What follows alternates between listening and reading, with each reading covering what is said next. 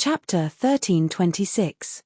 The world of darkness was like an inconspicuous shadow under the vast sun. It did not attract the attention of the world, and did not have a strong sense of existence. But there was a limit to this, to ordinary cultivators. The half-saints in the divine Tao circle who were trapped in the sea of bitterness might know a little, but most of them were unclear. Simply put, they knew that the world of darkness was not to be trifled with, but they did not know why it was not to be trifled with. The content that true saints knew was much more detailed. After all, with their status, even the rulers had to give them a certain amount of respect. For example, there were only true saints in the world of darkness. There was no half-saint of the bitter sea. Another example was that the number of true saints in the world of darkness was constantly changing. Another example was that in the world of darkness, there was an absolute expert that was above all true saints, known as the ruler. The ruler of the world of darkness was not the same concept as the ruler of the vast sun world, but without a doubt, he possessed an extremely terrifying power. It was a very simple logic. If the world of darkness did not have a mouth that could bite, would the rulers of the vast sun world allow its existence? Don't be naive. And the Eye of Eternal Night was said to be the most powerful and mysterious object of the world of darkness that only the ruler of darkness could control. The rulers did not say much about the Eye of Eternal Night, but there was some information about it that was circulated. Previously, it was said that the world of darkness rarely interfered with the matters of the vast sun world. Only when it involved the transformation of darkness would there be several intense conflicts. There was one time when the Eye of Eternal Night descended upon the vast sun world. No one knew the specifics, but in that battle, 3 true saints died, and a ruler personally descended to settle the matter. This was a secret of the vast sun world. Even the true saints did not know about it. Long Sheng had coincidentally obtained it from an old fellow who had lived for a long time, after paying a price. That was why he was able to recognize the terrifying eye that appeared in the sky at first glance. His forehead was instantly covered with beads of sweat. The origin of the Eye of Eternal Night, if the rulers do not say, no one in the vast sun world knows. But there is no doubt that it is powerful.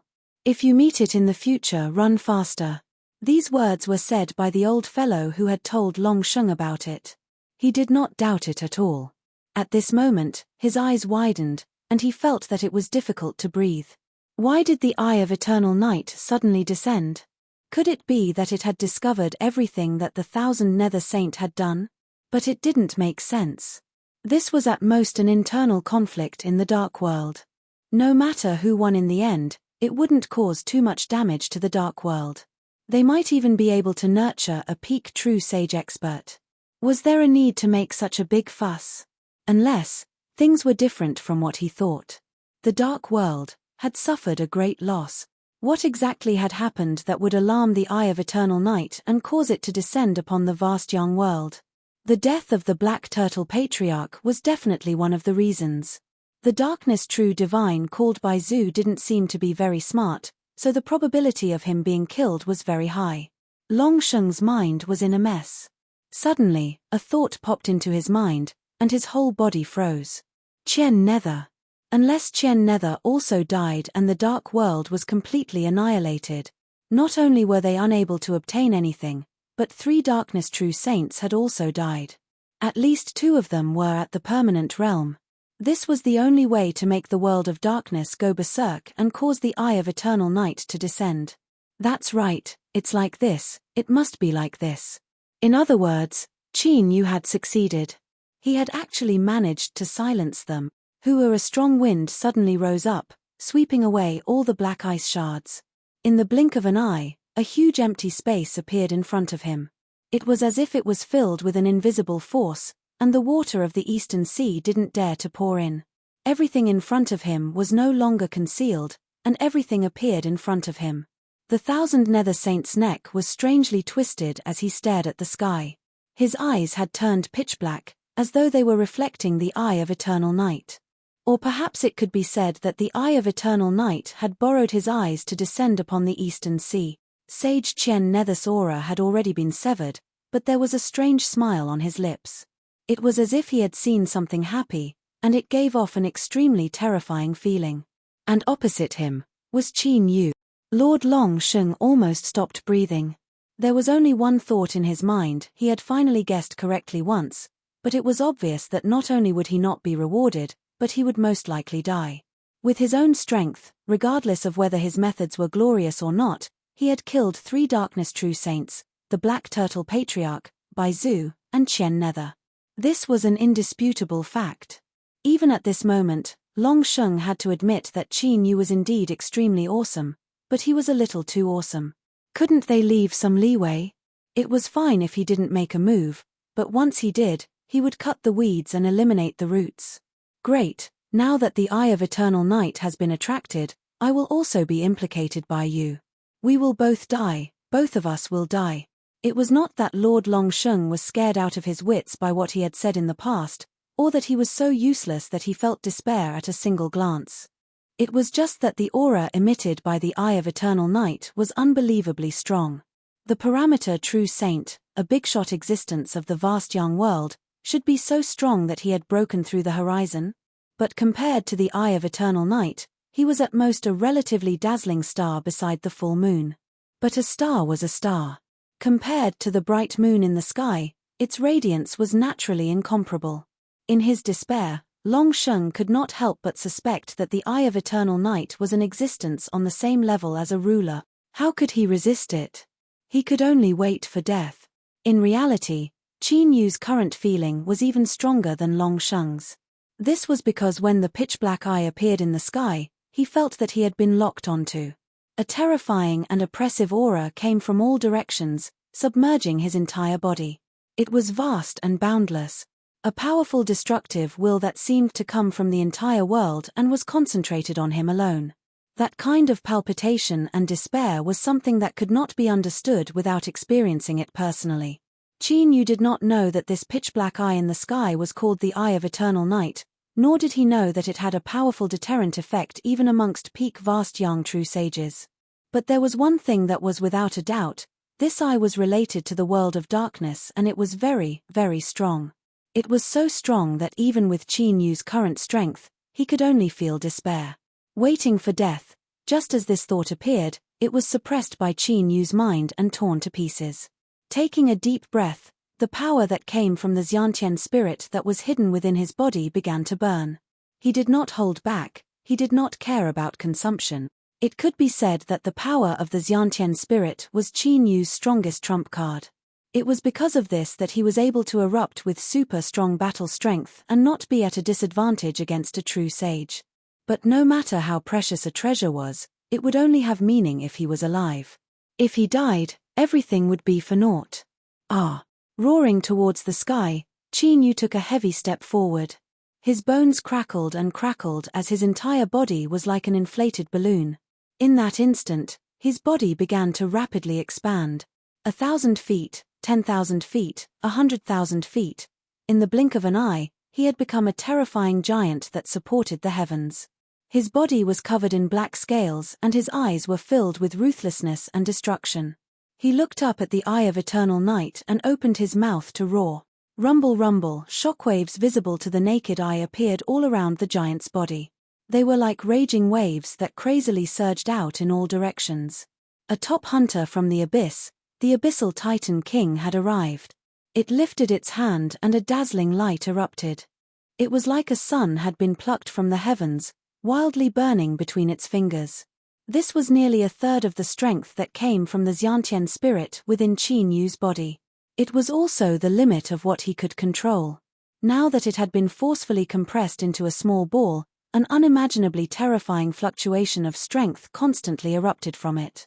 Catcher, a catcher, this was the Abyssal Titan's palm. The scales covering its surface constantly broke apart and scarlet blood gushed out before evaporating in the next moment.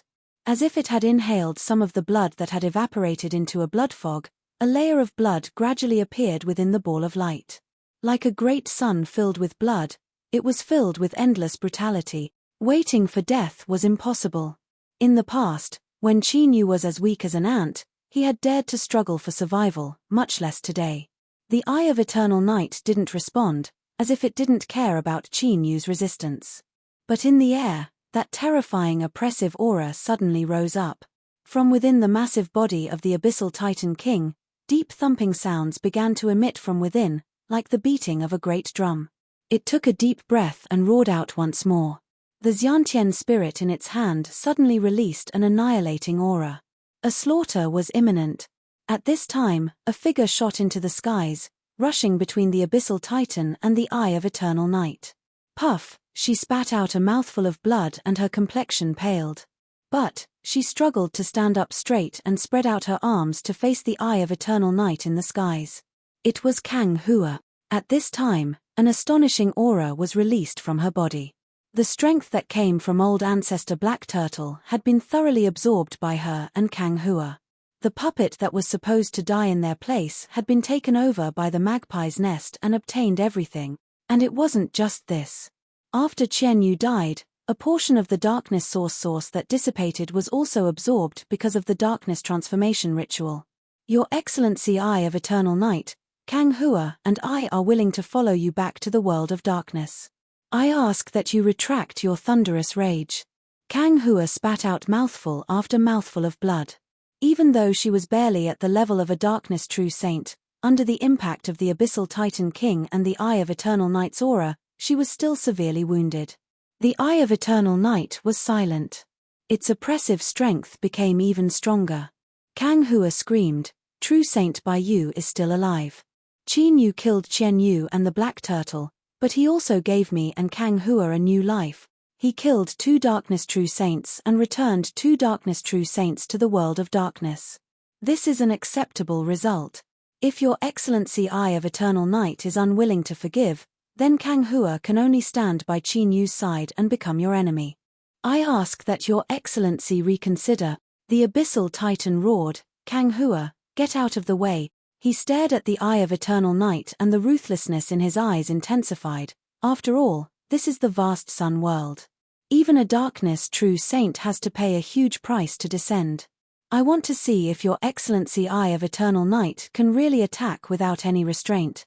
A cold voice suddenly resounded between heaven and earth. If I want to kill you, even if the vast sun ruler descends, he won't be able to stop me. His voice was calm and emotionless, but contained within it was an extremely strong confidence. Qin Yu's heart shrank, but he didn't retreat at all. "Then, Your Excellency, make your move. Let's see if you can kill me." With a cold laugh, darkness suddenly descended, wrapping around Kang Hua, Kang Zhu, and the almost charred True Saint Bai Yu. You killed 2 True Saints and returned 2 True Saints. Today's matter shall end like this. Qin Yu, I hope that you won't appear in front of me again. Chapter 1327. Shua, the darkness disappeared, and at the same time, the Eye of Eternal Night in the sky also disappeared. The terrifying pressure that seemed to be able to crush everything between heaven and earth suddenly disappeared. Rumble, that was the empty space formed after the water of the East Sea madly poured into the ice cap and disappeared. Hu Long Sheng panted heavily, his pale face showing a trace of confusion. Was it going to end just like that?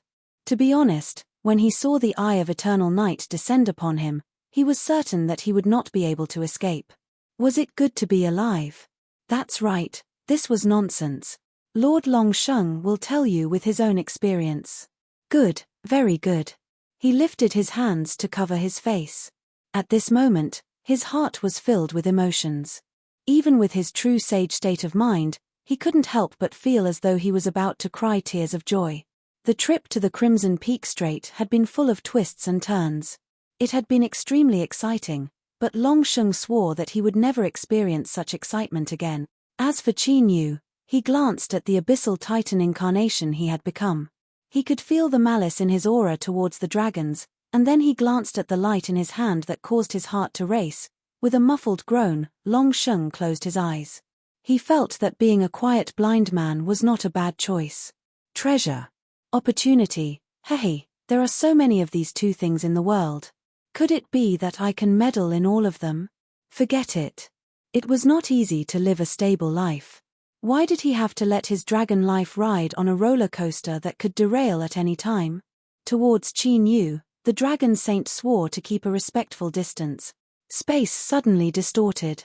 Long Sheng, who had just made up his mind to stay away from the people of the Peach Garden, shuddered and opened his eyes.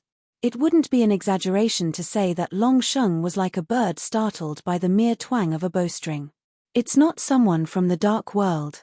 Long Sheng breathed a sigh of relief subconsciously, and then his heart suddenly jumped. It was shameless to plant peaches and sell peaches.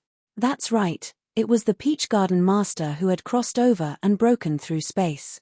His brows furrowed tightly as killing intent surged around him. His gaze swept across the surroundings, and his expression immediately changed. This aura. Shua Qin Yu flew over and bowed. Greetings, honorable master. To be honest, he was only surprised at the yard master's appearance for a moment before he understood. Clearly, the dragon sage was calling for help. As for why he was called a human, in the world of adults, you guys would understand even if you saw through it. The yard master nodded. Who was the one who descended from the dark world just now? Qin Yu said, this disciple isn't too sure. It is a giant pitch-black eye with an extremely terrifying aura. It seems to be called the Eye of Eternal Night. At the mention of this name, his pupils subconsciously contracted. This was an instinctive reaction. This eye was just too terrifying. If the Eye of Eternal Night had not chosen to retreat just now, Qin Yu's chances of survival would have been minuscule. Since he knew that he was going to die, why did he put on such a show just now? The answer was simple. If begging for mercy was useful, then no one would die in this world. Only by flashing one's fangs and intimidating one's opponent would there be a chance of survival, even if it was just a sliver. In that situation, there was no room for him to take even half a step back or show any weakness. The Eye of Eternal Night. The yard master knitted her brows tightly and shot a glance at Long Sheng. Her gaze was as cold as a knife. Long Sheng hurriedly waved his hand. When I called you, the Eye of Eternal Night had yet to descend. You can ask Mr. Ninth about this, he can testify for me. He was so scared. It seemed that the yard master had taught Long Sheng a hard lesson. Qin Yu coughed softly and said, the Eye of Eternal Night left not long after it descended. Master couldn't have arrived at the East Sea in such a short time. This matter had to be explained clearly. Otherwise, it could be said that Long Sheng had evil intentions and wanted to put the yard master in a life-or-death situation. The yard master snorted coldly. Qin Yu, in the future when you travel the heavens, remember to keep your eyes open. Some people seem kind and friendly, but in fact, they are full of evil tricks and are thick-skinned and ruthless. Who knows when they will be schemed against? Long Sheng lowered his eyebrows and drooped his eyes, pretending not to hear her. You have the bigger fist, so you can say whatever you want. Anyway, I can't defeat you, and now there's Qin Yu, who I can't defeat. A trace of sorrow suddenly gushed out from the bottom of his heart. Lord Long Sheng felt that his life was too difficult. Why did Long Sheng suddenly become so dejected? With a gloomy face and a weak look, Long Sheng cupped his hands in obeisance. This matter has been settled. I won't disturb you and your disciple. I'll take my leave first. Goodbye. He turned around, his back looking bleak. Wait. Long Sheng sneered. I haven't asked you to leave yet. Qin Yu, tell me about your trip to the East Sea. Glancing at Long Sheng's suddenly stiff face, Qin Yu thought for a while and roughly guessed the yardmaster's meaning. He thought to himself, this wasn't my idea. My condolences, Lord Long Sheng. As for concealing the truth or covering up for Long Sheng, it was impossible. He would be considered a man of integrity if he didn't kick Long Sheng when he was down. Immediately, Qin Yu roughly told the yardmaster what had happened. Except for the part about the stone tower, he basically didn't hide anything.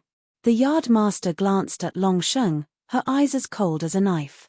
Her face was expressionless. In other words, I have to thank Lord Long Sheng for helping me regardless of the danger. Long Sheng squeezed out a smile.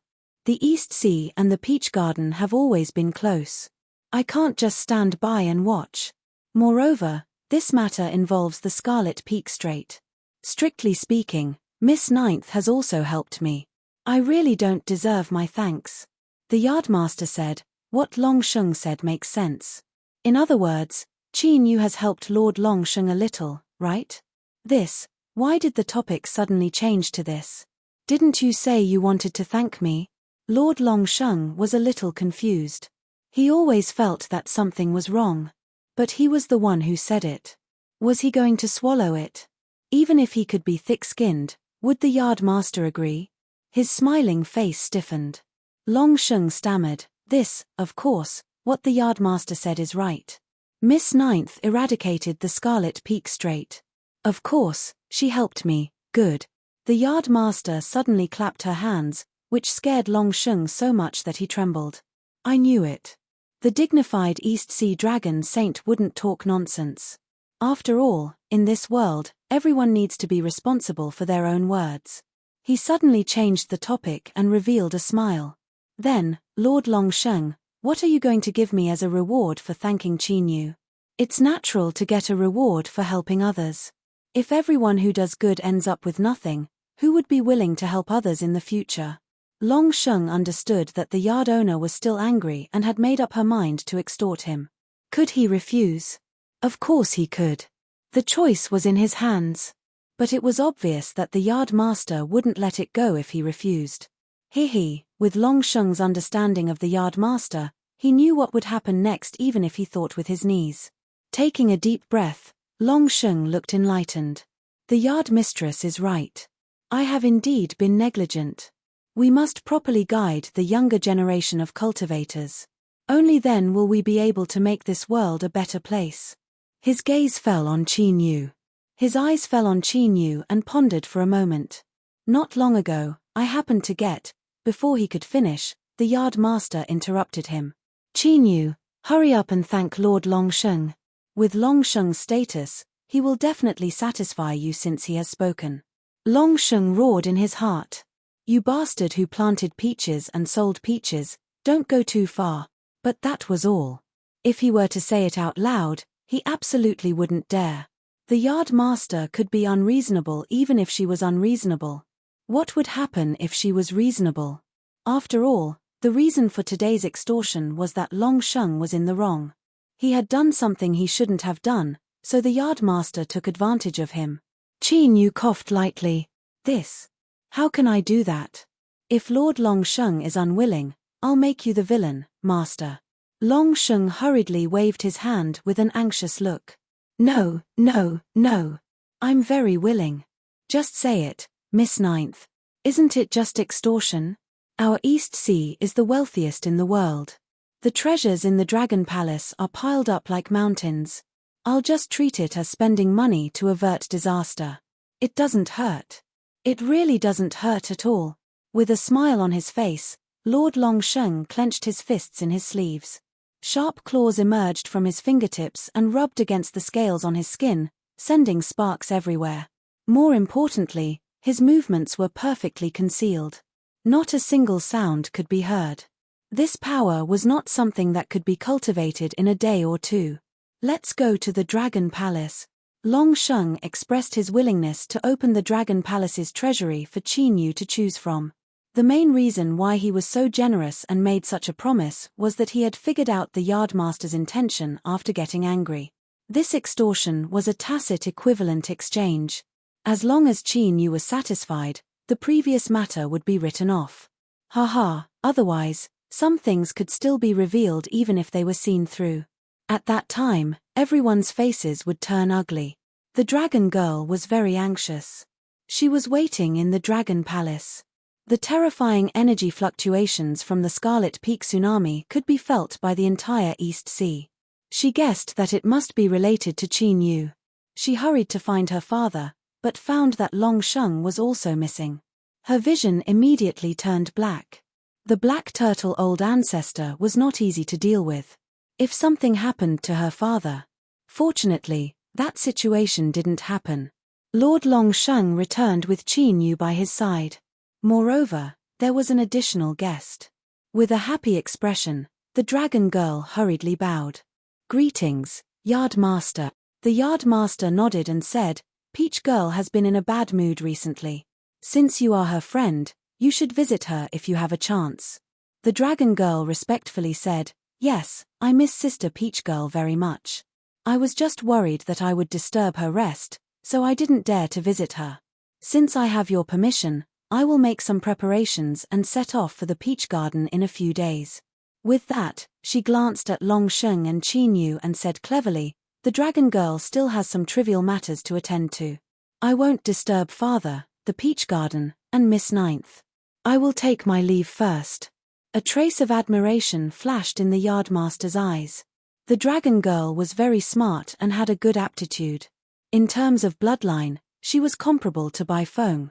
Well, let's get down to business first and not think about this for the time being. He turned around and said, Long Sheng, hurry up. Hurry, hurry, hurry to reincarnate. Of course you won't feel bad since it's not your family's treasure house. I hope that little bastard Qin Yu won't be too thick-skinned. Otherwise, if he's too ruthless, I will fall out with him. Gritting his teeth, Long Sheng gestured with his hand. Yardmaster, Miss Ninth, please come with me. Even if he hid, he would still be hit. What would come, and he could not avoid it no matter what. Chapter 1328. Although Qin Yu didn't know much about the Sage Dao Circle, he had heard more than once about the wealth of the East Sea Dragon Palace. It was said that the East Sea Dragon Palace was one of the richest clans in the Sage Dao Circle. Qin Yu was in a trance for a moment when the Dragon Sage opened the treasury. He suddenly felt that the descriptions he had heard before were too weak. What did it mean to be dazzled by dazzling jewels? What did it mean to be piled up into a mountain of rare treasures? He had seen it. He had really seen it. Fortunately, he was in a different realm now. He was shocked for a moment, but he soon calmed down and didn't embarrass himself. The yardmaster looked at Qin Yu and waved her hand indifferently. Go and choose well. Don't disappoint Lord Dragon Sage's good intentions. Qin Yu glanced at the Dragon Sage from the corner of his eyes. The Dragon Sage was smiling, but his eyes were sad. Qin Yu felt that the yardmaster's words were too good. He could clearly see the blue veins on the Dragon Sage's forehead suddenly bulging. He was really worried that it would suddenly explode. Master, I understand. Qin Yu cupped his hands and bowed. Then, he turned around and stepped into the treasury. He really understood, because he had already sensed a trace of deep meaning in the yardmaster's eyes. The reason why the treasury was called a treasury was that there were countless treasures in it. However, treasures were not precious enough if they could be piled up in large quantities. Because good treasures were always rare. It was difficult to see one or two. How could she casually take out thousands of treasures? Even if she didn't take them, she had to go through the process. She could just treat it as an eye-opener. After all, few people in the world had seen so many good treasures piled up together. At the beginning, Qin Yu was calm. However, as he watched, he felt that his mouth was a little dry, and his heart was eager to take action. He couldn't help it. There were too many good treasures. Even with Qin Yu's current vision, he still felt that they were very precious. There were treasures that could enhance cultivation, temper the body, strengthen the soul, and even extend lifespan. There were many kinds of treasures. So, Qin Yu couldn't help but think that if he robbed the treasury of the East Sea Dragon Palace, he would be rich. However, he was just thinking about it. If he really dared to make a move, he would be forcing the Dragon Saint to fight him to the death. That old man's eyes were fixed on him right now. That's right. Long Sheng stared at Qin Yu. In truth, he wasn't worried that Qin Yu would offend him. Right now, there was only a single thought in his mind. Take it, hurry up and take it. It's in that box over there. The aura inside is so strong that it's about to spill out. You brat, are you blind? Quick. Do you see the wooden stake in front of you to the left? That thing looks ordinary, but it has a long history. It's a rare treasure. Back then, another true sage fought with me for it. In the end, he spat out a few mouthfuls of blood before he managed to get it back. Choose it, quickly choose it. Why aren't you making a move? Why aren't you making a move?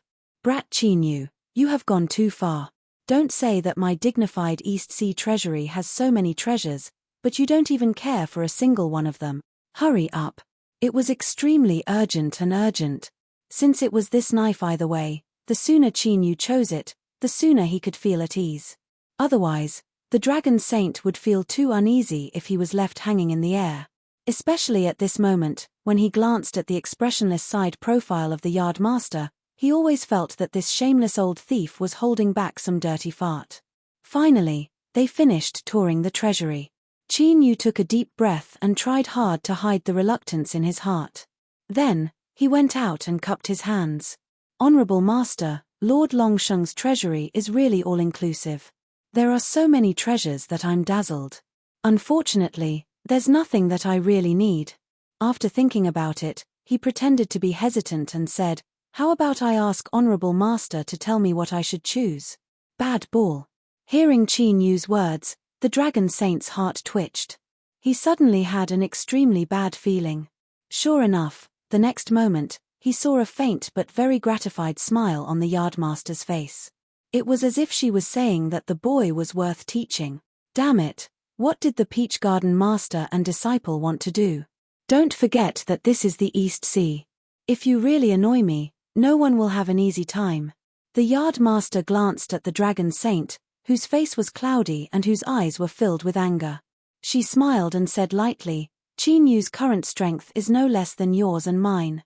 If not for the fact that we are master and disciple, I wouldn't have said much. But since he has spoken, as his honorable master, I naturally have to do my best." The yardmaster paused and looked thoughtful. Then, she knocked her forehead. "I got it. Qin Yu, your body is strong and you have many magical skills. But you lack a convenient treasure when you encounter an enemy." Longsheng laughed heartily. "This seat has many treasures. If Miss Ninth hasn't chosen anything from the treasury, I still have several items in my private collection in the inner palace.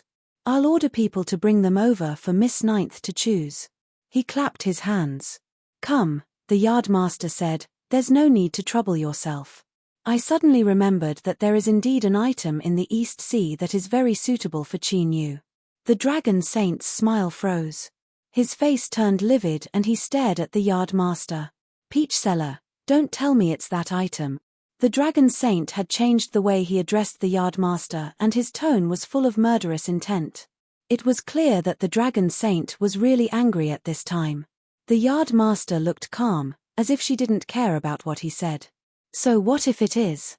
You said you wanted to thank Qin Yu. I didn't force you." The Dragon Saint almost exploded. "How could you say such words? Have you no shame? Have you no shame? Fall out with the yardmaster."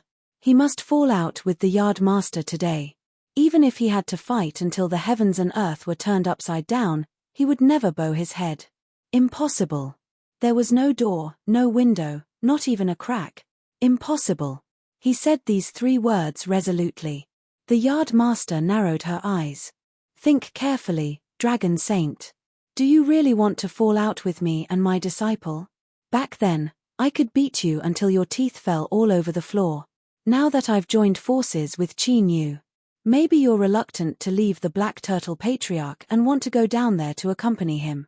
This was simply a knife to his neck, a blatant threat. "I'll beat you up if we fall out, and both of us will do it together. Don't talk about face or identity.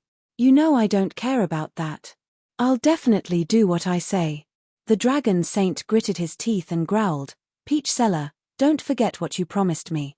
You'll never have any ideas about that item. Are you going to break your promise?" The yardmaster sneered. "It's Qin Yu who wants to try it, not me. What does it have to do with my promise?" She had made up her mind by saying that she would shirk all responsibility. The Dragon Saint wanted to cry because he knew very well that the yardmaster was right. Even if they had the geographical advantage in the East Sea, they had no chance of winning against him and Qin Yu if they joined forces. But that item?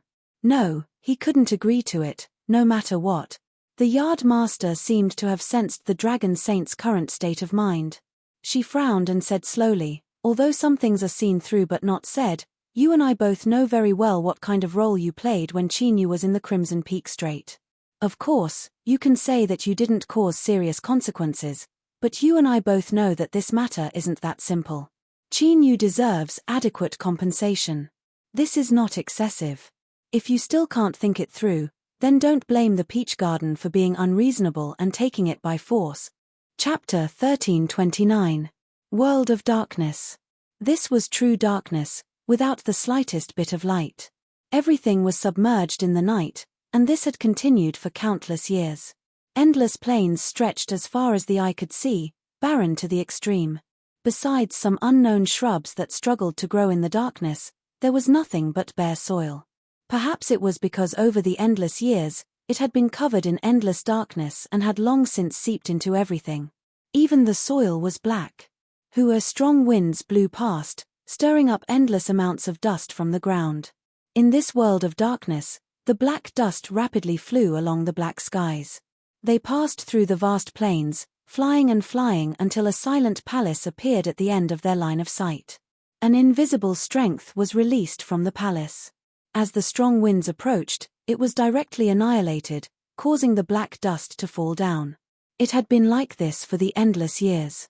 Thus, even though the amount of dust that was swept up by the strong winds was limited, after years of accumulation, it still formed a massive ring-shaped mountain of black earth.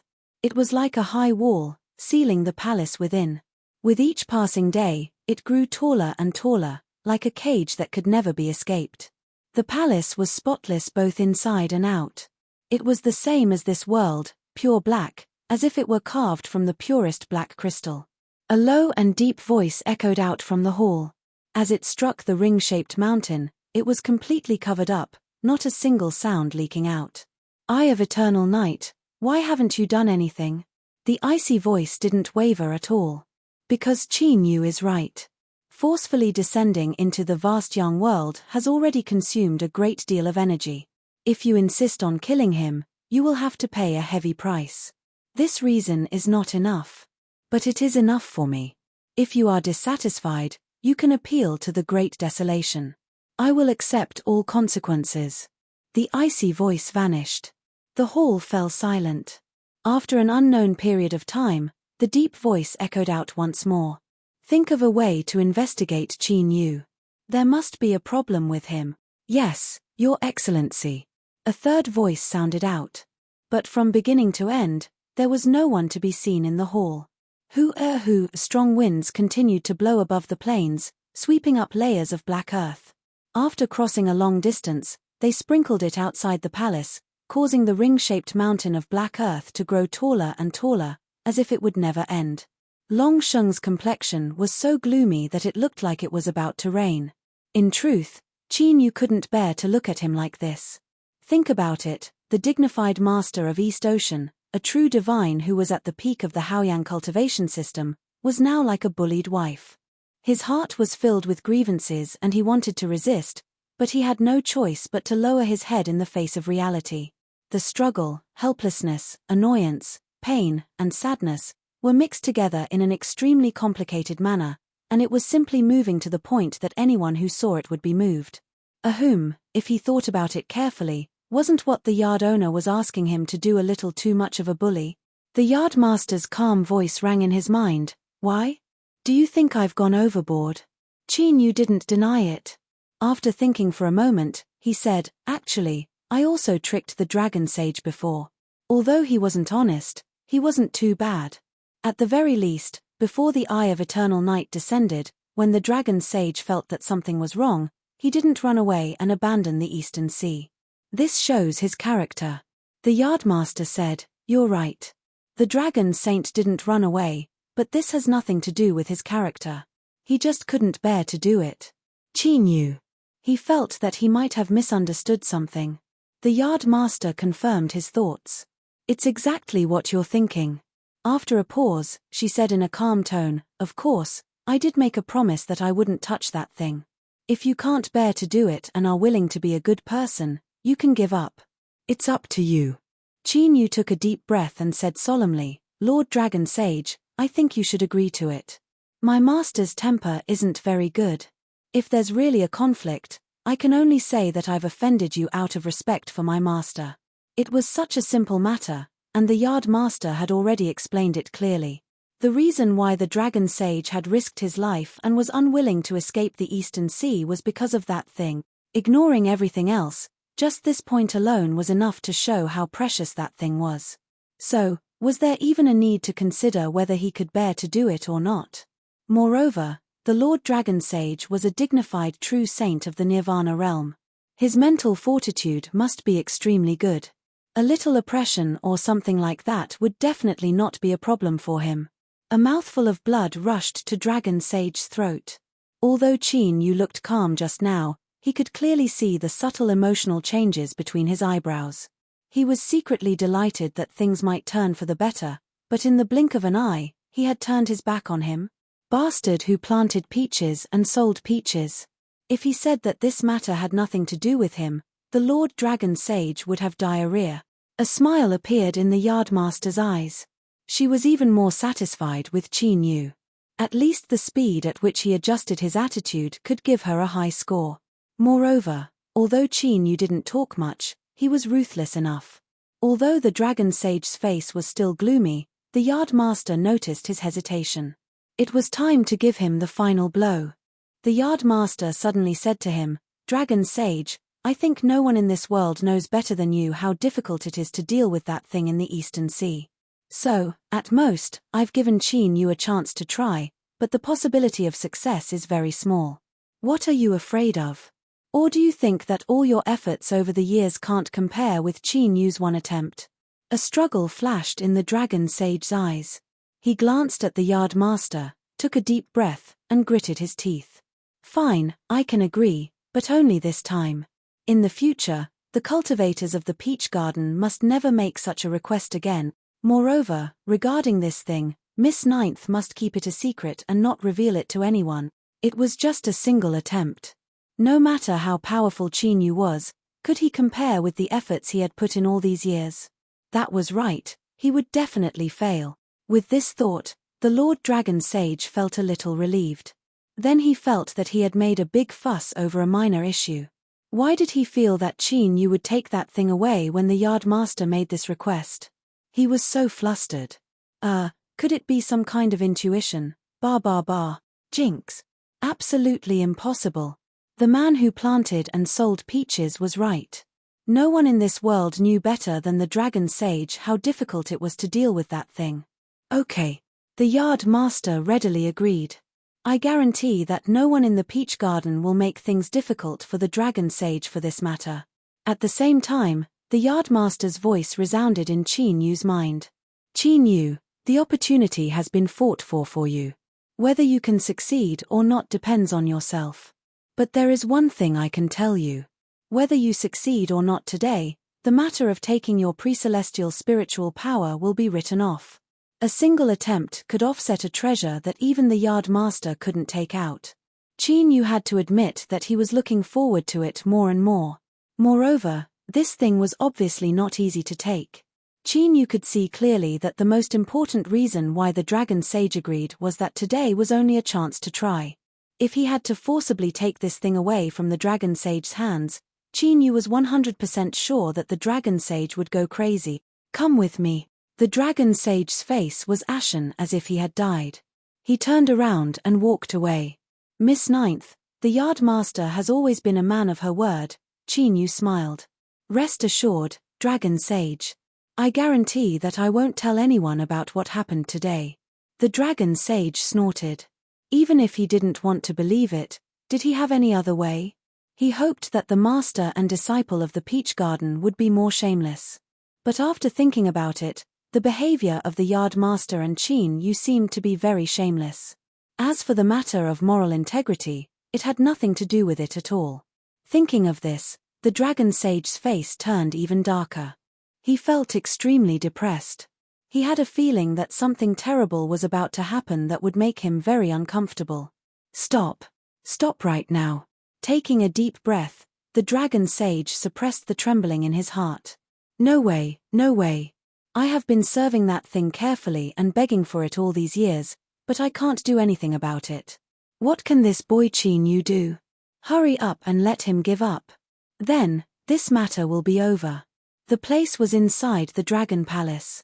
After passing through layers of palaces and entering the heavily guarded depths of the Dragon Palace, a trace of cryptic space fluctuation suddenly appeared. If Qin Yu hadn't achieved the Star River Divine Seal after condensing the body of laws, and if his power of space had not skyrocketed, he probably wouldn't have noticed it at all. Looking up ahead, everything was normal. The palaces were luxurious and exquisite, and everywhere revealed the prosperity and wealth of the dragon sage. After just a few steps, the figure of the dragon sage in front of him slightly distorted and then disappeared. Qin Yu glanced at the yardmaster. Seeing that the yardmaster's expression was calm and didn't reveal the slightest abnormality, he had an idea. Sure enough, his body seemed to pass through a layer of slightly cool water-like membrane, and he seemed to hear the roars of countless giant dragons in his ears. The scene in front of him distorted slightly. When his vision recovered, Qin Yu found that they had entered a deep-sea mountain range. The power of space. Hiding the entire mountain range in the Dragon Palace was a huge project. Even for a true saint, it wasn't a simple matter. Moreover, there was also that water-like membrane just now. Qin Yu could feel the terrifying power contained within it. If he was judged to be an intruder, he would probably be in deep trouble. But it didn't matter. The yardmaster had taken the lead to shamelessly fight, and the dragon sage had already bowed his head. Of course, Qin Yu understood that the reason he could get the chance to try today was all because of the existence of the yardmaster. Try with someone else. Even if they were both true saints, the possibility of Lord Dragon Sage bowing his head was very small. Presumably, the yardmaster had hammered the dragon sage in the past, leaving a psychological shadow in his heart. Thus, she possessed a strong deterrent. It was precisely because of this that the yardmaster had previously transmitted a message to him, saying that regardless of whether he succeeded or not, he and Qin Yu were even. It wasn't that he was shameless. He really wasn't. The yardmaster really couldn't do such a thing to his own disciple. It was just that he had already returned the favor. Collecting his thoughts, Qin Yu's eyes fell on the mountain range in the sea in front of him. Countless boulders were scattered in the ground, half buried in the ground. The surface of the boulders was covered with moss, as well as some small seabed creatures that had settled down here. This state had obviously been maintained for a long time and hadn't changed at all. His eyes continued forward. The central part of the mountain range was clearly missing, forming an eye-catching depression. It looked like it had been forcefully smashed out by some heavy object from the sky. Qin Yu's eyes flashed. Could it be that the thing that the yardmaster and the dragon sage mentioned was here? At the forefront, Lord Dragon Sage stopped and glanced at the mountain range in front of him. Even at this time, Qin Yu could still sense a trace of extremely complex emotions on his face, a little resentment and a little helplessness. It's here. Lord Dragon Sage took a deep breath and raised his hand to point forward. Do you see the mountain gap? Walk over there and you'll naturally get it. With just this sentence, the Dragon Sage shut his mouth and didn't give any hint at all. Nonsense. He couldn't wait for Qin Yu to fail. Why would he give him a hint? What a **T hint. If the yardmaster wasn't here, the Dragon Sage would have already tripped him up. Qin Yu glanced at the yardmaster and nodded calmly. Go. In other words, there wouldn't be a problem. Qin Yu nodded at the Dragon Sage and stepped forward. Because he had already expected that things wouldn't be so simple, Qin Yu's expression remained calm when he stepped into the area of the boulders in the mountain range and the obstructive force descended. Chapter 1330. But soon, the calmness on Qin Yu's face could not be maintained. He had thought that the resistance came from the gravel, but he soon found that his judgment was wrong. The resistance came from the seawater. Very strong, very strong, very strong. Important things were repeated 3 times. How strong was it? If it was before, Qin Yu might not have a good way to describe it. He could only say that he had never seen it before in his life. But not long ago, the Eye of Eternal Night, the terrifying existence of the dark world, came to the East Sea and locked onto Qin Yu. The two sides almost fought to the death. But now, feeling the resistance in the seawater, Qin Yu actually had a similar feeling to facing the Eye of Eternal Night. Compared to the Eye of Eternal Night's ruthless killing intent, the resistance in front of him was much milder. It only prevented people from getting closer. But now, the more Qin Yu felt, the more frightened he was, and the hairs on his back stood up. The power contained in the seawater was sleeping, or to be more precise, it was not serious at all. It was impossible to force his way through. Qin Yu had an intuition that if he really annoyed the thing in the mountain, he would immediately be smashed to pieces. He could not stop it. He could not stop it with his current strength. What on earth was hidden in this mountain? No wonder the dragon sage would rather take such a big risk than run away. No wonder the yard master was willing to disregard her reputation to get this opportunity. I have seen that creature in the mountain once before. It is incomparably rare and wondrous. Chinyu, what you can do now is display your own strength and release your strongest attribute in order to move that creature in the mountain and obtain its approval. The yardmaster's voice was very calm in his mind. Believe me, if you can really get the thing in the mountain, just this alone will increase your chances of breaking through to the position of dominator by at least 20%. Increase by 20%. It sounded insignificant, but it involved breaking through to the position of dominator. The profound meaning was enough to stir one's soul, enough to make one disregard everything. Chinyu's eyes burst with light, showing the power to turn around to gain its approval. In other words, the dragon sage, a dignified true saint, had not been able to do it all these years. The thing in the mountain had such high standards that even a true saint would not be able to enter its eyes. Could he? A trace of hesitation appeared in his mind. After a few breaths, Chinyu took a deep breath, and his eyes revealed a determined look. The opportunity was right in front of him, and the outcome would be left to time to verify. Thinking about it now would only waste his energy and would be of no use. Chinyu took a deep breath and closed his eyes. Suddenly, crackling sounds came from within his body. Faint lines appeared on the surface of his skin, finally turning into a faint layer of fluorescent light. At this moment, his entire body gave off an almost translucent, jade-like feeling. Body of rules. A tremor spread out from beneath his feet. Chinyu could clearly feel someone scrutinizing him. It was like someone had inadvertently opened a slit in their sleepy eyes and was looking at him with surprise. But that was all. The sense of scrutiny quickly disappeared, and so did the power contained in the seawater. Surprise flashed in his eyes. Was it over just like that? No, it couldn't be that simple. He licked his lips and stepped forwards. Behind him, a tinge of emotion flashed across the yardmaster's eyes. As expected, he had a body of rules. What an enviable little fellow. A cultivator who walked the true God path and cultivated a body of laws. This was a perfect match. In addition to the power of space and time, yin and yang as one, no matter how one looked at it, Chinyu was a nearly perfect specimen. His future was limitless. Of course, it was also because she valued Chinyu that the yardmaster had disregarded her dignity.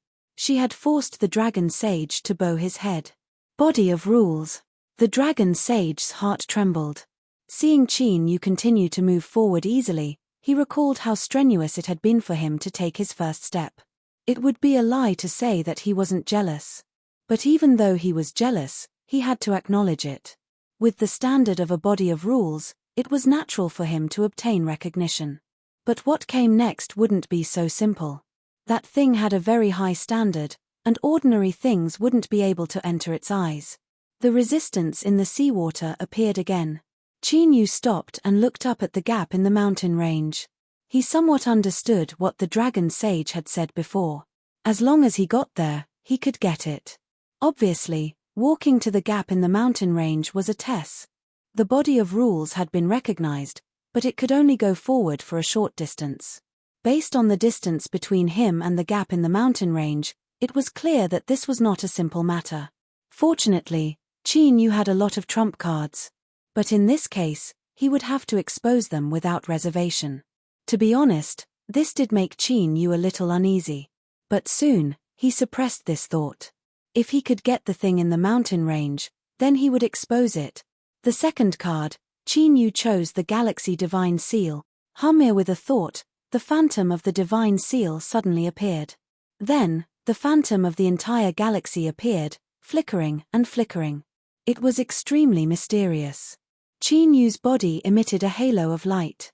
At this moment, it became even brighter. Obviously, there was some kind of additional attribute between the body of rules and the Galaxy Divine Seal. The Yardmaster already knew this, so her expression remained calm. But this was the first time the Dragon Sage had seen the Galaxy Divine Seal descend. What he saw was different from the rumors. At this moment, He was finally sure that Qin Yu walked the true divinity path. Moreover, he had reached the unprecedented galaxy divine seal, a profound level of reflecting the galaxy. No wonder this boy Qin Yu's strength had risen so quickly. With the galaxy divine seal, Qin Yu had the qualifications to continue forward. But this was only the second step. There were still many difficulties ahead. I'm not worried. I'm not worried at all. The dragon sage clenched his cheeks.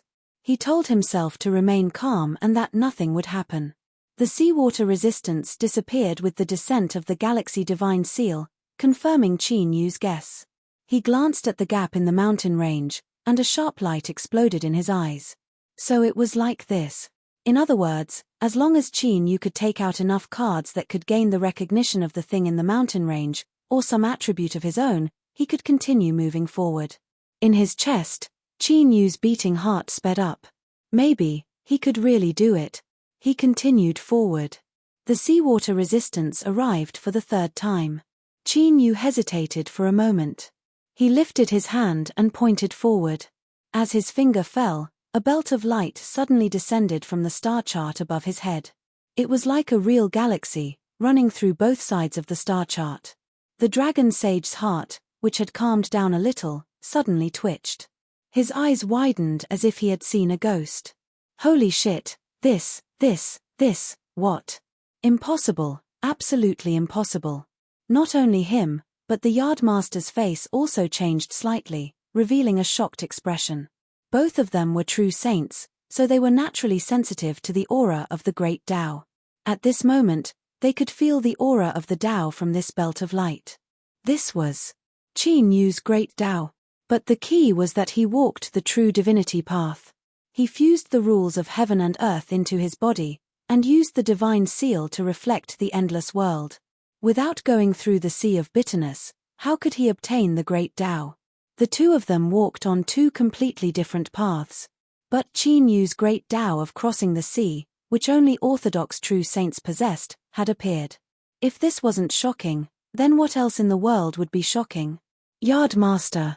The dragon sage took a deep breath and opened his mouth, but he was interrupted before he could say two words. Don't ask me. Look at the expression on my face. This explanation was very convincing. And at this moment, the yardmaster really wasn't in the mood to talk to the dragon sage. She was also very excited in her heart. She couldn't help but be excited, because Qin Yu's great Tao of crossing the sea of bitterness, which only true saints could condense, had appeared.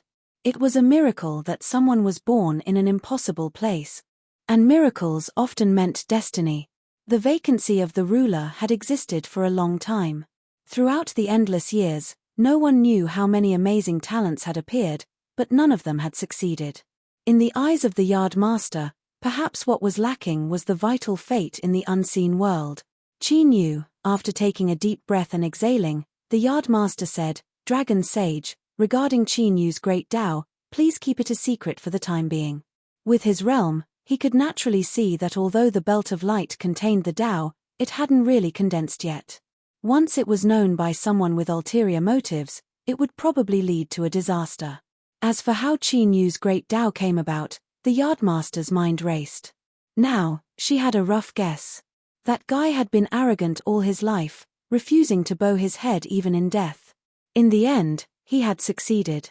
If the people in the underworld knew about this, they would also feel gratified, because, in the end, he had won. Thinking of Qin Yu and an old friend who had died a long time ago, the corner of the yardmaster's mouth curled up into a smile. When this smile fell into the dragon sage's eyes. Holy shit, this is too scary. Planting peaches, selling peaches, what does this bastard want to do? I've nodded, but you didn't see it. Why do you have to show such a frightening smile? Don't go too far. After a few breaths of silence, the dragon sage said heavily with a gloomy face, Okay, I promise I won't say a word. The yard master glanced at him. A nod was enough. Why did he have to speak so loudly? Was he expressing his dissatisfaction? Haha, he's got guts. So what if he's dissatisfied? Let me remind you, this is just the beginning. If I really didn't have any confidence, why would I waste so much effort? Humph, The thing that landed in the East Sea, at most you were lucky enough to get it first. After so many years, you still haven't gotten it. Can't you see that this thing is not fated with you? Don't you know what's going on? Maybe it's waiting for a person to bring it back to the peach garden. The resistance in the seawater slowed down a little. It seemed that a true divine great path that was about to condense was not qualified to be taken seriously by it. After a short hesitation, it seemed that it remembered the outstanding performance of the body of rules and the true God path, and reluctantly let Qin Yu pass. The terrifying power in the seawater receded. Success. To be honest, among all the cards in his hand, this was the one that Qin Yu had the least confidence in. The Dragon Sage was a genuine true divine big shot, but even he didn't get the recognition of the creature in the mountain. One could imagine how effective his half-finished great path would be. This was a pleasant surprise. He hoped that this was a good omen, which meant that today would have a perfect ending. Continue forward. 3 steps. The Dragon Sage stared at Qin Yu's back. All kinds of emotions were rolling in his eyes. Back then, how much time did he spend to take the 3rd step? It was too long ago, and he couldn't remember clearly now. He really couldn't remember clearly, and he wasn't lying. But why did his mouth feel so sour? Was the gap between a human and a dragon really that big? And if he were to compare their ages? The Dragon Sage really wanted to close his eyes and interrogate his soul all these years of a dragon's life. Had he been living like a dog? Chapter 1331. For the 4th card, Qin Yu chose the power of the pre-celestial spirit. The result was obvious. When the power in his body began to burn, the resistance of the seawater disappeared without a trace. This was different from the incomplete Great Tao. It could be said that this was the card in Qin Yu's hands that he was most confident in. Nonsense, this was the power of the innate spirit. No matter how high one's vision was, it was impossible for it to be higher than the vast young world. Passing was a matter of course. The yard master looked at Long Sheng and said, "I can't tell anyone about this either." The corners of Long Sheng's lips twitched. He thought to himself, when Qin Yu confronted the Eye of Eternal Night at the Scarlet Summit Strait, I already saw it. Do you really need to do something like this? But what one thinks and what one does are very different. I know. Don't worry, Yard Master. Yes, that was it. Our Lord Long Sheng knows when to yield and when to stand tall, and his mental fortitude is strong. In short, invincible ninja. Facing the mountain gap, Qin Yu took a deep breath. He didn't continue forward. At this time, his body of rules and the power of the true divinity Tao erupted. Superimposing the power of the pre-celestial spirit, the 3 gathered together and an astonishing change occurred. Qin Yu's aura was changing. To be more precise, in the eyes of the Yard Master and the Dragon Sage, he was still in the same place, but in their senses, he was empty. It was as if he'd become the air, and he'd become one with the world around him without the slightest difference. Heaven and earth transformation, Long Sheng screamed. The Yard Master took a step forward abruptly. She regained her senses and suppressed the urge to rush forward. Another miracle had happened. If it was said that the Yard Master could still find some traces of the origin of the semi-finished true divine great path, then there was really no way to explain what had happened to Qin Yu. Body transformation was an ability unique to hegemons. Only hegemons, who were essentially a part of heaven and earth, could do something like that. They could call upon the boundless power of heaven and earth, and could summon heavenly might with every movement. But now, it had actually appeared on Qin Yu's body. The Yard Master was pleasantly surprised, but when her gaze fell on Long Sheng, she was only shocked. Holy shit! Holy shit! Holy shit! Impossible! This was impossible. How did Qin Yu accomplish this? How did he manage to transform his body into heaven and earth? This was the ruler's domain, and his true great Tao was only a half-finished product. A muffled sound came from the gap in the mountain range, and the calm undersea mountain range suddenly stirred up a circle of fluctuations. It was as if someone who had been sleeping soundly had been woken up by the sudden explosion of thunder outside the window and had turned over abruptly. The Yard Master's eyes lit up instantly. Beside him, Long Sheng had a horrified expression on his face. He subconsciously wanted to rush out, But before he could even move half an inch, he was held back by a hand. Staring into his eyes, the yardmaster said slowly, "Long Sheng, we agreed on one chance. If you fall out with me, I'll make you look bad." Long Sheng subconsciously waved his arms. His mouth moved, but no sound came out. He felt that something very important in his life as a dragon had completely left him at this moment. He took a deep breath and stepped forwards, howling towards the mountain gap. There were no obstructions along the way. In the blink of an eye, his figure disappeared from Long Sheng's line of sight. Long Sheng stiffened, and only after a long time did he let out a long breath. It was really long, so long that people couldn't help but worry that he would suffocate himself to death on the spot. His arm hung limply, and his body swayed for a moment before he fell to the ground. "It's over, it's all over." The yardmaster loosened her grip and took half a step back. Yes, half a step. Seeing that Qin Yu was about to succeed, she couldn't allow any accidents to happen at this critical moment. She was well aware of Long Sheng's acting skills. Stepping into the mountain gap, Qin Yu finally saw the thing that the yardmaster and Long Sheng had mentioned, a pitch-black lump of iron that had fallen into the mud at the bottom of the sea and was now mostly cover. At Qin Yu's age, after experiencing so many things, he had long understood what it meant to never judge a book by its cover. For instance, that lump of iron. In the past, when he had fallen into the trap set up by the sea spirit in the endless sea, Qin Yu had relied on that lump of iron to obtain the furnace and survive. Not long ago, the furnace had swallowed the flame of eternal night and refined a semi-finished great Tao for him. This was the power of an iron lump. Was it fierce or not? Back then, the iron lump Qin Yu had obtained was just a small one in his palm. The one in front of him was half buried at the bottom of the sea, and was as big as a calf. In terms of size, it was clear which one was fiercer. Not to mention that Qin Yu had already fully experienced its fierceness through the power contained in the seawater during his breakthrough. He walked forward, bang. The feeling was probably like bumping into an incomparably clean piece of glass in front of him without any preparation. Qin Yu felt a headache in his head, and then everything in front of him turned black. He took a step back and stared at the half-covered lump of iron in the sea. Does this mean I haven't passed yet? Boss, that's enough. Why are you still not done? I've taken out enough cards in my hand, and you're still not satisfied. What kind of person do you want to see before you're willing to leave? Do you really want to continue eating the dust and stay here for a long time?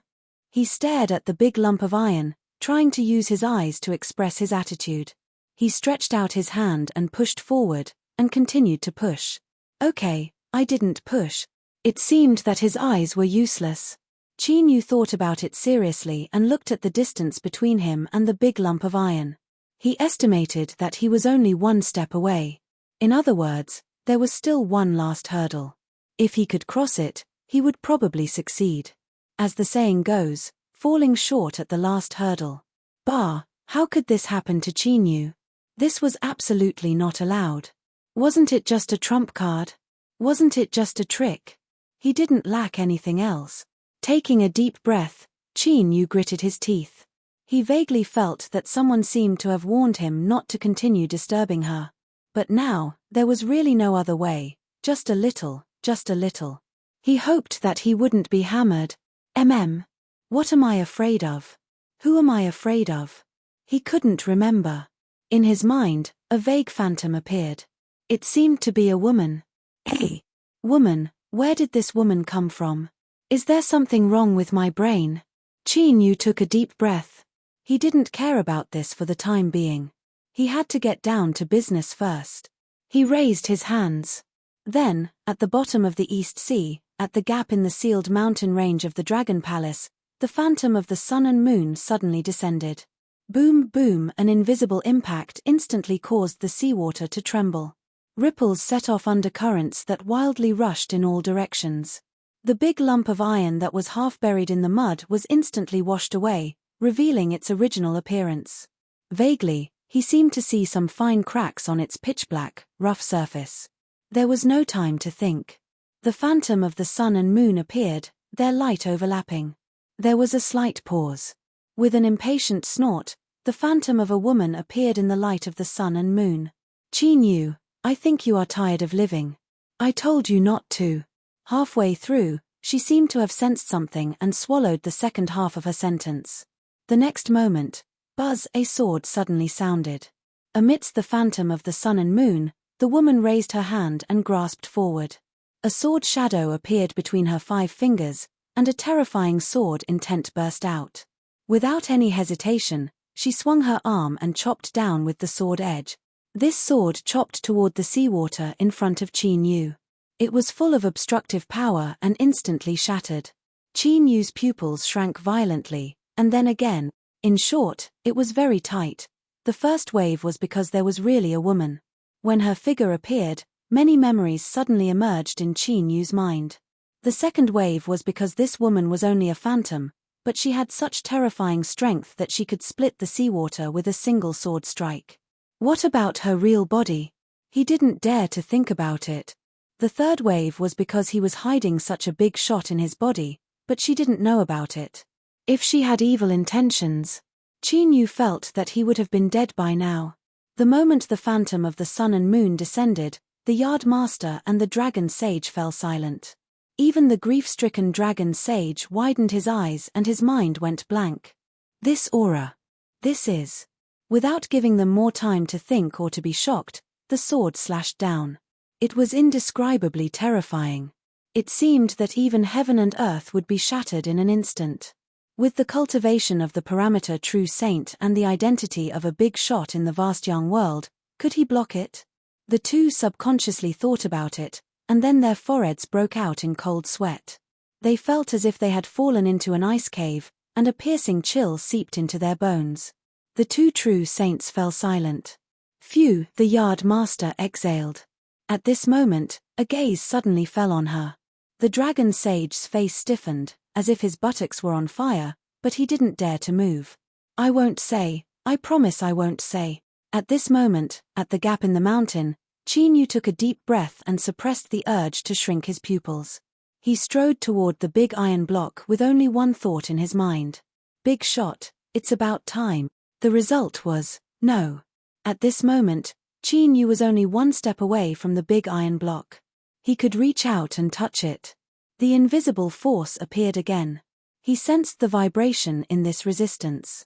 It was the same as when he obtained the big iron block's approval with his half-finished great path. It seemed to be hesitating at this moment. But this time, the big iron block didn't choose to raise its hand. The vibration resistance in front of Qin Yu completely stabilized, as if it was confirming for the last time. What a headache. To be honest, this was beyond Qin Yu's expectations. Moreover, he had almost used all his trump cards. He definitely still had other tricks or cards, but in Qin Yu's opinion, they were not enough to break through the last level. At this moment, he was the closest to the big iron block, but it was also possible that he would completely fail at the next moment. It seemed to be close, but it was the most crucial part of the test. If he couldn't get the big iron block's approval, everything would be in vain. This thought emerged from the bottom of his heart. As his chest heaved up and down, it became clearer and stronger. What should I do? Qin Yu's mind raced. But what happened next didn't give him a chance to continue thinking. This was because the phantom of the woman in the halo of sunlight and moonlight suddenly raised her hand and pointed at Qin Yu with a sneer. It felt as if a big iron hammer had been lifted high and smashed heavily on his chest without any hesitation. Qin Yu's vision darkened, and his chest suddenly felt heavy. Then, he spat out a mouthful of blood. The blood touched the air, but it didn't fall to the ground. Instead, it burned fiercely, and the dark red flames jumped up with a bang. Chapter 1332. As the light of the sun and moon wove together, the woman's lips curved up, revealing an icy smile. Her eyes were filled with anger. To understand by looking at someone's face was likely saying that even this old lady's face wasn't enough. Good, very good, this was simply too good. The blood-red flames blazed, not releasing the least bit of heat. It was like a mass of paint that instantly melted into the seawater. A vibration spread out from the iron block. The resistance of the seawater vanished and it was like a great mouth that instantly sucked in the flames. Then, as if it couldn't withstand the strength contained within the flames, Its pitch-black surface began to rapidly melt like ice under the blazing sun. No, it was more accurate to say that it was disappearing. There wasn't a single impurity left behind, as if it had vanished into thin air. A perfectly round crystal pillar as thick as an arm appeared in front of Qin Yu. Compared to the black and rough iron block from before, the difference in appearance was like the heavens and the earth. Qin Yu suddenly staggered as if he had been ruthlessly pushed. He hurried forwards and grasped the crystal in his hand. Thus, the crystal melted. The moment it touched Qin Yu, it turned into liquid. In that moment, countless phantoms appeared in Qin Yu's mind. Sabers, spears, swords, halberds, shields, gloves, armguards, and so forth. Countless forms rapidly appeared. Qin Yu was instantly enlightened. As long as he wanted to, this crystal could transform into any form he wanted. It was like he had been slapped in the head. His ears buzzed and black spots appeared in front of him. He subconsciously shook his head, but when he regained his composure, he discovered that he had inexplicably made a choice. A sword. The liquid crystal rapidly flowed, constantly elongating. Then, a sword that was completely identical to the image in his mind appeared. The sword was wide and flat. Its surface was grey, as if it had been placed here for too long and was covered in a layer of dust. From the outside, it didn't seem remarkable at all. If one were to use the word ordinary to describe it, it would be perfect. But the moment his eyes fell on it, the cry of a sword resounded in Qin Yu's mind. It was clear and lofty, standing above all things. A terrifying tearing feeling rose up in his heart. Even though he was the owner of this sword, he could still feel a suffocating feeling from it, as if he was about to be killed. The word terrifying wasn't enough to describe the feeling this sword gave him. He couldn't help but gulp. At this time, the only thought in his mind was, if he used this sword to kill someone, perhaps before he could kill them, he would be torn to shreds by the sword. Holy shit! What kind of situation was this? It was completely different from what he had imagined. Qin Yu felt his entire body turn numb. Humph! At least you know your place. Under the halo of the sun and moon, the phantom woman lowered her head and looked down. Her eyes were filled with dissatisfaction. I'm warning you.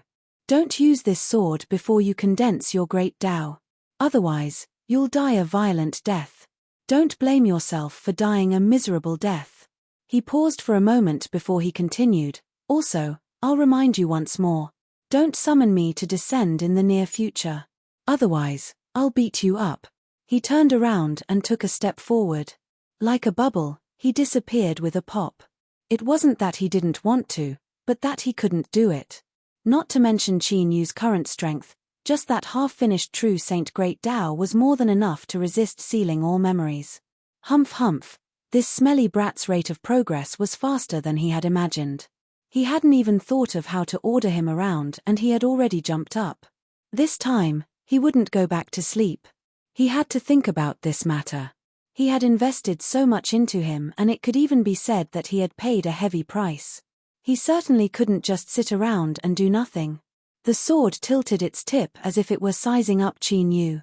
Then, it noticed that its master was in a withered and powerless state.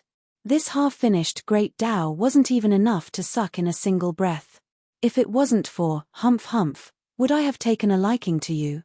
Forget it. In this place, I'll just endure it if I can. Whoosh, without warning, the sword turned its tip and howled towards him. Qin Yu's mind tightened and all the hairs on his back stood up. His first reaction was that this thing was rebelling. His second reaction was that he was finished. It was as fast as lightning.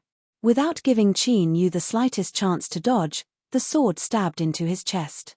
Fortunately, the scene of his flesh and blood being torn apart didn't happen. It was like a phantom, directly vanishing from sight.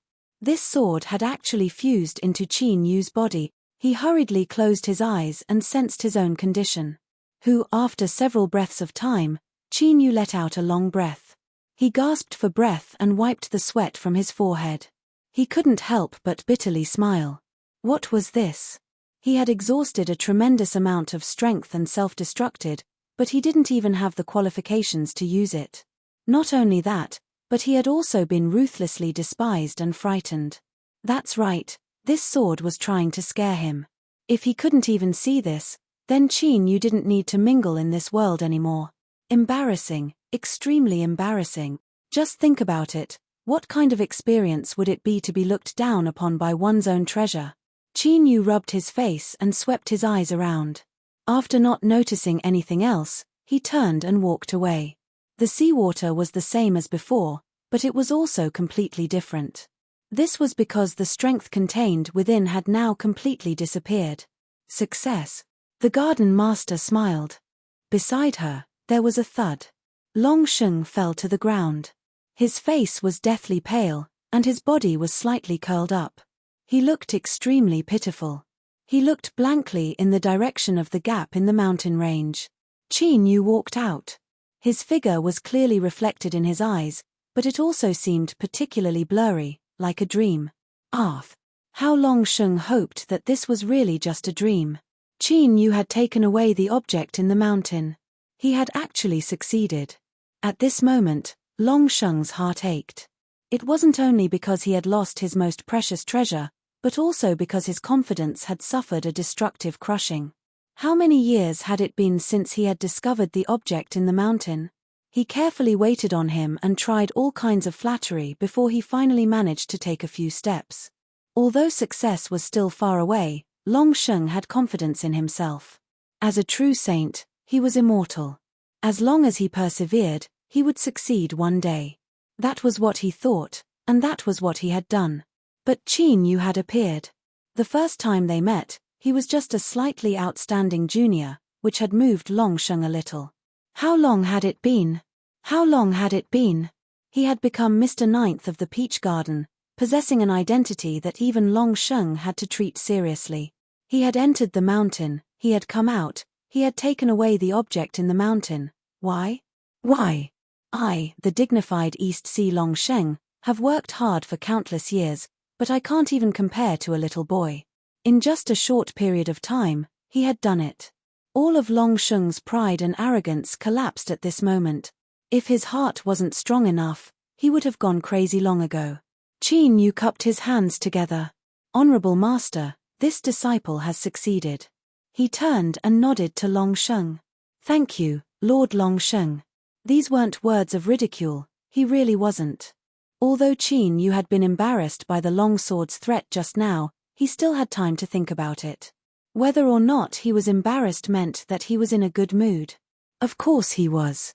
To be honest, he was in a good mood. Only a complete true Saint Great Tao could barely move the long sword. Not to mention anything else, just this point alone was enough to show how terrifying it was. But one shouldn't be too ostentatious. Moreover, looking at Long Sheng's grief-stricken expression, Qin Yu felt that hiding the joy in his heart was quite humane.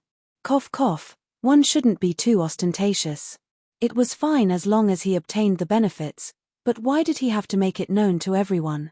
Besides provoking envy, jealousy, and hatred, what other benefits did he gain? Chapter 1333.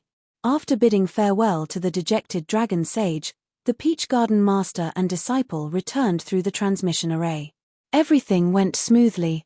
The only interlude was that during the transmission, Qin Yu vaguely sensed some abnormal fluctuations in the yardmaster's aura. It disappeared in a flash, so fast that Qin Yu could not be sure whether it was an illusion or not. Looking at the back of the yardmaster, Qin Yu thought for a moment and did not say anything. He went to the East Sea to save people, and changed his appearance to hide his whereabouts. Therefore, besides the yardmaster, no one in the Peach Garden knew that Qin Yu had run away this time and stirred up trouble in the East Sea. To the outside world, it was only announced that Qin Yu was cultivating in seclusion, so everything was calm after he returned. However, on the third day after returning to the Peach Garden, a major event happened.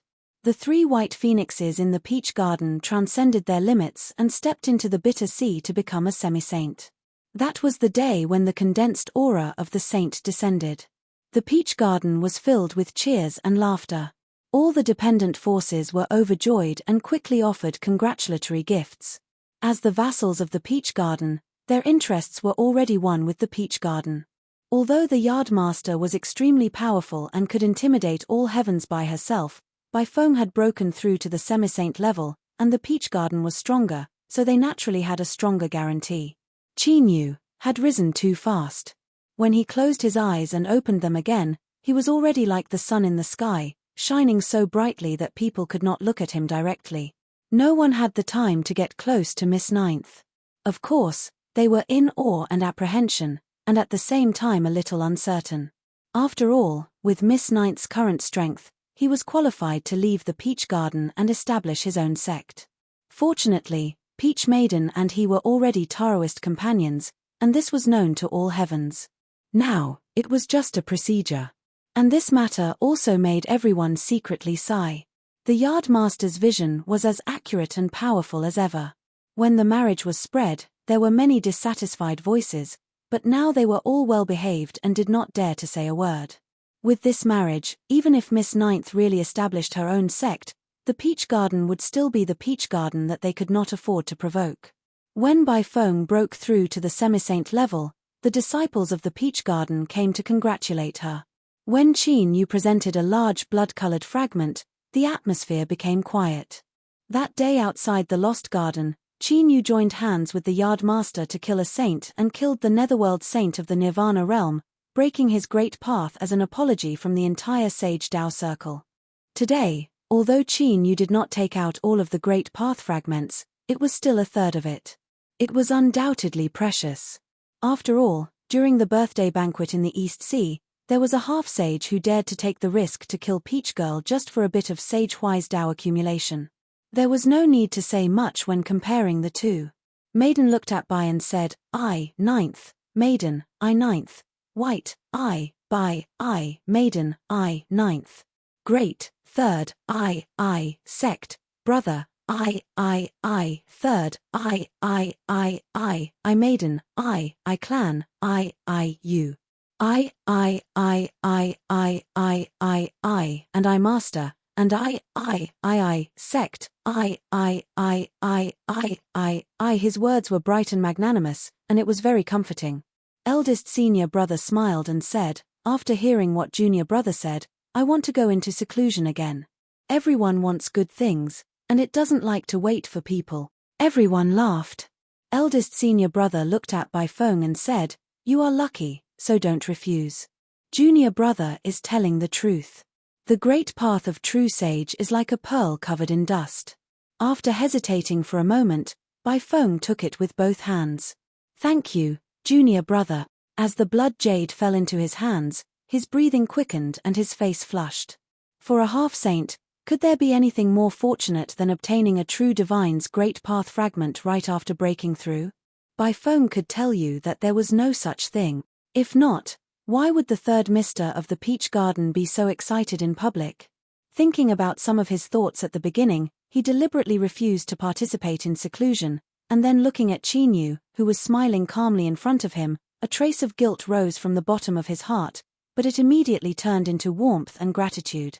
Second senior apprentice brother sighed with emotion. Breaking through to half-saint and receiving a true sage great path fragment as a gift. Once this news spreads out, I have no idea how many old fellows will turn red with envy. He coughed. Junior brother, because of my cultivation, I fear it will be difficult for me to make a breakthrough in the near future. So, I probably won't have a share of the great path fragment. I hope that junior brother can continue to work hard and gather more good things. Otherwise, when I break through, the difference in gifts will be too great and I won't agree. There was a burst of laughter. Everyone said that second senior apprentice brother was right. Today, seventh senior apprentice sister had changed into a beautiful and charming face. She looked over and said, I believe that junior brother will definitely satisfy us. Qin Yu bitterly smiled. He said, you are too ruthless. Can I take back my gift? Bai Feng coughed. She flipped her hand and put away the great path fragment. She seriously said that a gift that had already been given was like spilt water. How could the dignified Miss Peach Garden do something so shameful? At the opening banquet, there was only one table of wine. The disciples of Peach Garden were all there. They toasted and joked with each other until the night passed. After leaving third senior apprentice brother's courtyard, he walked with Lei Xiaoyu for a period of time. She unreasonably demanded that when she entered the Sea of Suffering, She would need a gift even more precious than the holy Tao fragment. She groaned and groaned until Qin Yu nodded. Only then did she leave, satisfied. Qin Yu let out a long breath. He looked back in the direction of Bai Feng's courtyard and smiled. He could naturally see that everyone was joking around. This sort of relaxed and friendly atmosphere made him feel comfortable. The reason why Qin Yu was able to blend into the peach blossom garden so quickly and become a part of the peach blossom garden, perhaps it was because this place was different from the others. But the truth was that there was a shortage of people today. Peach Maiden had ordered people to deliver gifts, but she didn't attend today's banquet. Qin Yu couldn't help but worry about her current situation. Perhaps it wasn't too appropriate to say that their hearts were in sync. But when Qin Yu returned to his dwelling, there was already a maid waiting outside. Peach Maiden invited him in for a chat. This was the second time the two met after the East Seas longevity banquet. What left Qin Yu a little relieved was that Peach Maiden's condition was relatively stable. With his current cultivation, eyesight, and also knowing the truth, Qin Yu could naturally sense many things when he looked at Peach Maiden. He cupped his hands together and bowed. "Greetings, fourth senior apprentice sister." Peach Maiden nodded. "Little junior apprentice brother, you've arrived. Please sit." She was distant and indifferent. She gave off an extremely cold feeling, as if she didn't belong to the mortal world. Qin Yu thanked her and sat down. "Is fourth senior apprentice sister doing well?" Peach Maiden said, "Good." She was silent for a moment. "I asked little junior apprentice brother to come today because there is something I need your help with." Qin Yu said, "Fourth senior apprentice sister, please speak." This time, Peach Maiden was silent for an even longer time. A trace of pain appeared on her cold face. She slowly said, "There is a problem with father's body." Qin Yu's heart shrank. He frowned. "Is it very serious?" Peach Maiden nodded. Indeed, his senses hadn't been wrong during the transmission. There was also the feeling he felt when he contacted the garden master at the Scarlet Summit Strait. His frown became tighter and tighter. What sort of boundary was a true saint? They were existences that stood at the peak of all existences below the ruler realm. They were one of the strongest existences in the vast young world, undying and everlasting. With their boundary, if there was a problem with their body, it wouldn't be a minor matter. Qin Yu solemnly said, "Fourth senior apprentice sister, rest assured that as long as there is a chance, I will do my utmost to help Honorable Master recover." He thought of the strength of a pre-celestial spirit. To turn the rotten into the miraculous, to reverse yin and yang, life and death, perhaps it could be done. He stood up and cupped his hands together. "If that's the case, then I will go and pay my respects to Honorable Master." A trace of gratitude appeared in Peach Maiden's eyes. She bowed. "Thank you, little junior apprentice brother." When Qin Yu came to pay his respects, he didn't need to wait at all. He was directly allowed to enter. With his current cultivation, this was the treatment he deserved. "Greetings, Honorable Master." The garden master sat at a round table and drank tea. She beckoned him over and said, "Rise. Come over and drink some tea together." She took a cup and poured out a fragrant aroma. Qin Yu nodded and sat down. After a moment of hesitation, he said, "Honorable Master, this disciple has come to offer up some of the strength of a pre-celestial spirit and place it in the Peach Blossom Garden storehouse. There is no need to exchange for it. It is a precious life-saving treasure that can only be used at a critical moment. I will have to trouble Honorable Master to handle this matter on your own. I apologize for troubling you." As he finished speaking, he lifted a hand and light rapidly surged in his palm. Masses of the strength of a pre-celestial spirit scrambled to appear above his 5 fingers. The garden master's eyes flashed. She glanced at Qin Yu and said after a moment of silence, "You just came out from Peach Maiden's place?" Qin Yu nodded. The garden master smiled, a gratified look in her eyes. The lines of her face softened a little. She glanced at Qin Yu and shook her head. "This girl is disobedient. I'm afraid she has already told you. I was originally planning to tell you after some time, but," she lifted a finger and pointed. "Put it away first. In the entire vast young world, I'm afraid you are the only one who has the strength of a pre-celestial spirit. It would be a sin to dissipate even a trace. But unfortunately, it can't help me. Qin Yu frowned. Honorable Master, why don't you give it a try? Perhaps, he was interrupted by the Garden Master. I've already tried the strength of the pre-celestial spirit that I obtained previously. She didn't continue speaking, but the result was self-evident. Despite having a bad premonition, Qin Yu's heart suddenly contracted at this moment.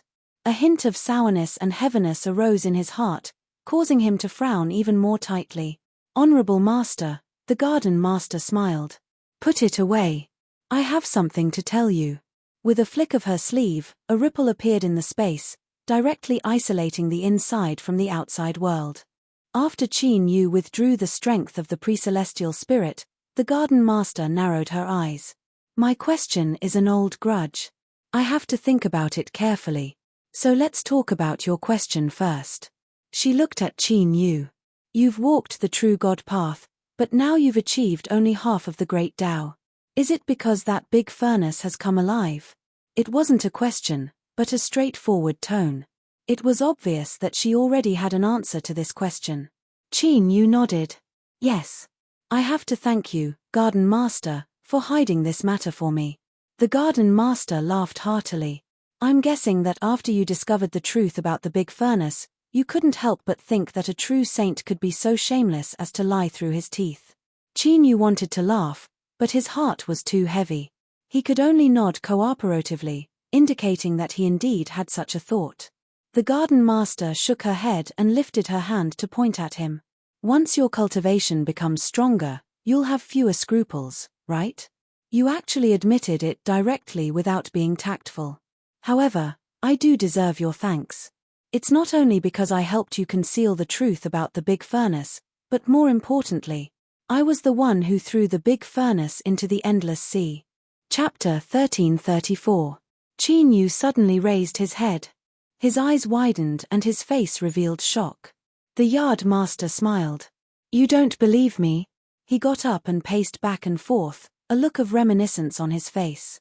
He sighed and said, I've never suffered any losses in my life. Most of those who offended me were met with misfortune on the spot. A small number of them were fine for the time being, but there would be trouble in the future. That's why I made countless enemies. The only exception was a friend of mine many years ago. We got to know each other after a fight. But do you believe that? That guy was just a semi-sage of the bitter sea. He was beaten miserably by me every time, but he had never really failed. He could even fight back against me. The Yard Master paused.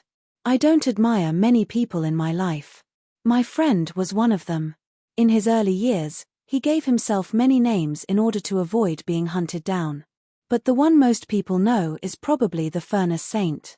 Furnace Saint? Qin Yu was shocked. He took a deep breath and slowly regained his composure. So that's how it is, the Yard Master said lightly. Back then, the Furnace Saint was trapped in the bitter sea and could not reach the other shore. After many failed attempts, he was unwilling to be so angry and decided to forge his Tao with a furnace. This violated the rules of Vast Yang and could even be seen as challenging the will of Vast Yang. So in the end, the Furnace Saint died in the face of the tribulation. The furnace in your hand borrowed the power of the tribulation and was finally tempered into an embryo. Throwing it into the endless sea was the wish of the Furnace Saint before he died. He wanted to use this place to choose his successor, but some changes later were beyond my expectations. He looked at Qin Yu. The endless sea originally had no spirit, but because the great furnace fell into it, it absorbed a wisp of the aura of heavenly tribulation and was born. This caused the great furnace to be hidden away and no one has been able to obtain it. After countless years, you went to the endless sea to make a name for yourself. You killed the sea spirit and obtained the furnace. Then, you were taken into the peach garden. So, Qin Yu, you and the peach garden are fated. This fate has been buried a long time ago. Qin Yu nodded. Master is right. Furnace Saint, Furnace, Sea Spirit, Peach Girl. This fate was very deep. The Yard Master said, I don't mean anything else. I just want to explain to you why I know about the furnace. You can't completely condense your Tao because there are too few flames in the furnace. The flame of eternal night alone is not enough to support the furnace. To put it simply, the furnace needs to continue replenishing its energy. The more flames it has, the stronger it will be. Qin Yu's eyes brightened. In other words, the furnace could be constantly strengthened and upgraded. After devouring the flame of eternal night, it could directly refine half of the great Tao. If it absorbed other flames, wouldn't it be a piece of cake for it to refine the Tao? However, there was one thing that was very clear. Flames that could satisfy the requirements for absorption and were useful to the furnace were definitely of a very high grade. Finding such a flame was definitely not an easy task. The fire of eternal night was an example. There's one more thing I want to remind you of. The yard master shook her head with a strange look on her face. Although the body of this furnace is extremely sturdy, it's not a real defensive object. The opponents you'll face in the future will be stronger and stronger. Don't ever use it as a shield. Otherwise, if one day the cauldron is destroyed, there will be no way to repair it. At that time, you won't even have a place to cry. Qin Yu bowed. This furnace was obtained by the furnace saint using his life as the price to gamble with the heavens and earth. Before, this disciple didn't know the inside story and acted rashly. In the future, I will not blaspheme it again. Honorable Master, please rest assured. Her words were beautiful. Not only did she promise the yard master, but she also expressed her admiration and gratitude to the furnace saint. The yard master smiled. With Qin Yu's intelligence, it was not difficult for her to guess his intentions. All right, that's about all I've said to you. If you want to hear more, I'll tell you a story. Qin Yu took a deep breath. I'm all ears. The yard master took a few more steps. It seemed that when she spoke just now, she had indeed prepared a draft in her mind. At this moment, she spoke without any hesitation. A long, long time ago, this is not the usual opening of a story. It was really many years ago. It was so long ago that I only had a vague consciousness at the beginning, and I wasn't sure which era it was. After thinking about it carefully, that period of time was probably the happiest time in my long life. I didn't need to think about anything. Every day, I listened to my master's sermons. Although I couldn't understand everything, I always gained something. He looked at Qin Yu with a solemn expression. I think you already know that I created the peach garden and was called the yard master by the world because my body is a peach tree. It is extremely difficult for a mutant to attain Tao, but once I succeed, my strength will be far stronger than that of an ordinary true saint. What's more, I had other opportunities to attain Tao. The West Mountain Scholar Tree Sage's body is a scholar tree, and he was my only and best friend in my early years. We lived together for countless years, and I originally thought that this kind of life would continue forever, but the calamity descended just like that. My master's strength was exceedingly high, and he was the supreme ruler of the world. Yet, he still couldn't withstand the catastrophe. In the end, his blood splattered across the vast sky, and he perished. After this battle, the entire small world fell apart and fell into unprecedented turmoil. The yard master looked a little emotional. Under such circumstances, with my and Scholar Tree Sage's strength at that time, only death would have been awaiting us. However, a section of my master's corpse just happened to fall beside us. In order to protect ourselves, the two of us refined and absorbed my master's corpse. With this, we established our foundation and broke out of seclusion as true saints. Qin Yu's heart trembled violently. He had never imagined that the yard master would have such a background. A spiritual plant under the ruler had finally absorbed his corpse and attained Tao and become a saint. This also proved how terrifying the ruler was. Just a section of his corpse could actually raise two true saints. Moreover, they were peak true saints like the yard master and Scholar Tree Sage who had attained Tao. However, since the yard master and Scholar Tree Sage came from the same sect and had accompanied each other as spiritual plants, they were each other's only friends. Why were they in such an irreconcilable situation? The yard master was silent for a while. Then, she suddenly smiled and shook her head.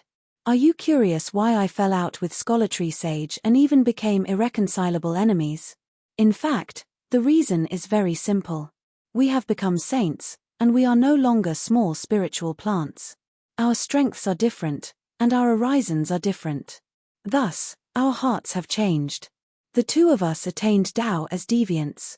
We are both spiritual plants, and we have absorbed the power of our Master's remnant body. This has led to us being almost the same existence. As long as we can kill each other, we can easily fuse and absorb the other's power, devouring it completely and making it a part of ourselves. To be honest, I have also experienced such temptation. I resisted it, but Scholartree Sage didn't. After the great battle, the two of us left the small world fragment and truly stepped into the vast young world. That is how we have come to this day, step by step. At first, I was inexplicably angry and resentful towards Scholartree Sage. But after many years of careful reflection, I gradually figured out many things. Perhaps Scholartree Sage didn't want it to be like this, but the temptation in his heart was too strong. It eroded his mind bit by bit, and finally distorted his nature. But even if I figured it out, the past cannot be changed, and I can no longer return to the past. The Yard Master exhaled. Or perhaps, this situation is actually something that I am subconsciously happy to see. Because only by being enemies with each other can I have the opportunity to kill Scholartree Sage and seize his cultivation. Then, I will have the opportunity to attain the vacant position of ruler. But unfortunately, regardless of whether it is me or Scholartree Sage, we have fought each other for many years, yet we have no way of truly killing each other. But in the end, Scholartree Sage probably won. This is because there is indeed a problem with my condition. Once I die, my great Tao will definitely be devoured by Scholartree Sage. This was already decided when the two of us absorbed our Master's corpse to attain Tao. It is not something that can be changed by humans. Sometimes, I also think that perhaps this is the punishment that we had to bear when we absorbed our Master's corpse to attain Tao. We offended the ruler and betrayed our loyalty. But if we didn't do this, we would have died back then. So even if we were to make a new choice, today's outcome would still be the same. I do not regret it. Qin Yu took a deep breath. Master, is there any way to remedy your current situation? What is the cause of the problem? Only by finding the cause could she deal with the symptoms and achieve twice the results with half the effort. The Garden Master's eyes revealed a trace of pain. In the past, I was schemed against by Scholartree Sage and my great Tao was damaged. After I fled to Vast Yang, I hid myself and recuperated. It was also during that period of time that I met your Master's wife. She was the only woman that I cherished in my life. I once swore that I would love her and never betray her in this life. But, fate makes fools of men. Your Master's wife was implicated by others and perished. I personally slaughtered everyone, but in the end I was unable to save her. Only Peach Maiden was left by my side. I swore to your Master's wife that I would take care of her for the rest of my life and that I would never allow her to suffer any harm. But, in the end, I still broke my promise. Peach Maiden was injured by an ancient venomous beast, a horned fish. Although I tried my best to cure her and remove the poison, her soul had already scattered and could no longer exist. I had no choice but to use my own great Tao as the foundation and consume my own Tao as the price to set down a seal to imprison Peach Maiden's soul and forcefully extend her life. At the same time, I also sought out the secret art of the myriad soul Tao. After Peach Maiden cultivated it, the part of her soul that could no longer be fused with was transformed into a seed and scattered throughout the world. This seed was used to cultivate a portion of her soul so that when her main soul was no longer able to support herself, she could fuse with this portion of her soul and continue to extend the existence of her soul. So that was how it was. After figuring out the ins and outs of this matter, Qin Yu's first thought after he recovered from his shock was that this matter was related to Sage Scholartree. He looked up at the Yard Master, a questioning look in his eyes. The Yard Master seemed to have seen through Qin Yu's thoughts. She shook her head and said, I have carefully investigated this matter. None of this has anything to do with Sage Scholartree. This is because Sage Scholartree has also lost his wife and children in these past years. Compared to me, his specific experiences might be even more difficult. It's just that his heart was cruel and his will was firm. He allowed them to die on their own and didn't try to save them like I did. Thus, He managed to preserve his own life. I have told you before. Just like how the two of us became enemies, I suspect that these matters are retribution that has fallen upon us. We betrayed our loyalty, offended the corpse of a ruler, and achieved the great Tao with the body of a different being. All of these are probably not tolerated by the vast young will. A chill suddenly gushed out from the depths of his heart. Qin Yu felt as if he had fallen into an icy cave, and his body stiffened. If everything was as the Yardmaster said, then for these countless years, he had been enduring the endless punishment of the vast young will. The death of his wife and the scattering of his daughter's soul were all because of him. As he thought of this and looked at the Yardmaster's calm face, Qin Yu could imagine what kind of torment he had endured all these years. If it weren't for the strength of the Saint Path and the firm willpower of the Yardmaster, he would have already gone insane. Something was wrong. Qin Yu suddenly looked up. He had grasped the crux of the matter from the Yardmaster's words. Could it be that the crux of the Yardmaster's problem was because of Peach Maiden? Chapter 1335. Thinking of this, the whole matter suddenly became clear. He should have thought of this earlier. How could a true saint have a problem with his body so easily, even endangering his life? The only possibility was that the continuous damage would eventually shake his foundation and lead to irreversible consequences. And Peach Girl was the heavy mountain that the Yardmaster was carrying. Her soul scattering meant certain death, but the Yardmaster had forcefully prolonged Peach Girl's life until now. Even a true saint would have to pay the price. Qin Yu had guessed this long ago, but he did not expect the price to be so heavy. It was no wonder that the peach garden had changed its style over the years. It was so peaceful that many people had forgotten the overbearing and ruthless methods of the Yardmaster when the peach garden was first built. Thinking about it, the Yardmaster must have sensed his own problems many years ago, so he tried his best to reduce his attacks. If he continued to think about it, the sudden exposure of the Yardmaster's body might be related to the massacre of the Netherworld Saint outside the Lost Garden not long ago. Knowing that it was impossible, he still did it.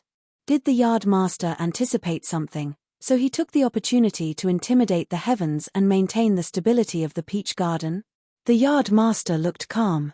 Glancing at the complicated expression on Qin Yu's face, she said, "Don't tell Peach Girl." That was all. There was no need to say more. The Yardmaster was well aware of Qin Yu's original purpose of entering the peach garden, so any words of persuasion would be hypocritical. Qin Yu took a deep breath and bowed. "Master, you are a great father." "Not really." The Yardmaster waved his hand. "In the beginning, I thought I could hold on. I even thought of filling the vacancy of the ruler and finally saving Peach Girl. But unfortunately, my prediction was wrong. The vacancy of the ruler was just an illusion. If I knew from the beginning that I would die to save Peach Girl, maybe I would have made other choices." He looked up at the sky of the peach garden, his expression extremely calm. "My life may be extremely illustrious in the eyes of the world, but I am a real failure." That year, the catastrophe suddenly descended. Master couldn't resist it and was killed. After I achieved the Tao, I swore to find the truth, but I found nothing. Your master's wife was the only woman I loved. I promised to accompany her until we grew old, but she died because of me. I was by her side before she died. Your master's wife said that she didn't blame me. I know that she spoke from the bottom of her heart, but I can't forgive myself. My only daughter's soul was scattered and on the brink of death. As her father, I once promised her mother that I would protect her for the rest of her life and not let her be harmed. In the end, I still broke my promise, leaving her with no other choice. In this half-dead state, I'm gasping for breath in this world, enduring endless pain." The Yardmaster lowered her head and looked straight at Qin Yu. "I can't find the cause and effect of Master's death, so I'm afraid it'll be difficult for me to find anything else. Your master's wife has already died. A ruler might be able to reverse the river of time and change some things, but it's impossible for him to bring back the dead. I've been a failure my entire life, and Peach Blossom is my last hope. I can't let anything happen to her. Qin Yu, I want you to promise me that no matter what happens in the future, as long as there is even the slightest possibility, you must protect her life. I don't ask for anything else, I just want Peach Girl to live." Qin Yu bowed. This disciple swears that no matter what situation I face, I will do my utmost to protect senior apprentice Sister Peach Maiden. His words came from the bottom of his heart. At this moment, when Qin Yu faced the yard master, he was filled with respect and deep gratitude. If he hadn't extended Peach Maiden's life and allowed her to cultivate the myriad soul path, Ningling and Yu Qi wouldn't have existed in this world. Although that might be a different story, there wouldn't be the Qin Yu of today. Every peck and every sip was a predestined fate. With the yard master's experience and wisdom, she could naturally sense all this. She smiled and said, "I believe in your promise, so I'll tell you a piece of information as repayment in advance. The Great Furnace is a treasure that can continuously transform and strengthen itself. Compared to its ability to condense the Great Tao, this is the most precious aspect of the Great Furnace. You already know that the Great Furnace needs to absorb flames in order to continuously strengthen itself. And I happen to know that in this world, there exists a place that can definitely help the Great Furnace to transform once again, the world's zeroth land." The yard master paused and continued, "In other words, it's the place where I became a sage." Looking at Qin Yu's calm expression, the yard master was obviously very satisfied. "After the catastrophe, the small world that my master condensed fell apart, but it wasn't completely destroyed. Instead, it formed a very unstable area where fragments of the world converged. This place is called the world's zeroth land, taking the meaning of the withering of the world." Qin Yu cupped his hands in obeisance. "Master, please enlighten me. The Great Furnace could refine the Great Tao." Just this point alone was enough for Qin Yu to cultivate it with all his might. Since he knew about the existence of the world's zeroth land, he would have to go there sooner or later. As for why the yard master only mentioned it now, it must be related to Qin Yu's previous attitude. If he had shown a hint of hesitation, he might not have gotten the information. The yard master didn't conceal this matter and directly pointed it out. Presumably, it was also to remind him that he had better remember his promise, otherwise he might suffer some losses. Qin Yu guessed. He didn't feel angry when he thought about this. If he were in the yardmaster's shoes, he might have gone even further. The yardmaster took out a jade slip. "I have imprinted all the information about the world's zeroth land in this jade slip. If you have any questions, you can ask me any time." After receiving the jade slip, Qin Yu stood up and bade farewell. He had received too much important news today, and he needed some time to digest it. After returning to his residence, Qin Yu sat down and thought for a while. After digesting the information he had received from the yard master, he picked up the jade slip and probed it with a trace of divine consciousness. After a long time, he placed the jade slip on the table. With a light crack sound, countless cracks appeared instantly, spreading everywhere like a dense spider web. The entire jade slip was instantly shattered into pieces. The world's zeroth land where the ruler had fallen. The space and time within it were chaotic. Countless fragments of the small world seemed to be floating in a pot of boiling porridge. Because of the chaotic nature of space and time, they would appear and disappear from time to time. One moment, they might be hundreds of millions of miles apart, but in the next moment, they would directly collide. Because the ruler had fallen here, his aura was dispersed and absorbed by the living beings on the fragments of the world, resulting in the survival of countless powerful living beings. This was similar to the Lost Garden, but the difference was that the living beings here were stronger, even comparable to the divine path. Note that it was a Nirvana realm true saint, not a half-saint who was struggling to survive in the sea of bitterness. The rules of the world's zeroth land had collapsed, and it was in a completely shattered state. If a true saint stepped into it, his great way would be affected. If it was light, his Tao connotation would be greatly damaged, and if it was heavy, his great way would be shattered. Therefore, true saints did not dare to step into the world's zeroth land easily. Those who could enter and explore it were at the half-saint realm, and that was the limit of their strength.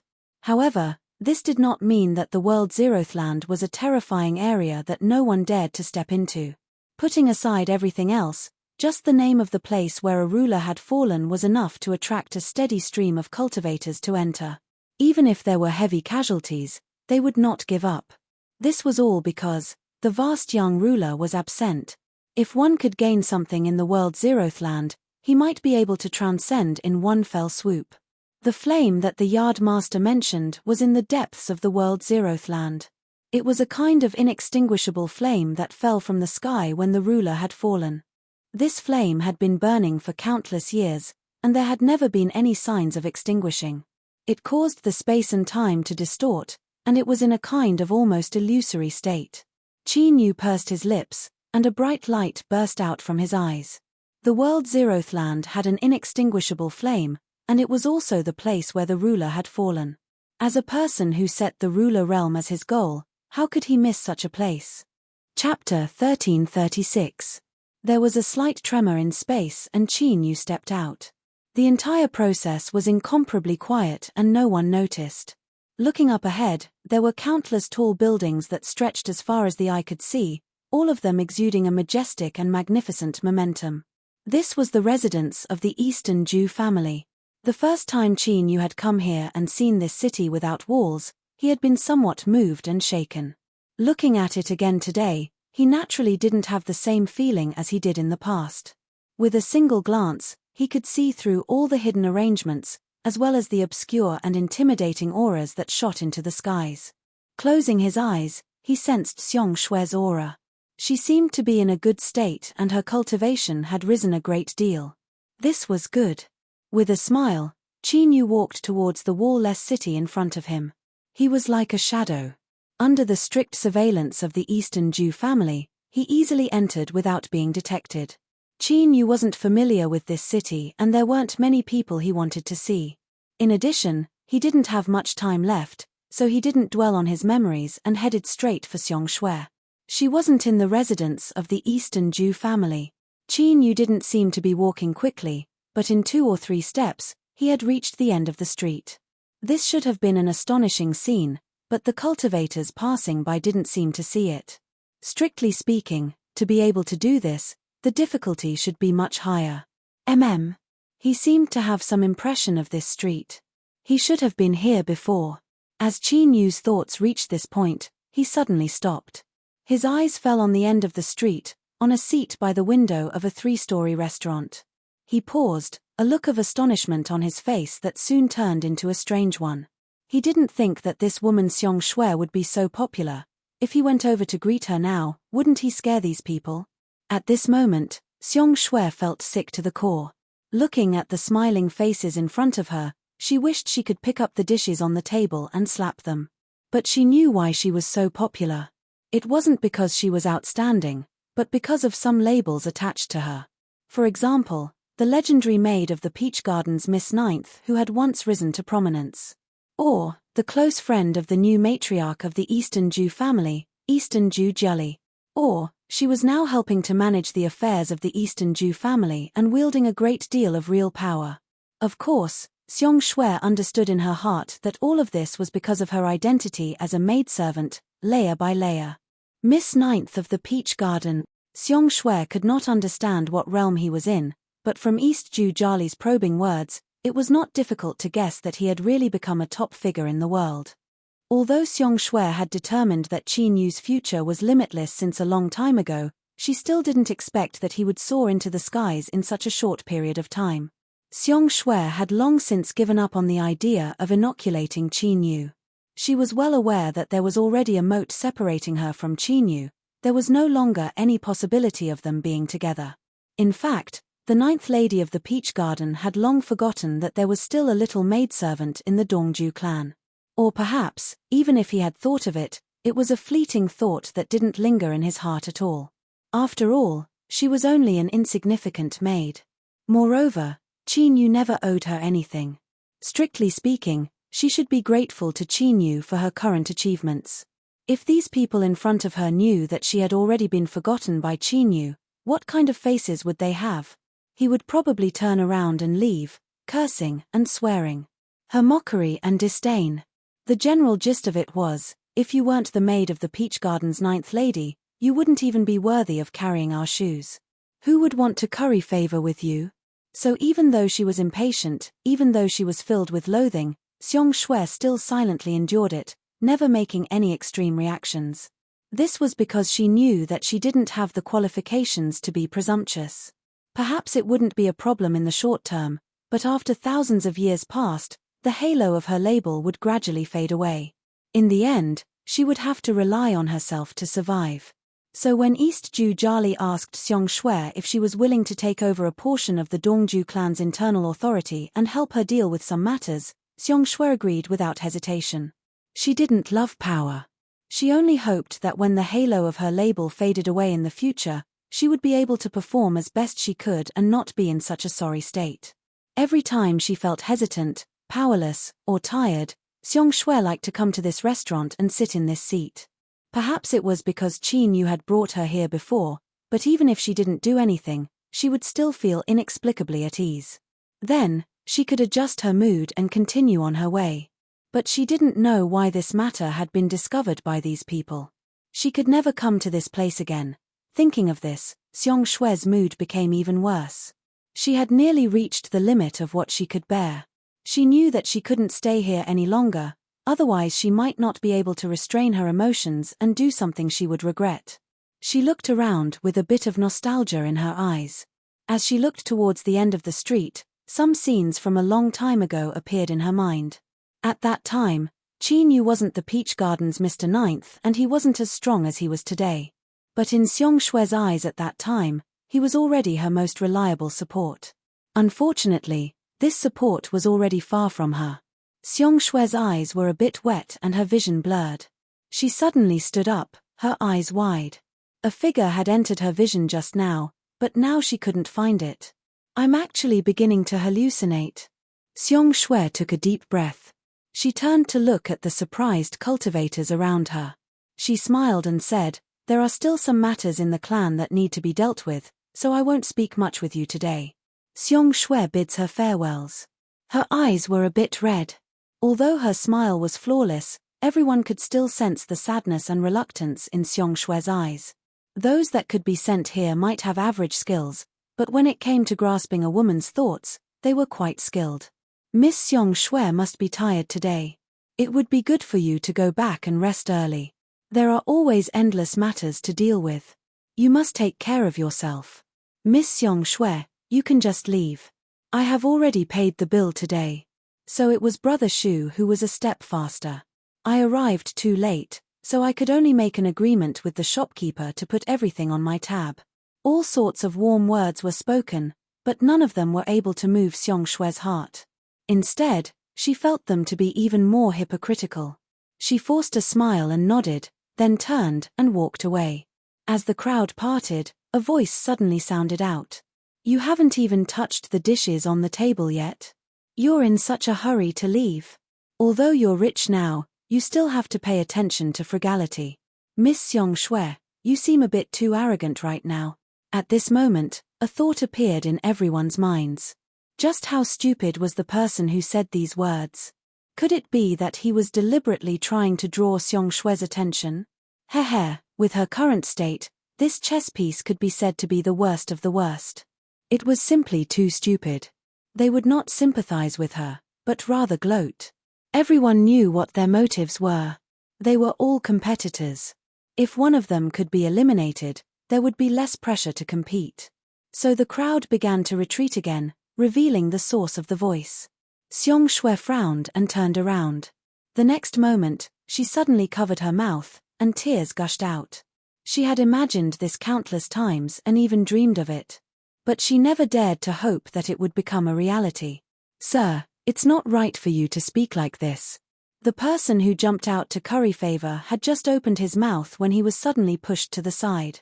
Xiong Shui rushed out from his side like a deer that had escaped its cage. Just like that, under the watchful eyes of the crowd, she threw herself into his arms. At this moment, the entire restaurant was silent. Xiong Shui, who had always been calm and restrained and difficult to approach, actually took the initiative to throw herself into the arms of a strange man because of this sentence. F***ck, if I had known this earlier, I could have done it too. Who is this person? We F***king tried our best to get close to him, but he hugged her the moment he touched her. How could we tolerate this? Brat, you better have a good background that can keep us silent, otherwise I guarantee you will be in trouble. This was especially so for the first cultivator who jumped out in an attempt to gain a favorable impression. In the end, he was pushed to the ground. His face was distorted. She was just a maid, perhaps she had already been forgotten. Even if she had a relationship with the Eastern Jew family, so what? They didn't live because of the Eastern Jew family. Taking a step back, even if Xiong Shui really did have something going on with the Peach Garden's Miss Ninth, after today's embrace, everything had come to an end. In other words, the most important label on Xiong Shui had been thoroughly extinguished. In the crowd, the complexions of many cultivators changed. They began to consider whether or not it was worth it to continue wasting energy on Xiong Shui. A cultivator crawled up from the ground and coldly roared, "Isn't she just a lowly maid?" A heavy slap to the face forced the rest of his words back down his throat. The cultivator was sent flying away, crashing into a table and chair. His ears buzzed and his field of vision darkened. He had been struck a little dazed. When he regained his composure, he angrily roared, "Ju Chen, you actually dared to hit me. You are courting death." The man called Ju Chen paled, but he wasn't frightened by these words. He didn't even glance at this person. He hurriedly bowed and said, "I didn't know Mr. Ninth was coming, so I have been disrespectful. If I have offended you in any way, I ask Mr. Ninth to forgive me." With these words, the air fell deathly silent. Only Xiong Shui's aggrieved sobs echoed in everyone's ears. Everyone stiffened like iron, their faces filled with horror and horror. Mr. Ninth? Where was this Mr. Ninth from? Who else could appear here and make Xiong Shui throw herself into his arms and cry like this? Who else could it be? Qin Yu was the Peach Garden's Miss Ninth. Qin Yu. He had actually personally come to the Eastern Jew family. His previous judgment of Xiong Shui had been wrong. It was impossible for an ordinary maid to receive such treatment. Think about it, if you saw your own maid being harassed by a group of men, how could you possibly be in a good mood? Thinking about it further, if there really was something going on between the two sides, that would be too scary. But right now, the one who was more afraid was clearly the one who had been slapped. He seemed to be suffering from epilepsy, his mouth foaming and twitching on the ground. Two cultivators squeezed in and fell to their knees, their faces pale and sweat streaming down their faces. "Mr. Ninth, please calm your anger. My family's young master didn't mean to offend you. This matter, we will definitely give you a satisfactory explanation. We ask that Mr. Ninth show mercy."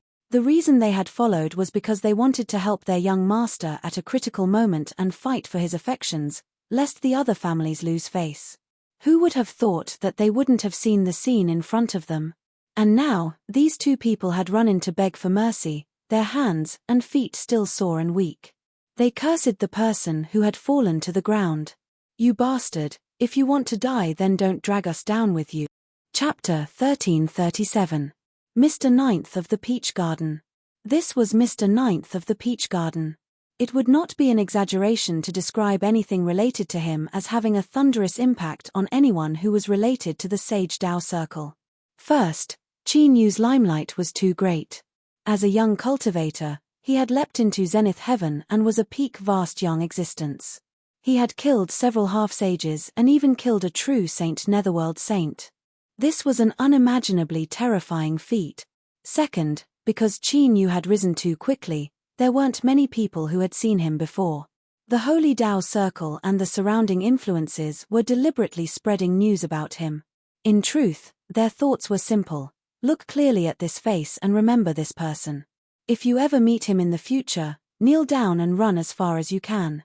Don't provoke him at all. But now, it was clear they had run into a mine. Thinking of this, the two kneeling cultivators began to sweat profusely. Their pale faces turned blue, as if their hearts were about to crack open. With Qin Yu's current status and identity, a single word from him was enough to send their entire family into the abyss of destruction. Qin Yu swept his eyes over the two people and the one who was spitting on the ground. Then, he patted Xiong Shui's shoulder. "I know you were wronged, so I personally came to pick you up. This person's mouth is a bit smelly. What do you think we should do?" This was giving Xiong Shui the right to deal with them. The two cultivators hurriedly turned and kowtowed. "Miss Xiong Shui, please put in a few good words for us." Our young master was momentarily angry and didn't intentionally offend you. Xiong Shui wiped her eyes, gratitude filling her heart. She certainly knew Qin Yu's goal in saying this, especially when he said he would personally pick her up. Qin Yu hadn't forgotten her, he still remembered her. Xiong Shui took a deep breath and looked at them. She said in a low voice, "It isn't anything serious. I won't lose any face if I say a few words, so let's just forget it." Qin Yu frowned. "Forget it?" Xiong Shui nodded. Qin Yu hesitated for a moment. "Consider yourself lucky. Now screw off." The two cultivators' faces were filled with the ecstasy of surviving a disaster. They grabbed the one who was still twitching and spitting, and dragged his feet as they turned around and ran. The person's head hit the stairs, and with a thud, he disappeared in the blink of an eye. What nonsense! If they didn't hurry up and leave, were they waiting for Miss Ninth to change her mind? Of course, even though he escaped quickly today, he still had to give an explanation afterward. Otherwise, did he really think that this matter would end just like that? Haha, he was simply too naive. If he knew what was good for him, he would have taken the initiative to attack. If he didn't, he would have waited for Qin Yu to arrive and the result would have been miserable. "I just happened to be a little hungry after rushing all the way here. Let's sit down and eat something before we leave." Qin Yu pulled out a chair for Xiong Shui and sat down beside her. There was no need to expel them, and no one dared to continue staying here. In the blink of an eye, the entire third floor was empty. At the same time, news that the Peach Blossom Gardens Mr. Ninth Qin Yu had returned to the Eastern Jew family's encampment spread out at an astonishing speed. Outside the restaurant, a massive number of cultivators had gathered.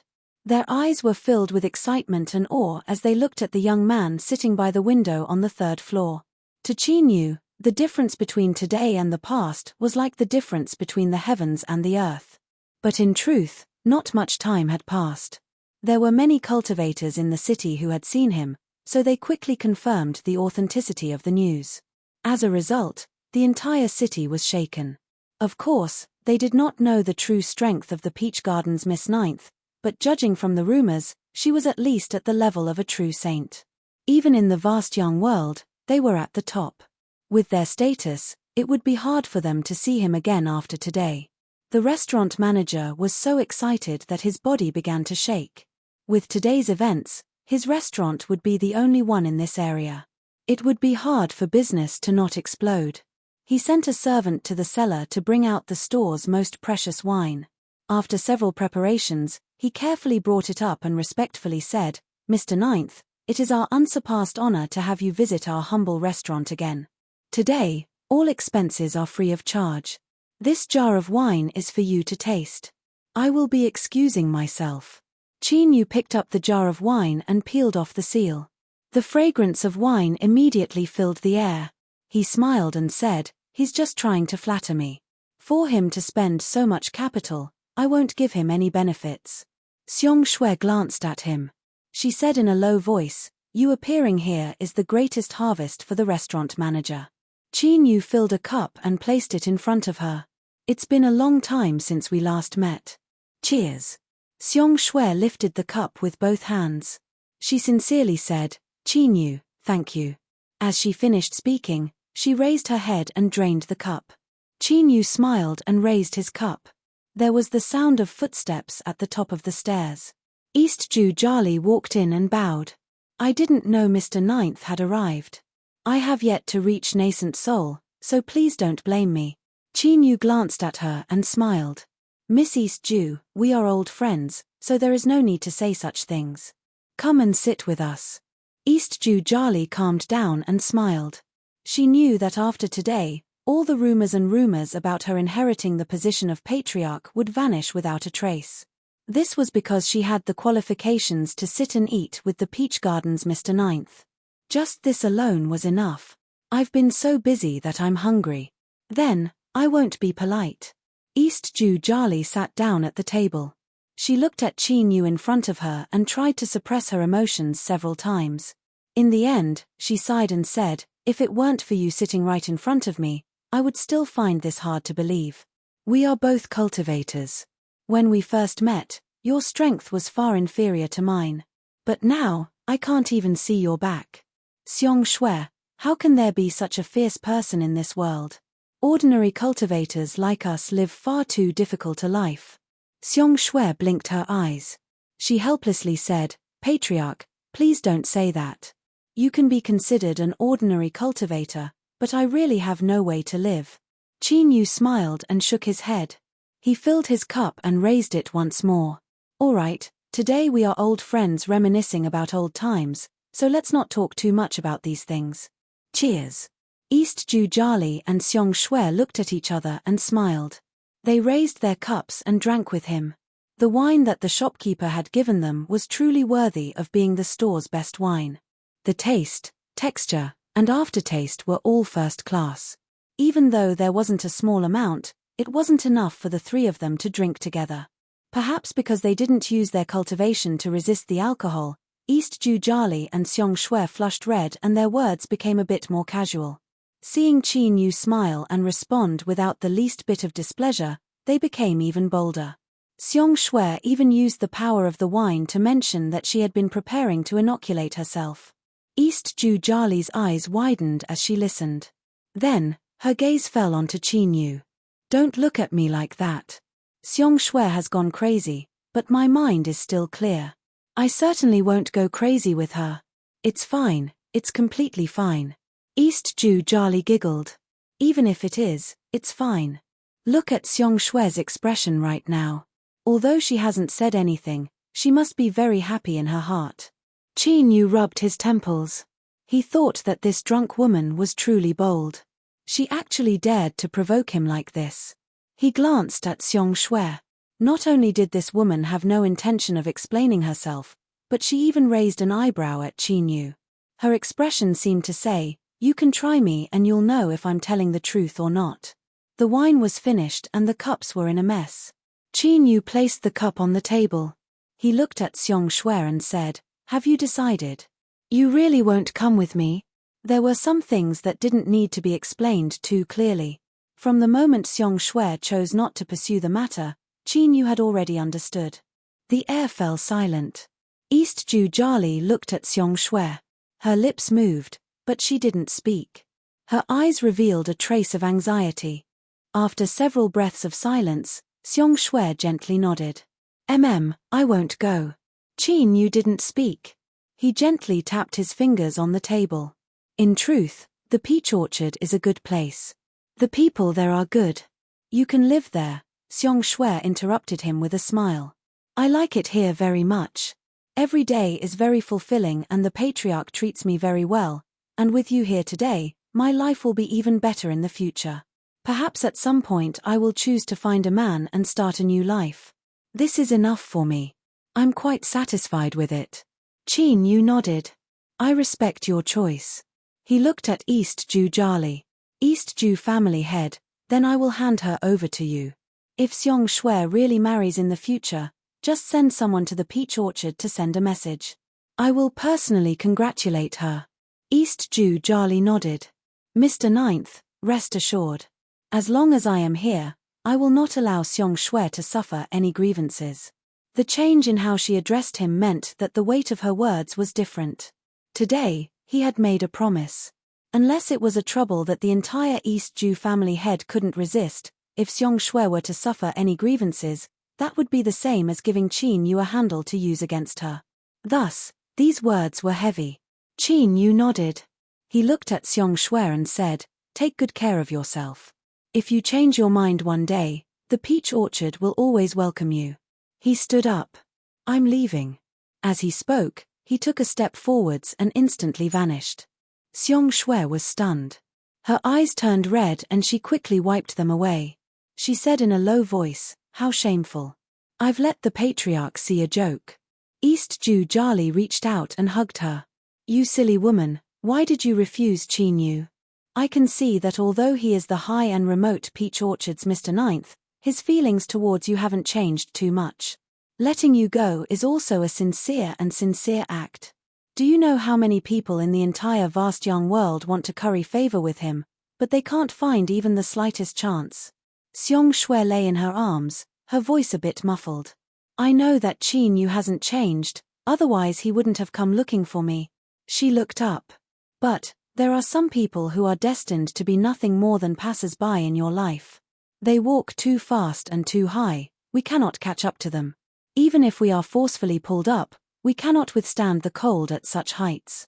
We can only survive under the protection of their wings. Perhaps Qin Yu is willing, but I don't want to become his burden. Moreover, what sort of noble woman is Miss Peach Maiden? If I go to the peach orchard, I fear she will be angry. A person should know their own limits. Rather than forcing things, I might as well stay here. With today's meal and Qin Yu's promise, no one will dare to provoke me again. From now on, I can live a happy life and I won't need to be as cautious as I was before. A complex light flashed in East Ju Jali's eyes. If they were in each other's shoes, she didn't know if she could be as carefree as Xiong Shui. But, there were some words that Xiong Shui had spoken correctly. Some people were destined to be nothing more than passers-by in your life. Perhaps they had left behind some indelible memories in your memories, but you didn't have the qualifications to walk with them. If you couldn't chase after them, you could only look up to them. East Ju Jali's eyes darkened. This was because in the past, she had also had thoughts of a young girl yearning for love. Chapter 1338. Xiong Shui's refusal to leave was out of Qin Yu's expectation. But after thinking about it, it was in line with her character. This woman was smart, and she had a decisive heart. Otherwise, she wouldn't have said that she would follow him and directly crossed over the border. Xiong Shui decided to stay in the East Ju family. Of course, it was not because she liked it, but because she thought it was her best choice. Qin Yu did not want to impose his will on her. Moreover, the yardmaster's body was in danger. The peach garden seemed to be very strong, but there was a crisis inside. It might not be a good thing to bring Xiong Shui back to the peach garden before the situation was clear. Qin Yu took a deep breath and calmed his emotions. His eyes lit up. He waved his hand to tear the space and stepped into it. Since Xiong Shui would not go to the peach garden, he did not need to go back. Now that time was tight, he might as well go straight to the World Zeroth. That's right. Qin Yu had decided to go there and explore. The problem was the yardmaster's condition, but ultimately, it was because of Peach. Although he did not know the specific situation, the yardmaster's words implied that she was making arrangements. Qin Yu was naturally anxious. Peach was still alive today because the yardmaster used the Great Way as the foundation and did not hesitate to consume her Taoist connotation to forcibly prolong her life. If something happened to the yardmaster, the Great Way would collapse, and Peach's soul would disappear. Qin Yu could not allow such a situation to happen. Therefore, he had to get the inextinguishable fire as soon as possible. After integrating it into the big furnace, he could use its power to successfully refine the Tao. At that time, even if the worst happened, Qin Yu could replace the yardmaster's position and continue to prolong Peach's life. Of course, the best choice was to find a way to remove the yardmaster's hidden danger in the World Zeroth. Qin Yu had promised Peach before he left the peach garden. He would do his best. But to be honest, Qin Yu was not sure whether he could do it or not. He could only take one step at a time. For the time being, getting the inextinguishable fire in the World Zeroth was Qin Yu's main goal. The existence of the World Zeroth was a secret. In the entire vast young world, there were only a few saints who were qualified to know about it. The reason was simple. Although no one could obtain the treasure left by the fallen ruler from the World Zeroth, there was still a possibility. The more people who knew about it, the more competitors there would be. Therefore, it was customary for cultivators who knew of the existence of the World Zeroth land to keep it a secret unless it was a special situation. Other than that, the World Zeroth land was hidden very deeply, which was also one of the main reasons. If it was placed at the side of the road, even 10,000 people would be able to keep it a secret and not say anything.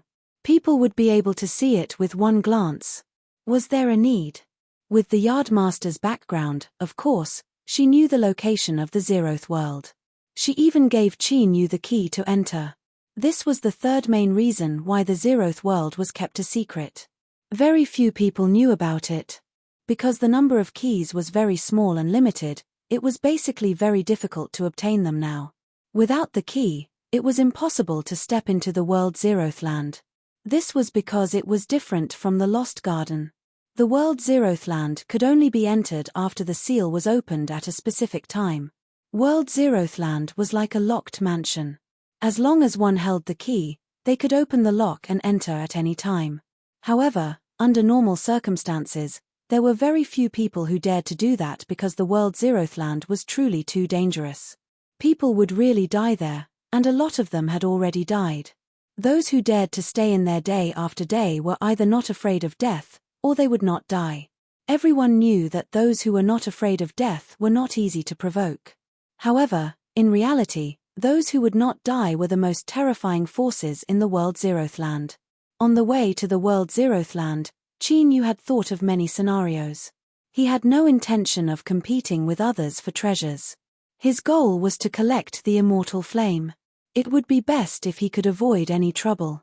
However, the plans of man were not as good as the plans of God. Qin Yu, who had rushed to the World Zeroth Land, had already encountered trouble before he could even take out the key. If it was another place, he might be able to avoid trouble in order to keep the peace. However, this was the entrance to the World Zeroth Land. Unless he left this place, he would not be able to retreat. Taking a deep breath, Qin Yu, who was standing in front of the counter, turned around and looked at the few people behind him. They were all wearing the same green robes. Their aura was restrained and their eyes were sharp. Their eyes were cold and indifferent, revealing a natural condescending aura. They were not to be trifled with. But, those who dared to rush into the World Zeroth Land were not ordinary characters. Qin Yu's eyes flashed before he calmed down. "What do you want?" One of them stepped forward. His eyes were sharp and deep, giving off a great pressure. "Don't worry, we have no ill intentions. We just want to confirm whether or not you have an array spirit on you." Qin Yu nodded. "That's right."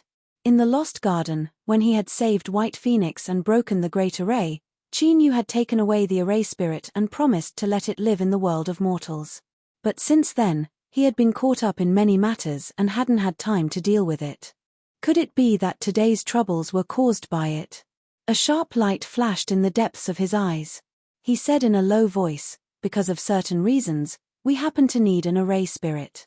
As long as you are willing to part with it, we can pay a satisfactory price."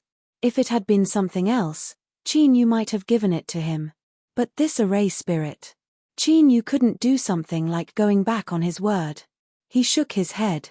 "I'm sorry, the array spirit is also very important to me.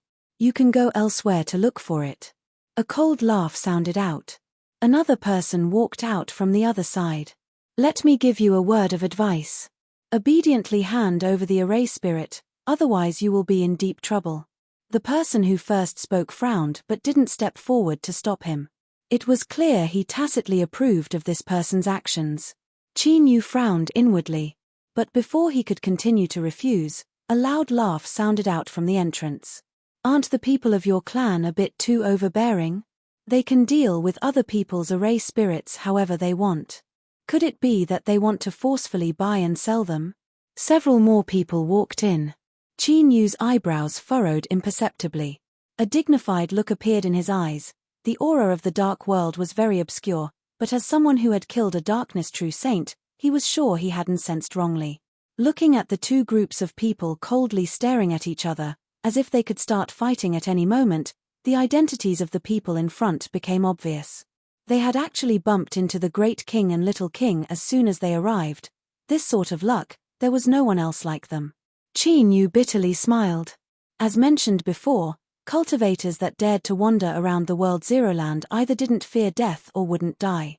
There were many people who didn't fear death, but there were only two sides that wouldn't die. One side was the dark world. They seemed to use some sort of method similar to an external incarnation. Even if they were killed, their true bodies would remain unharmed. Because there had been many cases of cultivators who had been killed re-entering the World Zero Land, they were gradually determined to belong to the Wouldn't Die camp. The other side was a mysterious force. Up until now, no one had been able to obtain any accurate information about them. These people seemed to belong to some powerful clan. They were born with some sort of resurrection bloodline power. Even if they were killed, they could still return after a period of time. The jade slip given by the yard master emphasized these two sides. Although it didn't say it explicitly, the general meaning was clear: it was best not to provoke these people. Qin Yu had already experienced the mysterious strength of the dark world. Since the other mysterious clan could resist them, it was clear that they weren't to be trifled with.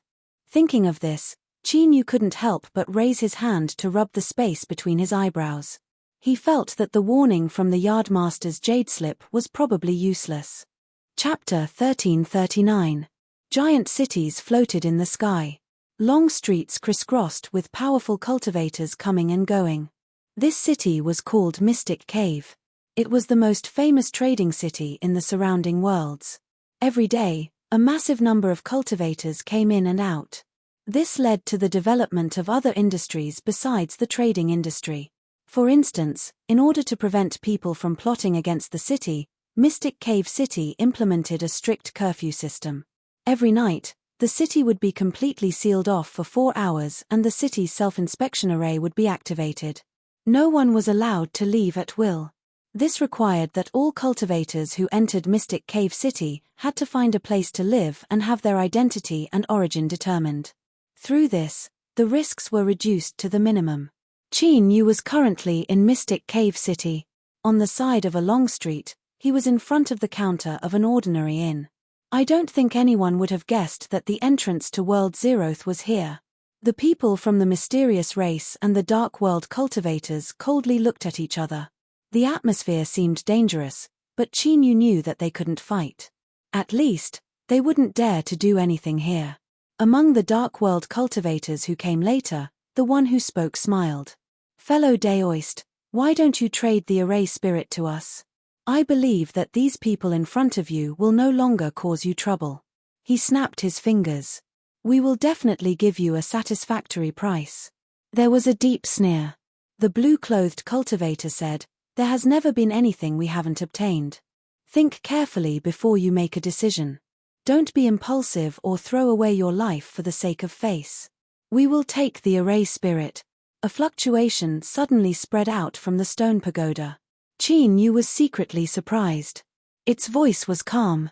"Master, there is no harm in giving the array spirit to them. In any case, it has already lived for a period of time." He always felt that beneath the stone pagoda's calm voice, there were many things hidden. That fluctuation just now contained killing intent. But since it didn't say anything, Qin Yu didn't ask. He said, "How can I easily go back on a promise? It's just a little trouble. At most, I'll change my identity." Before coming here, Qin Yu knew that the Dark World was one of the 2 kings of World Zeroth. As the man who destroyed the Black Turtle Old Ancestor and personally killed True Sage Thousand Nether, Qin Yu certainly wouldn't foolishly come here with his original identity. He was a fake to begin with, so he could just change his face. "Didn't you see 7th Senior Apprentice Sister? She wore a different face every day and still lived happily." The stone tower said, "Since that's the case, I'll descend and project my projection into Master's body and place the formation spirit within. I shouldn't be discovered anymore." "Alright, let's do that." Since he was going to offend both sides, Qin Yu didn't want to waste any more time here. Qin Yu ignored the mysterious race and the Dark World cultivators behind him. He turned to the dozing shopkeeper behind the counter and said, "I'll get a room." As he spoke, light surged between his fingers, and a token appeared. The manager's half-opened eyes lit up. He scanned the room and said, "You're a regular customer. You can stay in room 3.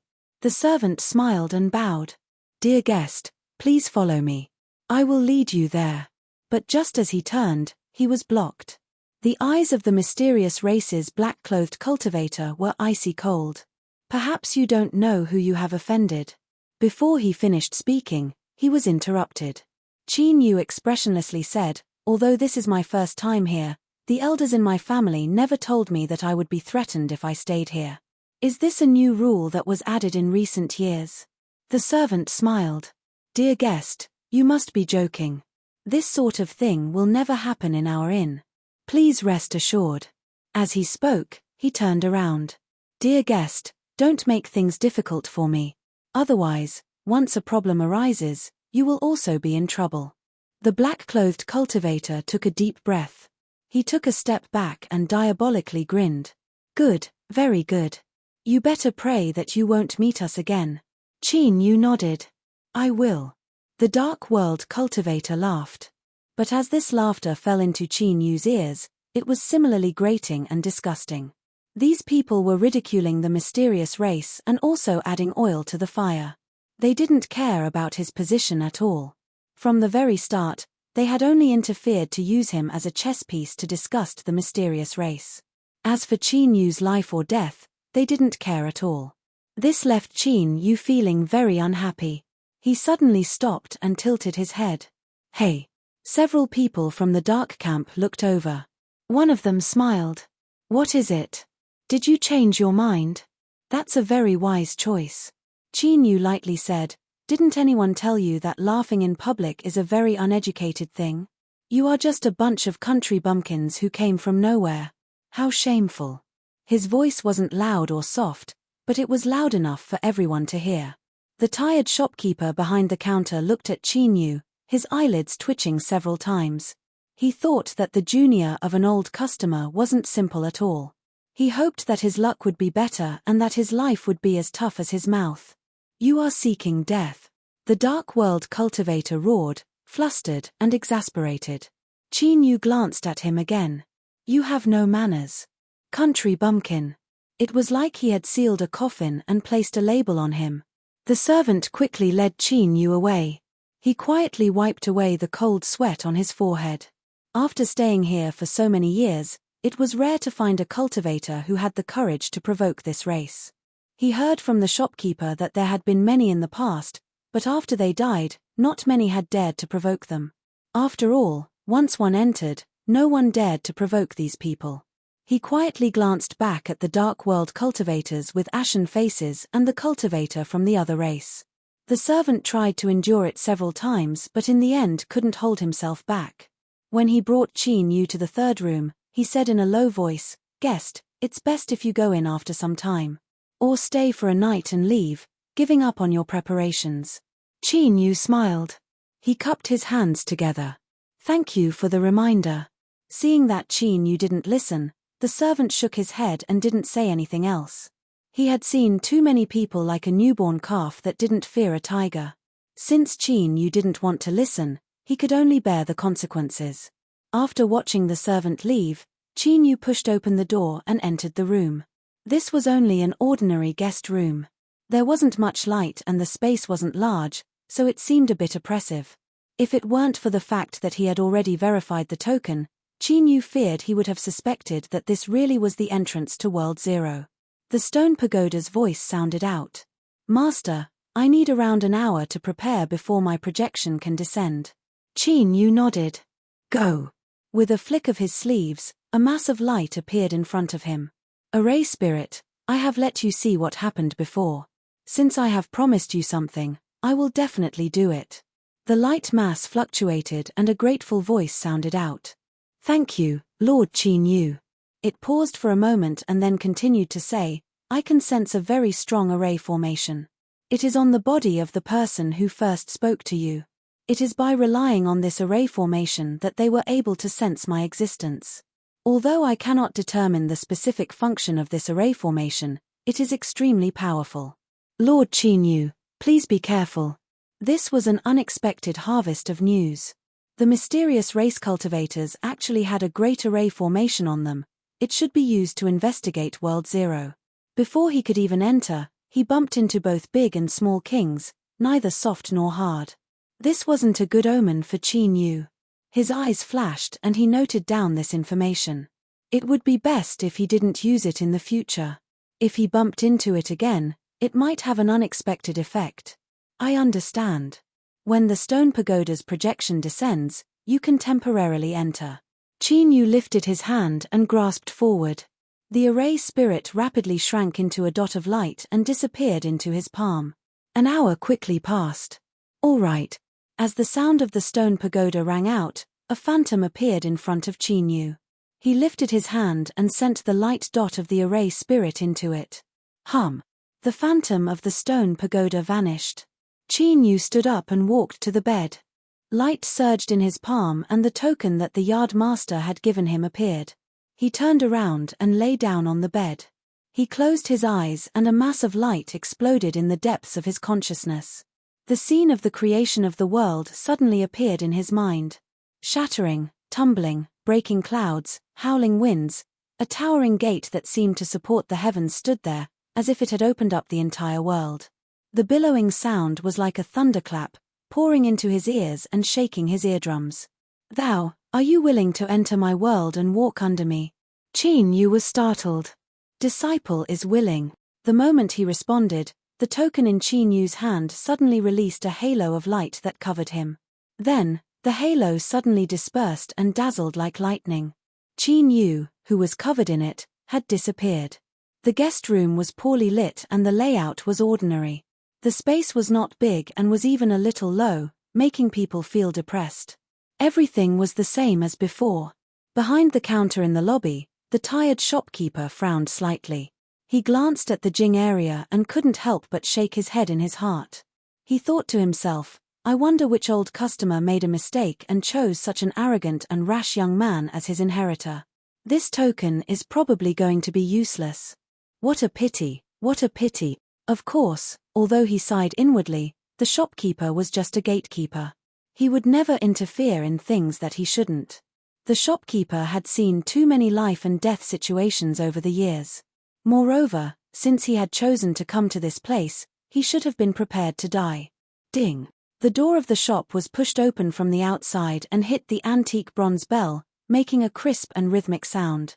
The shopkeeper looked up and couldn't help but furrow his eyebrows. It was another unfamiliar face. To encounter two in a single day, this sort of situation was quite rare. Ling Xiao held his sword and walked in front of the counter. He paused for a moment and took out a token.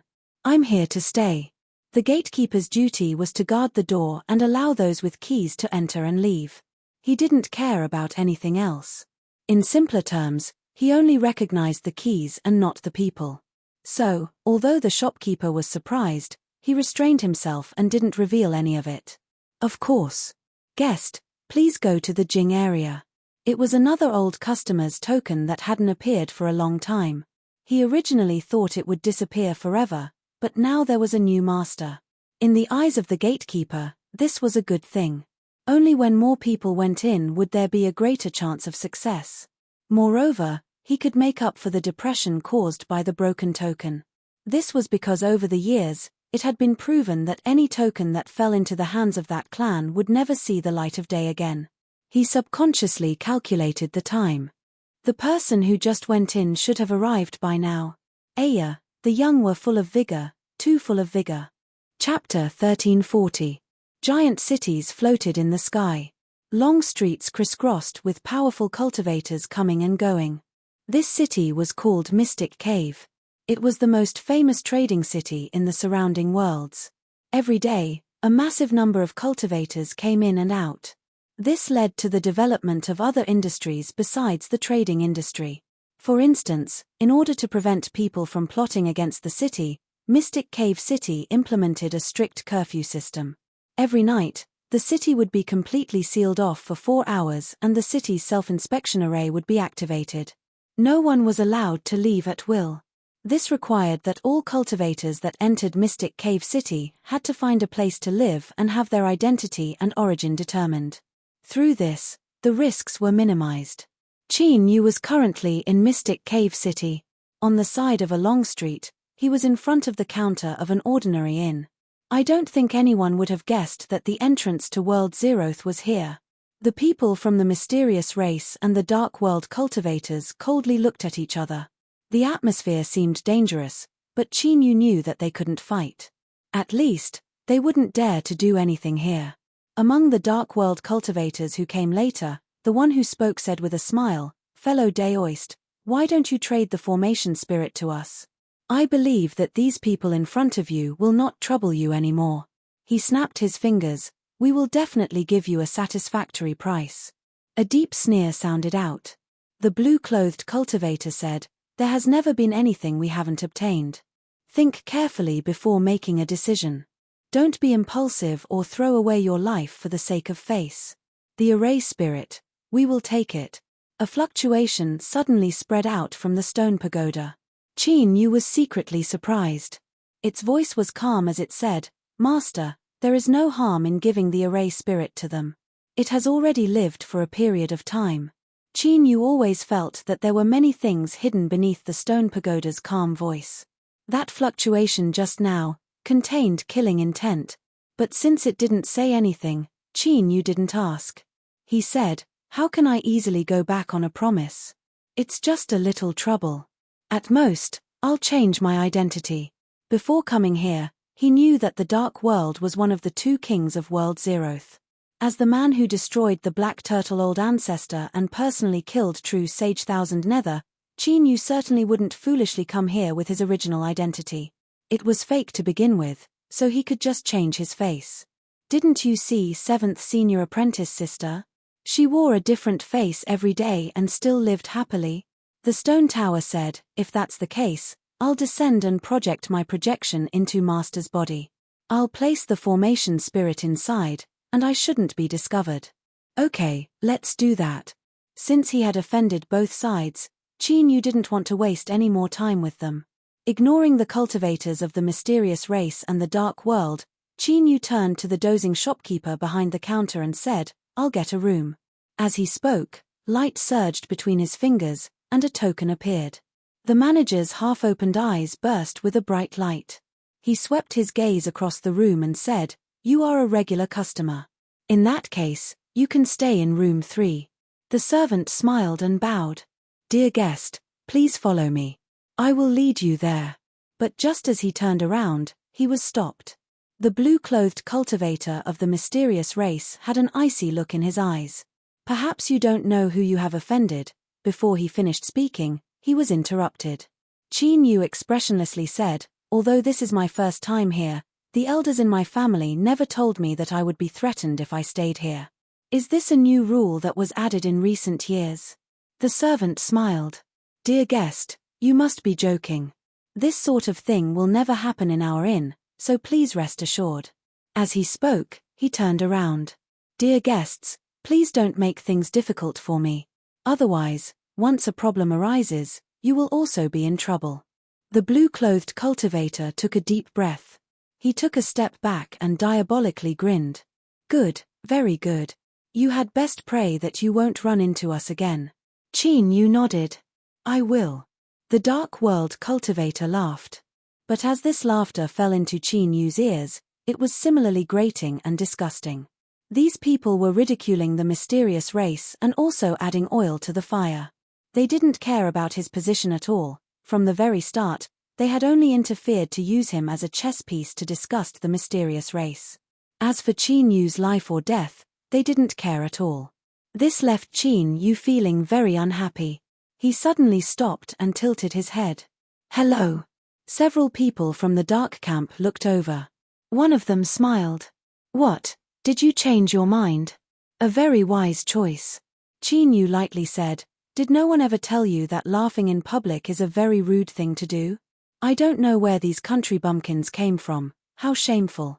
His voice wasn't loud nor was it low, but it was loud enough for everyone to hear. The tired shopkeeper behind the counter looked at Qin Yu, his eyelids twitching several times. He thought that the junior of an old customer wasn't simple at all. He hoped that Qin Yu's luck would be better and his life would be as tough as his mouth.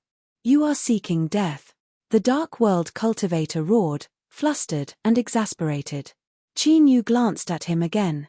No manners, country bumpkin. It was like he had sealed a coffin and placed a label on him. The young servant quickly led Qin Yu away.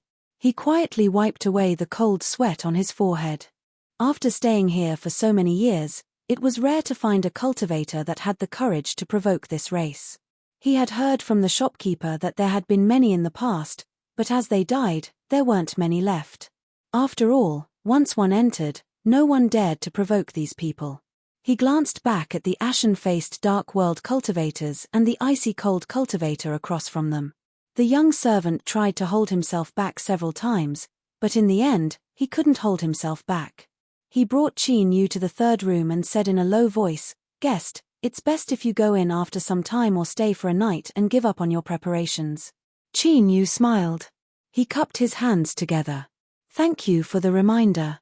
Seeing that Qin Yu didn't listen, the young servant shook his head and didn't say anything else. He had seen this type of arrogance many times before. Since Qin Yu didn't listen, he could only bear the consequences.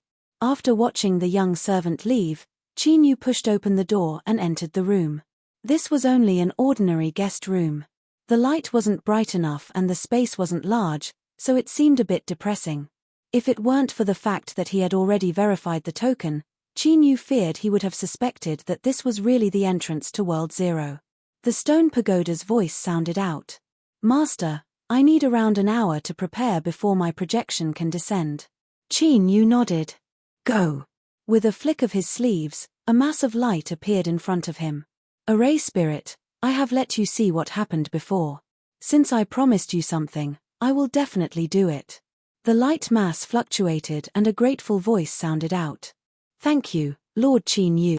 He paused for a moment and continued to say, I can sense a very strong array formation.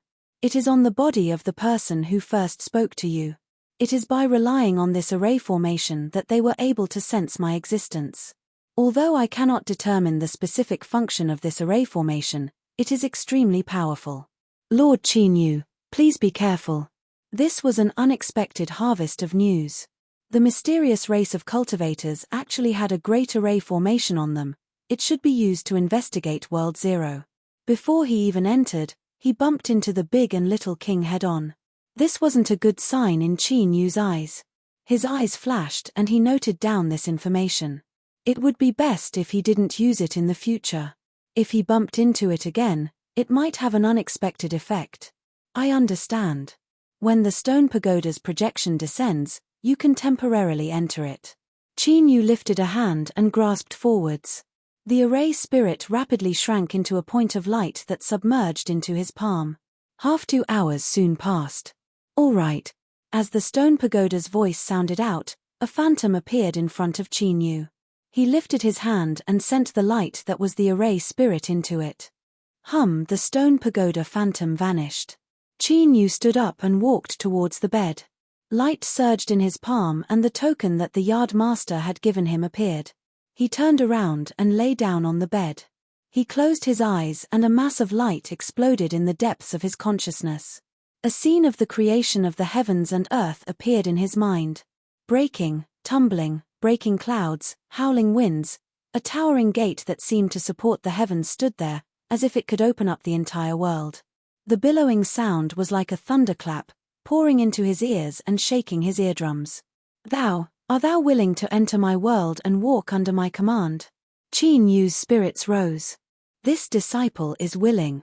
The moment he responded, the token in Qin Yu's hand suddenly released a halo of light that covered his entire body. Then, the halo of light suddenly dispersed. It was as bright and dazzling as lightning. Qin Yu, who was covered by it, had already vanished from sight. The guest room was poorly lit, the layout was ordinary, and the space was not large. It was even a little low, making one feel depressed. Everything was the same as before. Behind the counter in the lobby, the tired shopkeeper frowned slightly. He glanced at the Jing area and couldn't help but shake his head in his heart. He thought to himself, I wonder which old customer made a mistake and chose such an arrogant and rash young man as his inheritor. This token is probably going to be useless. What a pity, what a pity. Of course, although he sighed inwardly, the shopkeeper was just a gatekeeper. He would never interfere in matters that he shouldn't. The shopkeeper had seen too many life and death situations over the years. Moreover, since he had chosen to come to this place, he should have been prepared to die. Ding dong, the door of the shop was pushed open from the outside, hitting the antique bronze bell and emitting a crisp and rhythmic sound. The shopkeeper looked up and couldn't help but frown. It was another unfamiliar face. To meet two people in one day was a rare situation. Ling Xiao held his sword and walked in front of the counter. He paused for a moment and then took out a token. I'm here to stay. The gatekeeper's duty was to guard the door and allow those with a key to enter and leave. He didn't ask anything else.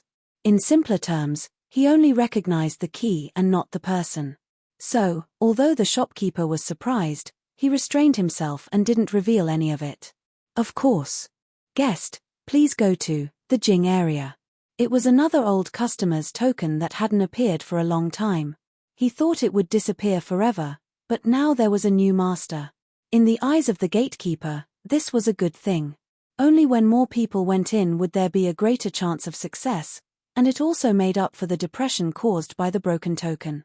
This was because over the years, it had been proven that any token that fell into the hands of that clan would never see the light of day again. He subconsciously calculated the time. The person who just went in should have arrived by now. The young were full of vigor, too full of vigor. Chapter 1339, Rulers Aura. The young and vigorous Qin Yu had arrived. The moment his feet touched the ground, he could feel over 10 gazes gathering on him. They were cold and suppressive, but even more unscrupulous. Whoosh, whoosh, with the sound of breaking air, 2 figures emitting powerful auras rapidly arrived. They could barely be considered acquaintances. They had met before in front of the counter. But he couldn't reveal this right now. Instead, he had to put on an expression of shock mixed with anger and fear. In short, it was a test of his acting skills. But with Qin Yu's current strength, this wasn't difficult at all. He frowned, his pupils shrank, and his face paled. All of this was just right. 2 fellow Taoists, what do you want to do? I have no grudge with you, so could it be that you want to tear up the agreement with us vast young rogue cultivators? The influences within World Zeros could be divided into 3 sides: the mysterious race, the dark world, and the people from the vast young world. Or, to put it more simply, they could be divided into 2 camps, those that would die and those that wouldn't. Those that wouldn't die were the mysterious race and the dark world. As for those that would die, they were the cultivators of the vast young world. Because they came from different places and even had grudges with each other, although the vast young world had the most people, their overall strength was actually the weakest. People were afraid of death, especially powerful cultivators. They didn't want to face the tragic fate of death. World Zeros was the place where a ruler perished. One didn't need to be a genius to know that there was definitely something amazing inside. All 3 sides wanted it, and the struggle between them had been fierce. The mysterious race and the dark world had even joined forces in an attempt to expel the vast young cultivators. No one knew what exactly happened, but according to the Garden Master, there was a high chance that the ruler had taken action and forced the mysterious race and the dark world to sign an agreement. Within World Zeros, the cultivators of the 2 camps could not take the initiative to expel or slaughter the vast young cultivators. Otherwise, by relying on their undying characteristic, the cultivators of the vast young world would have no chance of competing with the 2 camps. The 2 people that landed in front of him were the 2 that Qin Yu had provoked. Their faces were gloomy and their eyes were as sharp as knives. We are looking for someone. If you cooperate, then there will be no problem, otherwise don't blame us for being impolite. Qin Yu was shocked and angry. His complexion was cloudy and uncertain, but in the end he didn't dare to turn hostile. He swallowed his anger and coughed. What do you want? The mysterious race cultivator sneered. Simple. Just stand here and don't move. He walked forwards and formed a law formula. Then, he stretched out his hand, revealing a circular disc covered with lines in his palm. With the array spirit's reminder, Qin Yu could naturally guess that this disc should be a part of the array formation he spoke of. There was no response. Disappointment flashed in the mysterious race cultivator's eyes. He put away the array disc and turned to leave. The dark world cultivator swept his eyes over him and impatiently waved his hand. Let's go. Qin Yu took a deep breath. He put on a look of indignation, dissatisfaction, and fear. Then, he shot into the skies. It's not him. The blue-clothed cultivator shook his head as he returned with the array disc. Across from him, the array holder looked in the direction that Qin Yu left in. He frowned, a bit of hesitation in his eyes. This person felt a bit familiar. But, unless he abandoned the array spirit, it was impossible for the array disc not to respond.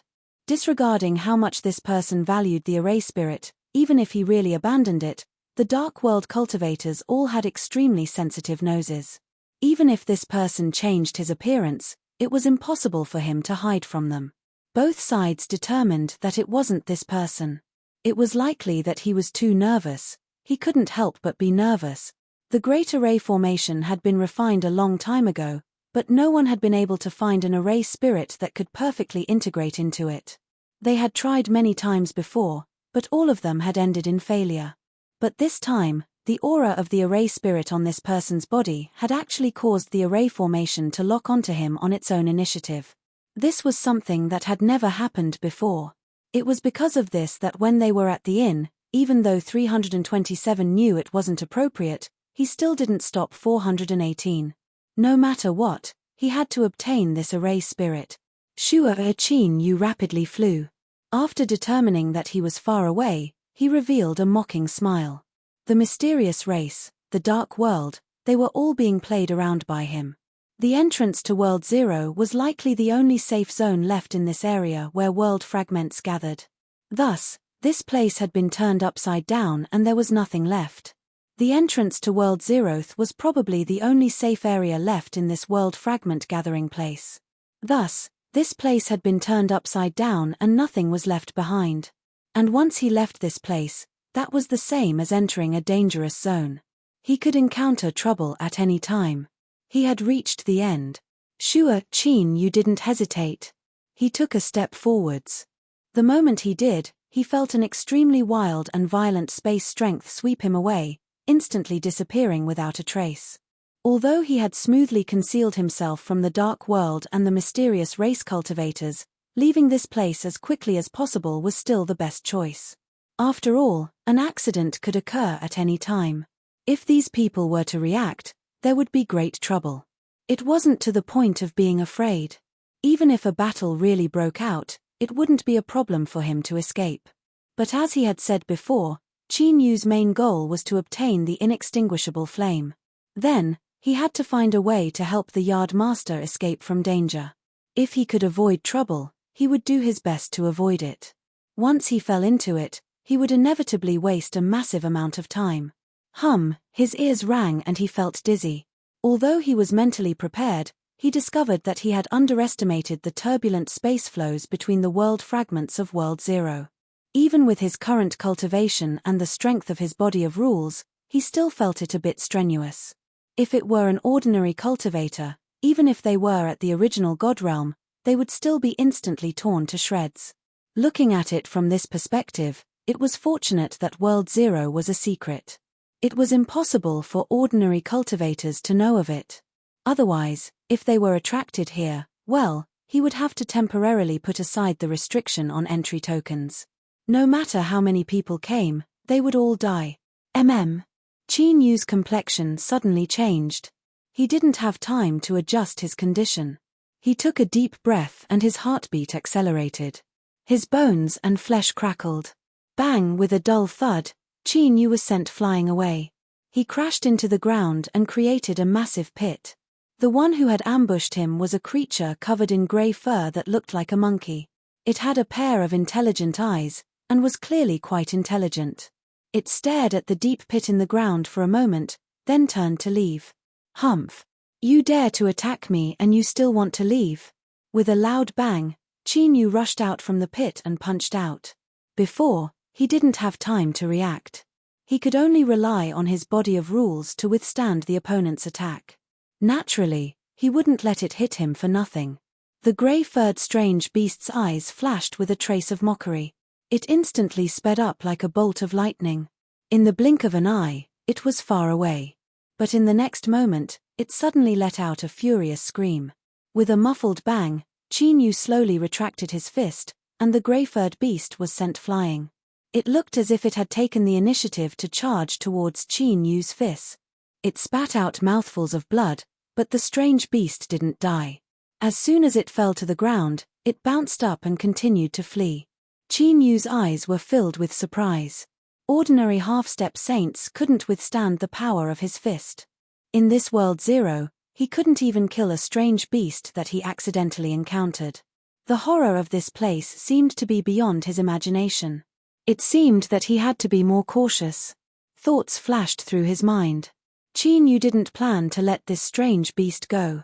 He stepped forward and pressed down with his hand. Rumble, the wild power was like a mountain pressing down on the grey-furred strange beast, causing the earth to shake. This time, it didn't move. The air was filled with the smell of blood. Chinyu thought for a moment and walked to the strange beast's corpse. He lifted his hand and grasped the air. Its blood rapidly gushed out, gathering into a giant ball of blood. He carefully sensed it. Sure enough, he sensed a weak but incomparably terrifying aura from this blood. This was the trace of strength that the ruler obtained after he perished and dissipated into the world. The remnant life forms on the small world fragment had absorbed this trace of strength. Even after countless years had passed and countless generations had passed, it still existed to this day. The reason that the grey-furred strange beast was able to withstand Chinyu's punch and not die was definitely related to this trace of aura, and this was just a trace of the ruler's aura. Chinyu took a deep breath and a look of awe subconsciously appeared in his eyes. He suddenly realized that below the ruler, a parameter true saint was the strongest. Although this wasn't wrong, the difference between a true saint and the ruler's sword wasn't just a single level. As an experienced man who had slaughtered saints many times, Chinyu had a clear understanding of his own strength. Without burning the power of the pre-celestial spirit, he could at most kill a half-saint. After burning it, he could fight a true saint without any pressure. But if his opponent was a top true saint like the Yard Master or Sage Scholartree, there would still be a gap. This was already very strong, so strong that everyone in the entire vast young world had to respect his existence. But even someone as strong as Chinyu couldn't help but feel his heart palpitate when he felt the faint trace of a ruler's aura hidden in the strange beast's blood. It was a feeling like he was facing the world and he was as small and weak as an ant. Ruler, this was a ruler. The distance between a true saint and a ruler was like the distance between the sky and a quagmire. Or, to put it more bluntly, if an ordinary person stood in front of a true saint, it would be the same as a true saint standing in front of a ruler. It was certainly not accurate. A true saint would be in a better situation, but the disparity in strength was real. One had to face one's heart. After obtaining the power of the pre-celestial spirit in the Lost Garden, Chinyu's cultivation had skyrocketed. His spirit, energy, and essence had been greatly enhanced. Simply put, he was full of confidence in himself. He believed that although the ruler realm was high and lofty, the current Chinyu already had the qualifications to compete, and his chances were very high. He had space-time, light and darkness fused together, and he had formed a body of rules. He had condensed the Star River divine seal in the true divinity way, and even refined an incomplete true Saint Great Tao with the help of the furnace. With so many trump cards in hand, why couldn't he become a ruler? But now, facing this ball of blood in front of him, it was like a slap to the head, or a basin of bone-chilling cold water in the middle of winter, instantly drenching Chinyu. It wasn't that easy to become a sovereign. In fact, with his current cultivation base, he might only have a tiny chance of participating in the competition for that position. It would be a lie to say that he didn't feel depressed and discouraged. After all, the sudden drop in his heart was a little too big. Taking a deep breath, Chinyu waved his hand and put away the bead of blood in front of him. His eyes were filled with determination. The mountain wasn't terrifying. What was terrifying was not being able to clearly recognize the disparity between him and the mountain. This was the World Zeroes, the place where a ruler had fallen. Even such a powerful ruler had been cut down by someone. The vastness of this world likely far surpassed his imagination. He needed to continue becoming stronger, and obtaining the inextinguishable flame was the first step. Chinyu believed that once he completely refined the true Saint Great Tao, his strength would inevitably undergo a transformation. If one transformation wasn't enough, then he would do it a second time. If two wasn't enough, then he would do it a third time. Step by step, he would continue to improve. One day, he would reach the peak of the mountain and truly look down upon this incomparably vast world. Chapter 1341. Waves surged in his mind, rising and falling without end. After a long time, Chinyu took a deep breath and managed to suppress the turbulent emotions in his heart. With a thought, he connected with the furnace. Since it could absorb the strongest flames in the world and continuously transform, it should be able to sense something. If he could lock onto the general location of the inextinguishable flames, he would be able to achieve twice the result with half the effort. This was the best result that Qin Yu had imagined before he entered the world's zeroth land. However, reality proved that most beautiful things could not be realized in the end. The furnace gave a clear response after a brief moment of silence. It did not lock onto the aura of the inextinguishable flames. Although he was mentally prepared, Qin Yu could not help but raise his hand to rub the space between his eyebrows after the previous collision with the great and small kings. He thought to himself that everything was not going his way this time. His luck was not too good after all. Since the best plan could not be realized, he could only try using the stupid method. He hoped that his bad luck would pass soon. Otherwise, with the scale of the world's zeroth land, it would not be easy to find the inextinguishable flames.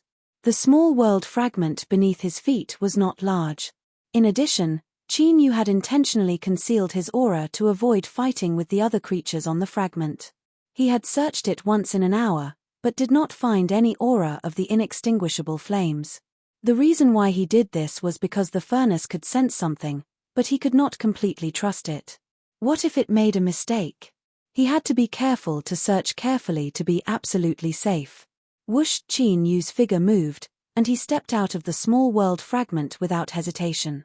His entire body was swept up by the spatial turbulence, and he instantly disappeared without a trace. Pa! A piece of gravel suddenly fell. The seven-colored fox, who had been sleeping with its eyes closed, suddenly opened its eyes. It vigilantly scanned its surroundings. When it did not sense any dangerous aura, it gradually relaxed and lay down on the ground to rest. The corpse of a prey lay in front of it. More than half of it had been eaten, and the flesh had been torn to pieces. It was so blurry that it could not be recognized. The seven-colored fox, who had recovered after eating, did not notice that the congealed blood clots on its prey's body were silently dissolving. Dark red beads of blood seeped into the ground, as if they were being eaten by an invisible mouth, and did not dye the ground red at all. All of a sudden, a hint of fear surged from the bottom of its heart like a volcano eruption. The seven-colored fox sensed an extremely powerful aura of danger. Its multicolored fur stood on end, and it got up on all fours in an attempt to escape. The seven-colored fox reacted quickly, but the predator that had locked onto it was even faster. The ground suddenly shattered, and a pitch-black palm that looked like it had been scorched by flames crawled out and grabbed the fox's neck like it was cast from iron. The seven-colored fox's eyes widened in horror. However, no matter how it struggled, it could not break free. On the contrary, his strength was like a punctured balloon, quickly becoming dispirited and powerless. His eyes, which were filled with fear, were filled with despair. The colorful fur of the seven-colored fox seemed to have lost all of its luster after being exposed to the scorching sun for many days. Even though it was still colorful, it gave off a lifeless feeling. At the same time, its body shriveled up and all of its flesh and blood disappeared, leaving only a thin layer of dry skin clinging to its skeleton. It was extremely horrifying. The seven-colored fox lay on the ground. The prey that it had devoured not long ago was also shriveled up into a ball like the seven-colored fox.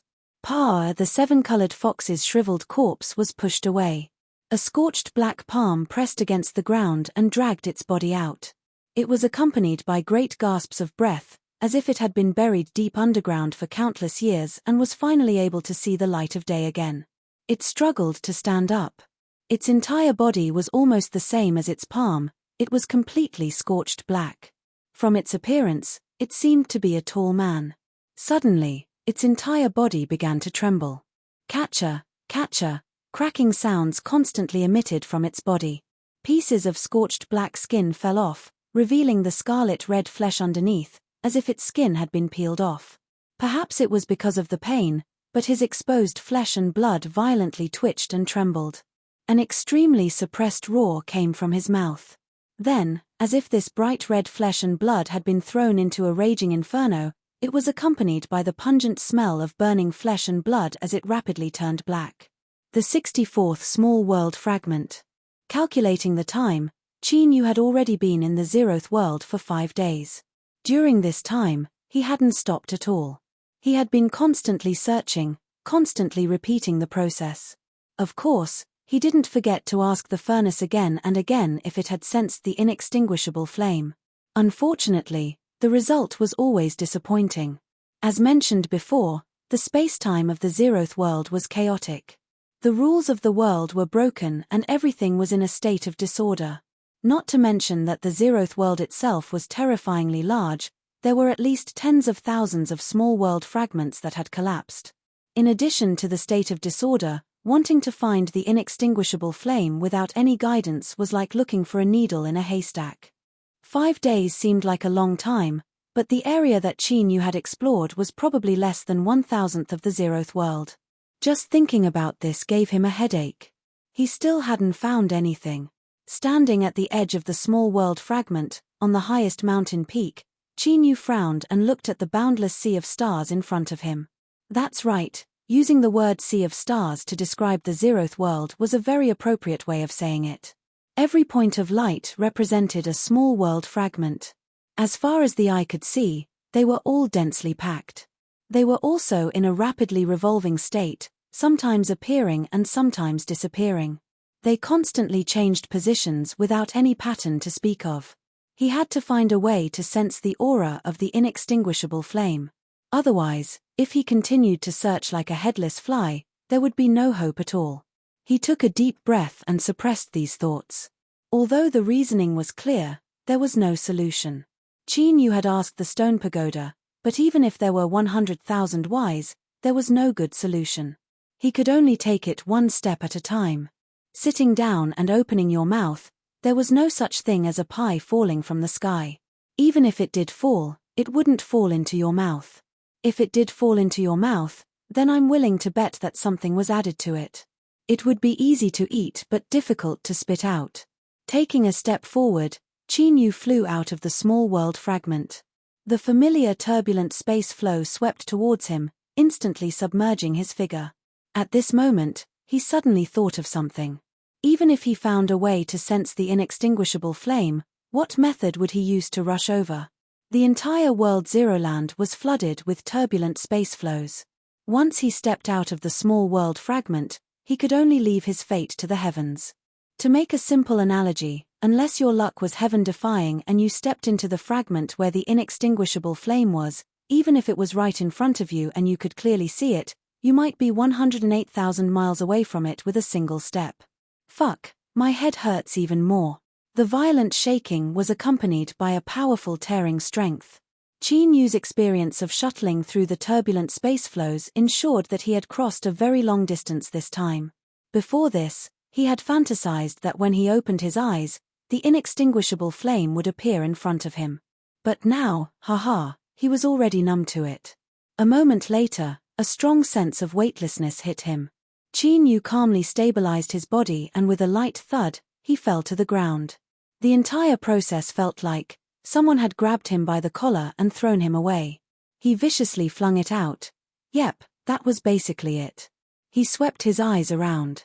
It was the same as before, there was no need for him to look forward to anything. The only difference was that there was a simple welcoming ceremony this time. Roar! With a loud roar, the large fellow leapt forwards. Its sharp claws tore through the air, emitting muffled sounds. Qin Yu quickly judged its strength and took a step back to avoid the attack. Then, he turned around and pressed his palm downwards. With a loud bang, the large fellow smashed into the ground. Without giving it a chance to continue struggling, Qin Yu jumped down. Catcher! The neck of the strange beast twisted in a strange manner. Its body twitched twice and then it lost all signs of life. He cut it open, took its blood, condensed it into a ball and put it away. The entire process was quick and skillful. After losing all its blood, Qin Yu looked at the shriveled corpse of the strange beast and then flew out of the pit. It wasn't that he had a perverted hobby of torturing corpses, but since he had already spent so much effort to kill it, he couldn't just let it go to waste. Within the body of the creature in World Zero, a trace of the ruler's aura had almost completely fused into its blood. Although no one had been able to find a way to extract this ruler's aura, it was still a publicly recognized treasure. If he brought it back to the vast young world, he could easily sell it for a high price. A trace of a ruler's aura was something that even a true saint would be interested in. Of course, With Qin Yu's current status and strength, he wouldn't do something as degrading as exchanging it for money. But, if he kept it in his hands, who knew when it might be useful? Perhaps because the creatures in World Zero had absorbed the ruler's aura, their strength had skyrocketed, causing their bodies to mutate. Most of them had strange appearances, so Qin Yu often didn't know just what they were. But, this wasn't important, because to a corpse, a name was meaningless. He sensed his surroundings and didn't notice anything strange. Qin Yu asked the furnace as usual, but he received another negative response. It was fine, he was already used to it. If the furnace said that it had discovered something, then Qin Yu would find it unbelievable. Next, he would proceed to the next step. After choosing a direction, he would use that as a starting point to investigate the entire world fragment. After repeating this many times, he had already developed a set of methods to increase his efficiency. He didn't find anything, didn't find anything, didn't find anything. Qin Yu suddenly stopped. He turned and looked to the right. He could feel a trace of sword intent. It was very thin. If it weren't for the fact that his soul perception was sharp enough, he wouldn't have discovered it. Ever since he entered World Zero, Qin Yu had already encountered several cultivators. It was just that he had intentionally avoided them and hadn't met them. Thus, this was a place where many cultivators could come to investigate. For there to be remnant sword intent here was a very common matter. Qin Yu had encountered many similar sword intents before. At most, he would just stare at them and ignore them. But this time was different. This was because this trace of sword intent actually gave him a somewhat familiar feeling. A sword user, a cultivator that had the qualifications to know about World Zero, and a cultivator that entered to adventure. Qin Yu thought about it. He didn't have any impression of this person. But, since it was familiar, he must have seen it before. Hesitation flashed in his eyes. As he was considering whether or not to go over, a sword intent shot into the skies. It was sharp and overbearing, as if it could cut through all. It instantly pierced through the skies, faintly revealing a trace of blood. Ah! The dying scream was filled with anger and despair. Chapter 1342. It was him. A sharp light exploded in Qin Yu's eyes. Without hesitation, his feet fell and he instantly rushed over. The distance wasn't too far. With his current cultivation, he could cross it in several breaths of time. The air was filled with the scent of blood. A figure appeared in Qin Yu's line of sight. As he saw this person seemed to sense something. He turned and raised his sword. Who? A powerful sword intent instantly arrived, firmly locking onto Qin Yu. If anything went wrong, it would erupt with a thunderous strike. Ling Xiao's face was pale and his eyes were dim. But as he looked at Qin Yu, he only frowned for a moment before composing himself. Not to mention anything else, just this calmness and self-control was rare. The more dangerous the situation was, the more he couldn't panic. Otherwise, besides making himself more distressed and dying faster, it wouldn't be of any use at all. At this time, Qin Yu's complexion changed. The silent furnace suddenly emitted some fluctuations. Faintly, it locked onto Ling Xiao. He actually had something on his body that involved an inextinguishable flame. Since this was the case, there was no need to hesitate. Qin Yu's thoughts stirred. He restored his original appearance and said, "Ling Xiao, it's been a long time since we last met. Your cultivation has improved quite a bit." This was the truth. Compared to when he was in the Endless Sea, Ling Xiao's strength had at least doubled. In fact, Qin Yu even felt as if he could break through his current boundary at any time and step into the boundless sea of suffering, entering the Saint Realm. As he thought, while his strength had risen by leaps and bounds, others hadn't stopped either. If it weren't for his lucky chance in the Lost Garden, it wouldn't have been long before he was overtaken. These geniuses with extraordinary backgrounds weren't to be trifled with. Ling Xiao frowned. "Qin. Mr. Ninth, you also entered World Zero?" His eyes locked onto Qin Yu. Besides the initial surprise, his fear and vigilance didn't lessen in the slightest. Qin Yu's thoughts stirred. He was able to guess what this fellow Ling Xiao was thinking. This Ling Xiao fellow was quite cautious. But thinking about it carefully, if he were in a place like World Zero and he were to suddenly meet someone he knew, he wouldn't easily believe it either. With a light cough, Qin Yu said, "Not too long ago, I went to the East Sea and encountered several people from your Heavenspan sword sect. The one leading them was a black-robed swordsman called Fang Ju. Do you know of this?" Ling Xiao's face eased up as he clasped his hands to greet him. "Please forgive me, Mr. Ju. The Zero World is really dangerous. I have met a strange beast that could transform into a human shape. It was almost impossible to see through it. I almost suffered a big loss." Then, he paused for a while before continuing, "In the Endless Sea, I have made an agreement with Mr. Ju." As he finished speaking, he stared into Qin Yu's eyes. "This matter involves the Sly Life clan." Qin Yu's lips twitched. It seemed that this brat Ling Xiao had suffered quite a bit and was even more careful than he thought. "I'm not afraid right now. If you still feel uncertain, you can continue speaking." Ling Xiao bowed. Heavenly Sword Sect's Ling Xiao greets Peach Garden's Miss Ninth. "Out of caution, if I have offended you in any way, please forgive me." This fellow, he was quick to admit his mistakes and his attitude was also sincere. Qin Yu wasn't in the mood to be angry right now. He waved his hand for Ling Xiao to stand up. He thought for a moment and said, "Ling Xiao, I don't want to waste my breath. Let me see where you were injured." Ling Xiao tore open the clothes on his chest, revealing charred flesh and blood. His skin was torn open in a horrifying manner and faint traces of blood seeped out. The furnace suddenly shook. Inextinguishable flames. This was an injury caused by the inextinguishable flames. Qin Yu's eyes brightened. A trace of pleasant surprise gushed out from the depths of his heart. This was what it meant to wear out iron shoes in search of something. To find it without any effort at all, that was probably how it was. "Who injured you?" Seeing Qin Yu's surprise and eagerness, Ling Xiao was puzzled but he didn't ask. He said in a low voice, "I don't know this person. I just happened to see a crimson flame in his hand. Afterwards, I was chased down by others." As he spoke, he pointed to a crack in the ground not too far away. There was a corpse lying on the ground. "This is one of the pursuers. He seems to be related to the Dark World." As he spoke, the corpse on the ground suddenly broke apart, turning into a mass of dark aura that vanished from sight. This was the same reaction that occurred when a cultivator from the Dark World was killed.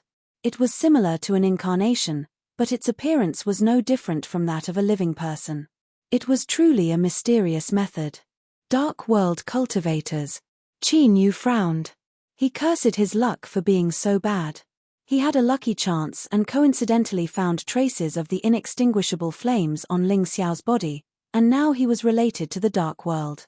Facing a group of people that couldn't die, even he felt it would be tricky.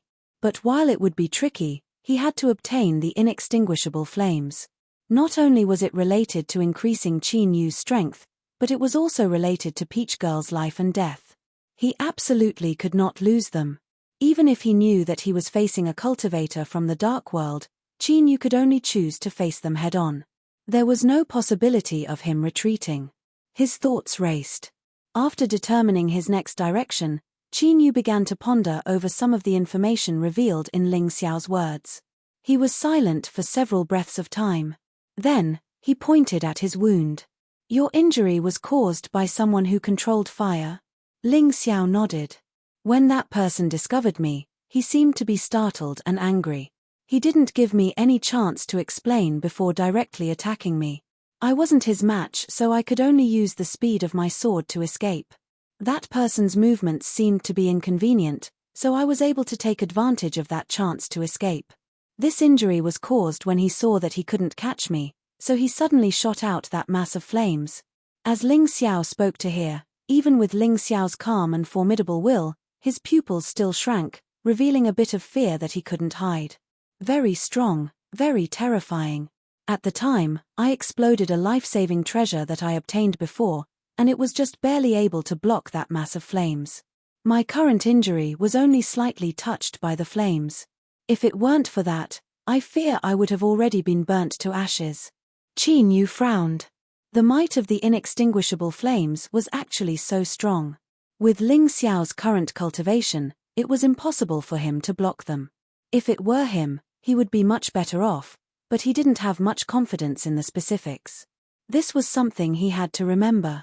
If possible, he absolutely could not choose to collide with the inextinguishable flames. Thinking for a moment, he continued to ask, Ling Xiao, are you saying that after you escaped, there were dark world cultivators chasing after you? Ling Xiao nodded. Yes. He looked down at the large wound on his chest that seemed to have been burnt by flames. If I'm not wrong, it should be related to my injuries. After I escaped, I have been trying to repair my burnt flesh and blood, but I have been unable to do so. It seems as if there is some sort of terrifying burning strength fused into my flesh and blood. Before, I tried to cut off all the burnt flesh and blood on my chest, but it was useless. Once the wounds healed, they would immediately return to their current appearance. A sharp light exploded in Qin Yu's eyes. His thoughts raced and he couldn't help but lick his lips. As mentioned before, the world zeros were filled with turbulent space flows. After stepping out of the world fragment, one would randomly appear somewhere else. But according to what Ling Xiao said, it wasn't hard to conclude that the dark world cultivators seemed to have a way to break through the turbulent space flows and directly cross over. Otherwise, it would have been impossible for them to chase after Ling Xiao. These two problems could be solved at the same time. In any case, he had to offend the dark world. Or to be more precise, Qin Yu had already offended them. If he could obtain more harvests, that would be a good thing. He had to fight them. This was something he didn't even need to think about. Qin Yu took a deep breath and looked at Ling Xiao. He raised a finger and said, I can help you heal your injuries. As a reward, you must promise me that you will never reveal to anyone that you met me in the World Zeros. Can you promise me this?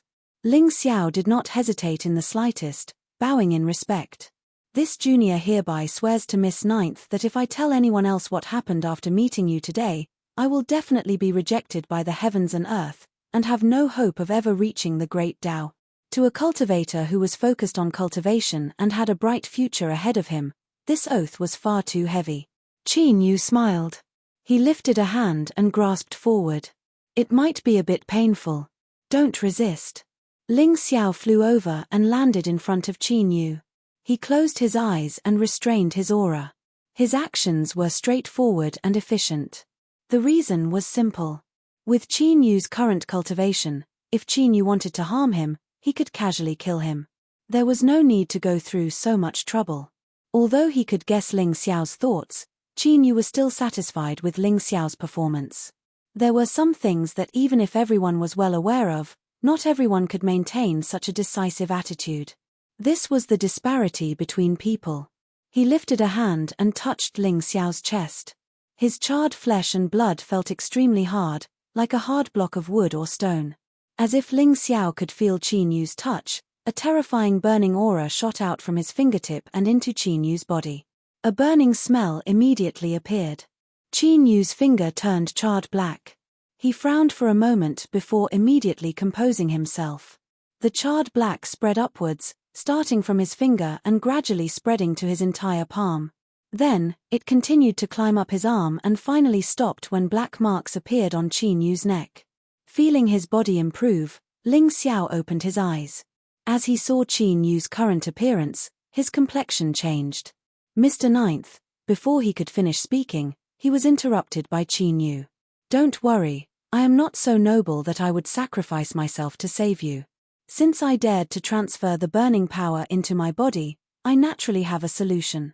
You don't need to worry about these things.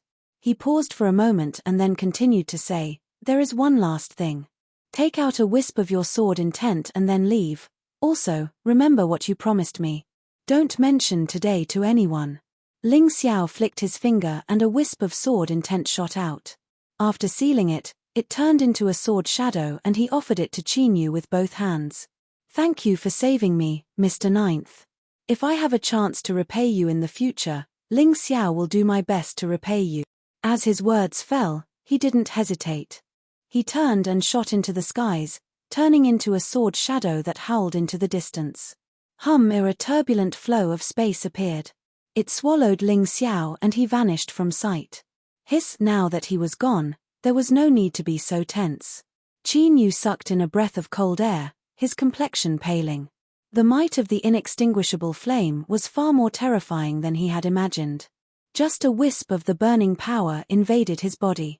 It was like his entire arm was crazily burning in a furnace. The taste was sour to the extreme, but that didn't matter. All of this was worth it. Now that he had absorbed this burning power, he had replaced Ling Xiao's position. If it hurt, then let it hurt. A sharp light exploded in Qin Yu's eyes. With a thought, he transformed into Ling Xiao's appearance and received the sealed sword intent back into his body. His entire body was now invulnerable. Everything was ready. What he had to do next was to wait for the cultivators of the dark world to come all the way here to deliver their head. Chapter 1343. Li Yizhou frowned and his face darkened. He was a bit annoyed right now. Because of a moment of carelessness, someone had seen the everlasting flame. This thing was still a secret and couldn't be exposed. He immediately took remedial measures, but that sword cultivator wasn't very strong, but he was fast enough to escape and had a life-saving treasure in his hand. Even so, he managed to escape from death without a trace. Although this sword cultivator didn't necessarily recognize the everlasting flame, his body was stained with its aura. Once the outside world found out, it would cause great trouble. Even if this matter was spread back to the dark world and his family found out, not only would he not gain any merit points, but his points would be greatly reduced. Li Yizhou of course wouldn't allow this to happen. Right now, he had other important matters to attend to, so he could only send his trusted cultivators to chase after him. But after 3 days, 2 of the people he sent to chase after him were killed. Li Yizhou was in a bad mood. He didn't know where this little sword cultivator came from, but his strength was ordinary. If he could do it himself, he could easily kill him, but he didn't expect things to turn out like this. He couldn't delay any longer. Although the people he sent were all his trusted subordinates, that clan and the dark world feared each other and had always been paying attention to each other's movements. If they found out about this, it would be truly troublesome. Taking a deep breath, Li Yizhou's eyes flashed. He turned around and sat on a protruding rock in the cave. He flipped his hand and took out a jade bottle. Mist tumbled inside. Pulling out the stopper, mist spilled out, directly turning into a phantom. Although it was blurry, this phantom released an extremely powerful aura. The phantom opened its eyes and swept around like lightning. Then, it bowed and said, "Your Highness, what are your orders?" "One thing. Take this bead of fire and find a sword cultivator based on his aura. No matter what method you use, kill him." The phantom frowned. It hesitated and said, "Your Highness, my only mission is to protect you." Now that things have reached a critical moment, before it could finish, it was interrupted. Li Yizhou's tone was unquestionable. "With the everlasting flame here, there is no need to worry about my safety. Leave immediately and return after you kill this person." The phantom helplessly nodded and took the bead of fire with both hands. This object was completely red, as if it were made of blood. But if one looked closely, they would find that all of this red was a burning flame. He turned around and left. With a flash, he disappeared. Li Yizhou let out a breath and a cold smile appeared on his face. A mere nameless sword cultivator was able to force him to send out his shadow guards. It was already very impressive. Qin Yu was very patient. From Ling Xiao's words, it wasn't hard to judge that the Dark World cultivators wanted to conceal information about the inextinguishable flame. Therefore, as long as Soaring Cloud was not dead, the other party would never give up. It was only a matter of time before they continued to chase after him. He just didn't know if the person who came this time would be the main character. The cultivators of the Dark World couldn't be killed, so Qin Yu didn't want to waste any time with them. Once he obtained the eternal flame and forced out what he wanted, he would immediately rush over to where the eternal flame was and let the furnace feast on it. As he thought of this, he felt an even greater urgency in his heart. He subconsciously licked the corners of his lips, repeating these words over and over in his heart. "Come, come, come." According to legend, there was once a rain clan in the vast young world. Every time there was a drought, they would pray for rain. The important thing was that they succeeded every time. In truth, the reason was simple. They prayed for rain until it rained. What Qin Yu was doing now was similar to the legendary Rain Clan. Thus, his prayer was finally realized. His soul keenly caught a trace of spatial fluctuations, and along with it came a message from the furnace. It was excited. It's here. Looking up, Qin Yu saw space shatter in front of him. A phantom walked out, holding a blood-red bead in its hand. No, it was a flame to begin with, and it was sealed within this bead. This was Qin Yu's primary goal for entering World Zeroth, the inextinguishable flame. Although he already knew that the Dark World cultivators had obtained the inextinguishable flame, Qin Yu was still excited to see it with his own eyes. It wasn't easy. It really wasn't easy at all.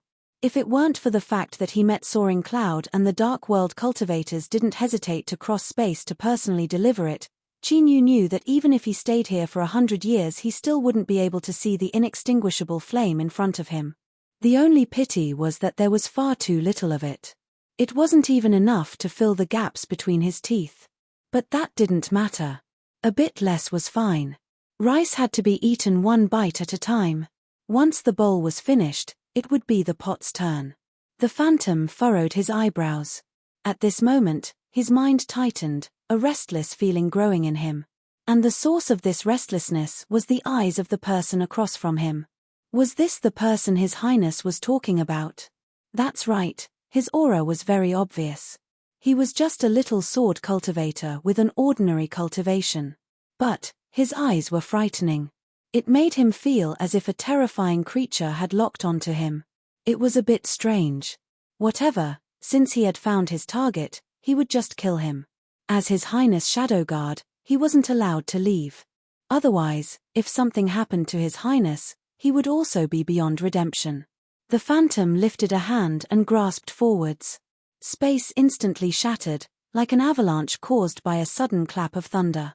With a loud rumble, it swept out from all directions, filled with endless brutality and destruction. Very strong. Qin Yu's eyebrows arched up. It seemed that the person who wanted to kill Soaring Cloud was already impatient. Unfortunately, he hadn't personally come. But, from the looks of it, once he killed this, well, it was probably an avatar or something like that, he would personally come. Then he would just kill him. The previous description wasn't wrong.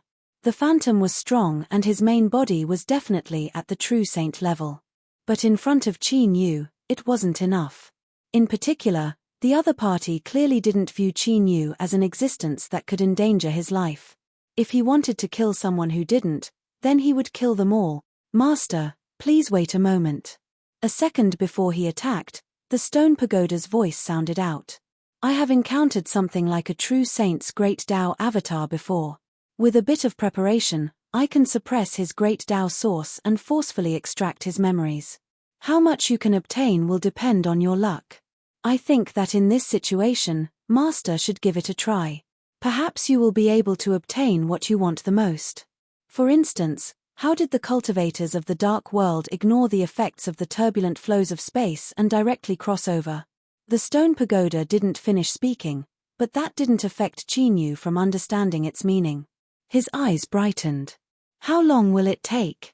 Very quickly. I ask Master to be patient. Qin Yu punched out. The difference in power from when he was preparing to kill someone was like the heavens and earth. He was just barely able to open a gap in the shattered space and escape. Dark World, don't go too far. Qin Yu roared as he flew away. But no matter how he heard it, he felt a bit lacking in confidence. The stone pagoda sighed inwardly. Master's acting skills were indeed incomparable to those of the past. It wouldn't be too much to say that he had reached the point of perfection. Just this roar, the trembling voice, the high and low pitch of the voice, displayed its charm.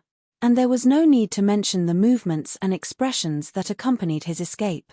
Every part of it was nearly perfect. The phantom had definitely been tricked. And as expected, the other party frowned, a bit puzzled. Since he was a sword cultivator, why would he use such a method to escape? But this thought only flashed for a moment. There were many sword cultivators that walked the path of body tempering in order to use their flesh and blood bodies to withstand stronger sword intents. Whatever, there was no need to think too much about it. No matter what method he used, he would just kill him. However, this boy wasn't weak. It was no wonder that the people that His Highness sent before weren't able to kill him and instead lost their lives. But since he was the one attacking today, he naturally wouldn't give this boy any chance. "You want to run?" Hum hum. The phantom stepped forwards at a terrifying speed. It instantly crossed the distance between the two and smashed its hand down at Qin Yu's head. In truth, even Qin Yu was startled by this speed. This was the first time he had encountered someone so fast. In the blink of an eye, the phantom arrived in front of him. With a humming sound, Qin Yu instantly turned into a sword shadow that crazily shot forwards. Is the stone pagoda ready? If he continued like this, he really wouldn't be able to continue acting. He would have to turn around and kill this other party. But how fast was a true saint's reaction? If he couldn't suppress the avatar's source of the great Tao the moment he killed it, he could immediately escape or cause the source to collapse and disintegrate. Otherwise, things wouldn't have been so troublesome. Immediately, behind him, the phantom sneered. "You cannot escape. Accept your fate." Whoosh, his speed suddenly increased. Qin Yu turned around and raised a hand to block. With a loud bang, he was sent flying backwards. He spat out a mouthful of blood and his face paled. He tumbled to the ground. With another loud bang, the earth shook and endless dust shot into the skies. The phantom frowned. This little sword cultivator's life was quite tenacious. He had taken a punch from him and still hadn't died.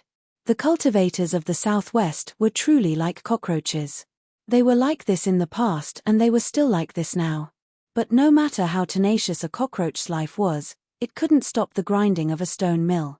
If one punch couldn't kill it, then 2 punches was enough. Lying in the deep pit, Qin Yu revealed a helpless expression.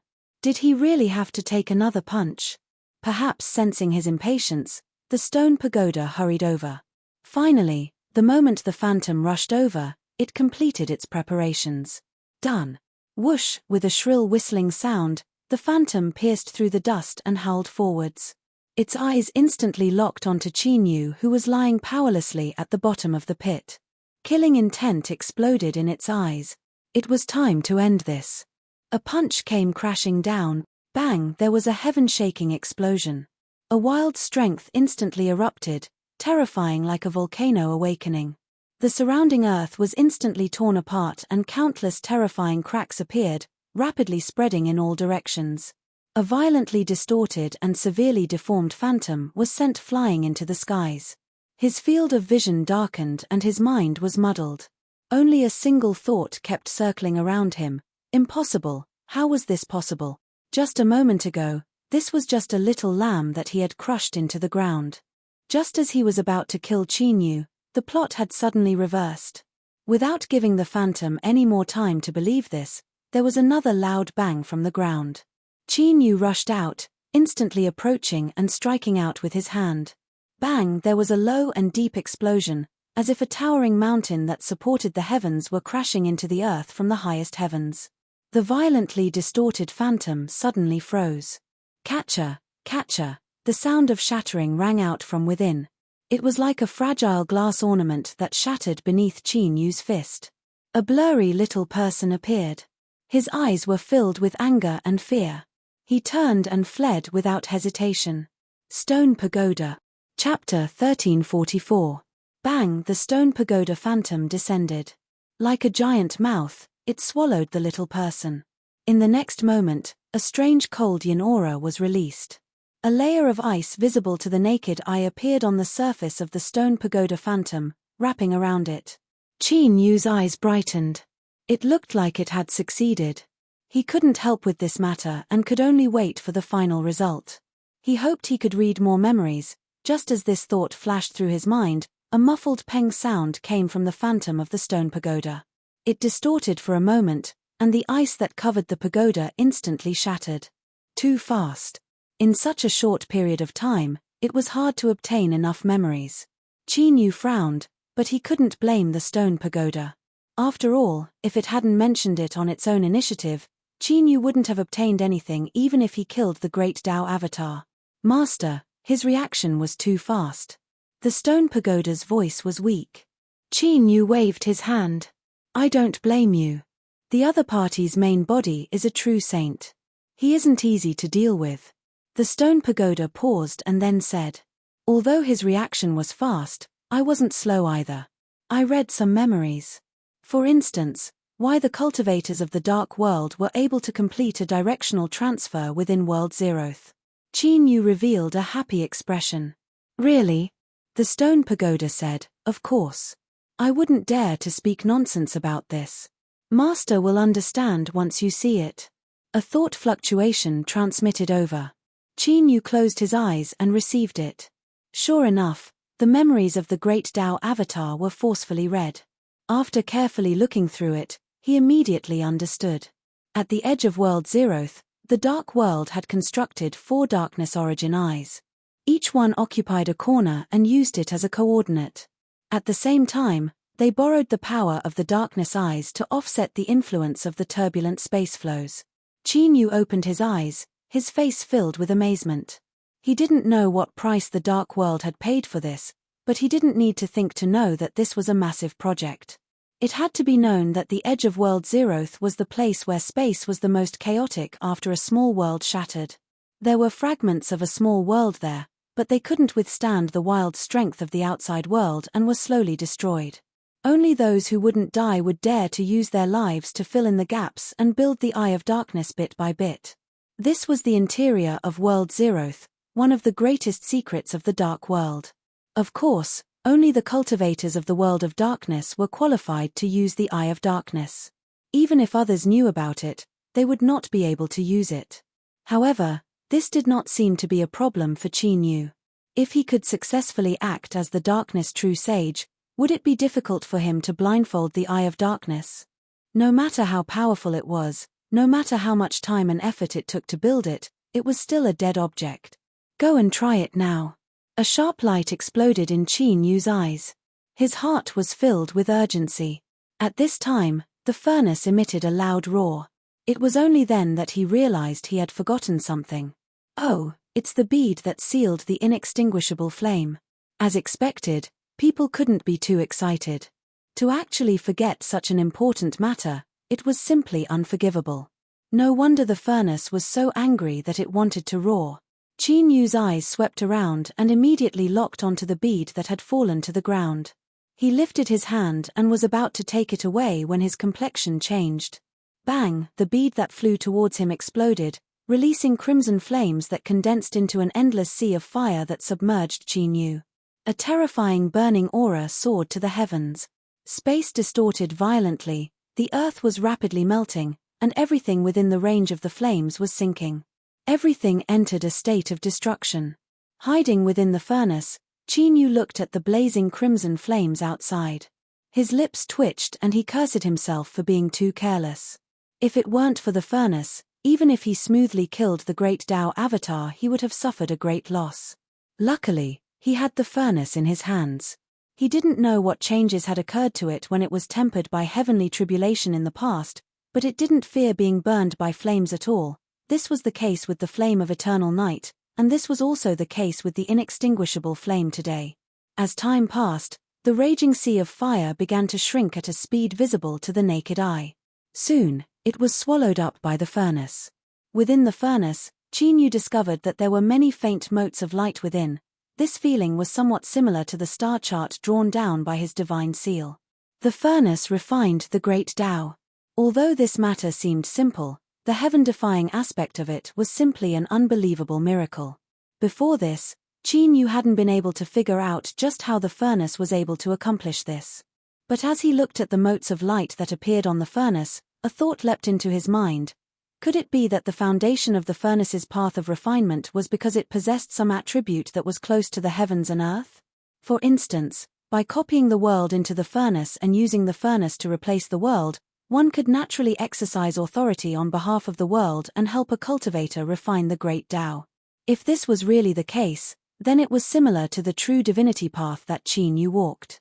Perhaps the two could be mutually verified. Looking deeply at the motes of light on the furnace, Qin Yu took a deep breath and suppressed these thoughts. He could consider these things in the future. Right now, the most important thing was to test whether or not he could use the Eye of Darkness to transmit within World Zeroth. As long as he could do this, even if he couldn't obtain a method to determine the location of the inextinguishable flame from the dark faction, Qin Yu could still use this stupid method to search for it. With a thought, he left the furnace.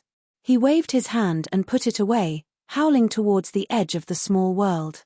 Bang! With a loud explosion, the stone beneath Li Yizhou was crushed by the strength he released from his body. He opened his eyes. His complexion was pale and his eyes were filled with shock and anger. The shadow guard had died. Damn it, he was just a little sword cultivator, so how did this happen? If the shadow guard's death was beyond Li Yizhou's expectations, then when he sensed this and detonated the inextinguishable flame without hesitation, he still wasn't able to kill the sword cultivator. This made things even more strange. In this world, no one was clearer than him on the might of the inextinguishable flame. Even a true saint-level existence would shed several layers of skin after being touched by it. But that sword cultivator hadn't died. Instead, the inextinguishable flame that split off from him had completely disappeared. At this moment, countless conspiratorial thoughts gushed out from Li Yizhou's heart. He even thought of his other brothers and sisters who were competing with him. No, they shouldn't dare. No matter how fierce the competition for the throne was, it involved the ownership of the southwest desolate region. No one dared to act recklessly. Otherwise, if even the tiniest bit of information was leaked out, they would be consigned to eternal damnation. There had been precedents for this, and no one dared to violate this taboo. If it wasn't them, could it be a trap set up by that clan? Within World Zeroth, it seemed that only they could scheme against the dark faction. But that wasn't right. If it was really that clan, after sensing the existence of the inextinguishable flame, they would have already gone crazy. They definitely wouldn't be as calm as they were now. Li Yizhou's brows furrowed even tighter. He couldn't figure it out, but there was one thing he was sure of: there was definitely a problem with the sword cultivator that had escaped. Faintly, he felt an invisible pressure, as if something extremely bad was about to happen. Damn it! He looked at the bottom of the cave. There was a flame burning there, and there was a black shadow inside. It seemed like it was refining something. After so much difficulty, he had finally caught this thing. He definitely couldn't give up halfway, or else it would be extremely difficult to find it again. Luckily, the refining was nearing its end. It couldn't hold on for much longer. Once the refining was complete, he would immediately move to kill that sword cultivator. After obtaining the item in the cave, he would be able to control the inextinguishable flame much more easily. Killing that person would be a piece of cake. Thinking of this, Li Yizhou took a deep breath and suppressed the restlessness in his heart. The quietly jumping flame reflected the sweat on his temples and his slightly pale face. His first attempt ended in failure. The moment Qin Yu stepped out of the small world fragment, he did indeed sense the aura of the Four Eyes of Darkness. He also smoothly formed a connection with them. But the connection was soon severed and he wasn't able to borrow their strength. After a familiar and uncomfortable journey through the turbulent flows of space, Qin Yu's figure appeared on a strange world fragment. Moreover, there was a small Easter egg that came with it, a strange beast that spat out poisonous gas. It wasn't that this beast had provoked Qin Yu on its own initiative, but that he had stepped into its lair with a single step. As he sucked in a deep breath of poisonous gas, his eyes filled with tears. In order to repay this warm and hospitable little strange beast, Qin Yu gave it a simple answer, a very simple answer indeed. He didn't have the time to waste with it. He had to hurry up and continue experimenting. This was the most important matter right now. The second time was a repeat of the first and second. The third time was a repeat of the first and second. The fourth time was a repeat of the fourth. But he didn't run into one as soon as he entered. Rather, Qin Yu was in a hurry to leave and was ambushed midway. There was nothing he could do about it. He had to send it on its way. Then, this continued until the 12th time. Qin Yu took a deep breath and stepped out of the world fragment. The turbulent space immediately wrapped around him. In his consciousness, the position of the Four Eyes of Darkness appeared. He adjusted his aura to synchronize with them, separating himself from the turbulent space and choosing a direction. Qin Yu's figure vanished from sight. After several breaths of time, he appeared on a world fragment. He had succeeded. Qin Yu subconsciously clenched his fists, a happy expression on his face. As expected, as a dark half-sage, this wasn't a problem at all for him. The Dark World camp would never have imagined that the 4 eyes of darkness that they had painstakingly constructed would be secretly borrowed by someone else. Not just that, but the Qin Yu who had obtained the right to use the eyes of darkness would immediately become their nightmare. This was because after Qin Yu tried 2 more times and successfully moved forward, the stone tower suddenly spoke up. Master, in truth, besides the information I gave you before, I also read some other incomplete memory fragments. The reason I didn't tell you before was because if you couldn't control the directional transmission, it would have been useless even if you knew. Now, the decision is in your hands. A thought fluctuation passed through his mind. After reading it, Qin Yu's eyes brightened. I've finally found you, the master of the inextinguishable flame. The memory fragments were fragmented and there were many parts missing, but it was enough to make a rough judgment. In the Dark World camp, the cultivator who controlled the inextinguishable flame was currently refining an important treasure, thus he hadn't personally come to chase after Qin Yu. The key point was that in order to refine this treasure, one needed to use the inextinguishable flame. And, using the inextinguishable flame would cause a great deal of damage to one's body. In other words, the Dark World cultivator who controlled the inextinguishable flame was currently in a weakened state. And, this memory fragment just happened to include a location. Perhaps because he cared too much about it, he remembered it particularly clearly. Chapter 1345. He had found the cultivator with the everlasting flames and determined their position. They were currently in a weakened state and it was difficult for them to move. Killing intent appeared in Qin Yu's eyes. Did he even need to consider this? If the mountain doesn't come, then I will go. If you don't come looking for me, then I will go looking for you on my own initiative. That's right, this was how it was. It might be a bit risky, but this world had always been fair. If he wanted a harvest, he had to pay the price. Taking a deep breath, Qin Yu shot up into the skies. The moment he stepped out of the small world, he sensed the 4 eyes of darkness. Sure, his figure vanished from sight. The Dark World had spent a great deal of time to construct 4 eyes of darkness at the edge of World Zero. But, this didn't mean that the Dark World cultivators could freely teleport within. There were many restrictions to its use. For instance, there was a limit to how far it could teleport and it couldn't reach a distant target.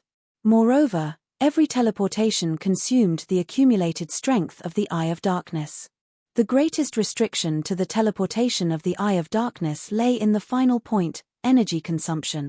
Without permission or at critical moments, the Dark World cultivators would reduce the number of times they used the Eye of Darkness to teleport. This was because once the load was too great, it might cause damage to the Eye of Darkness. But to Qin Yu, this clearly didn't restrict him at all. Let alone the fact that he didn't know about this, even if he did, so what? Would he take care of the Eye of Darkness on behalf of the Dark World and reduce the number of times it could be used? Haha. So, he didn't know how long it would take for the Master of the Fires of Darkness to finish refining it, so he had to be as fast as possible. After every teleportation, he didn't pause at all. Even if he encountered some cute strange beasts that blocked his way, he would send them on their way as quickly as possible. Teleportation. Teleportation. Teleportation. Sure, Qin Yu's figure appeared on a world fragment. He swept his eyes around and after not finding any dangers, he sat down cross-legged. Even with his cultivation, teleporting so many times had consumed some energy. And, he was already very close to his destination. If his luck was good, he could arrive in a single teleportation. If his luck was bad. Just as this thought appeared, before Qin Yu could even turn around, his complexion changed. He thought that there were some things that he really shouldn't think about. With a thought, Qin Yu's aura instantly changed. Darkness power gushed out, submerging his figure within. In the next moment, space shook and 2 Dark World cultivators stepped out. Their eyes locked onto Qin Yu. Although they could sense the darkness aura coming from his body, they still frowned. Who are you? Why are you here? In the darkness, Qin Yu's thoughts raced. He suddenly sneered, I was ordered to guard the surrounding small world fragments to prevent anyone from entering. Who are you? The two Dark World cultivators were clearly dumbfounded. One of them frowned. "You don't know me?" Qin Yu's heart skipped a beat. He thought to himself that he was done for. It seemed that this person's status wasn't low, he had already been exposed before they even arrived. Since he had already been discovered, he would strike first to gain the upper hand. First, he would kill the two people in front of him, then kill his way over. An ominous light exploded in Qin Yu's eyes. Just as he was about to attack, the Dark World cultivator suddenly said, "Did you come with His Highness?" Qin Yu's eyes flashed and his voice became even more arrogant. "Since you know who I am, why haven't you reported your name yet? Impudent." As he spoke, he raised a hand and pressed forward. "Since you dare disrespect this general, I will suppress you and bring you to His Highness to be dealt with." The other person sneered, "General Howling Tiger has a noble background and even has a seat in front of His Highness. You are simply seeking death." The power of darkness around Qin Yu collapsed. He was pressed to the ground, revealing a pale face that was filled with panic. "General, spare me." General Howling Tiger coldly snorted. "Bring him along. I want to ask His Highness if this is his sincerity towards my General Howling Tiger's residence." "Yes, General." One of them grabbed Qin Yu and the two of them shot into the skies. Turbulent space currents wrapped around them. General Howling Tiger stuffily coughed. The Eye of Darkness had reacted a beat too slowly, causing him to be caught off guard and suffer the impact of the space currents. "General, are you all right?" The person who grabbed Qin Yu nervously asked. General Howling Tiger shook his head. "I'm fine." His face darkened. The Eye of Darkness actually shows signs of weakening. What did His Highness do after coming here that he would consume so much energy? After being grabbed, Qin Yu's eyes flashed. He thought that if there was no accident, then he would be the one to blame. "But I won't tell you." He had been thinking about how he could suddenly attack and weaken the strength of the Dark faction as much as possible. The reason was simple. Since the holder of the Flames of Darkness was refining something and couldn't move, there would definitely be guards around him. Once he was entangled by these people, it wouldn't be easy to deal with them.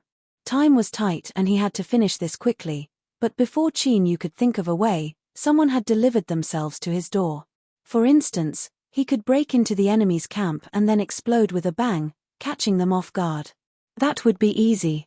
Good people. They were all good people. The Great Tao avatar from before was like this, and this General Howling Tiger was also like this. Qin Yu felt that the cultivators of the Dark faction he had encountered were all quite good. Chen Nether had wanted to kill him and in the end had offered up the flame of eternal night with both hands. There was also that true Saint Bai Yu, who had called him Brother Qin and had risked his life to save him. He was touched, he was a little touched. Perhaps he should have been a little gentler. Forget it. He had to be responsible for his own life. "Thank you, I can only thank you." Sure, his field of vision brightened. The journey had ended. Qin Yu swept his eyes around and silently praised General Howling Tiger in his heart. Don't be fooled by her name, she had the temperament of a Lu Bai. Her skills weren't bad at all, she had completed an accurate positioning in a single attempt. There were indeed cultivators of the Dark faction guarding this place. But as these people saw General Howling Tiger, their complexions changed, revealing awe.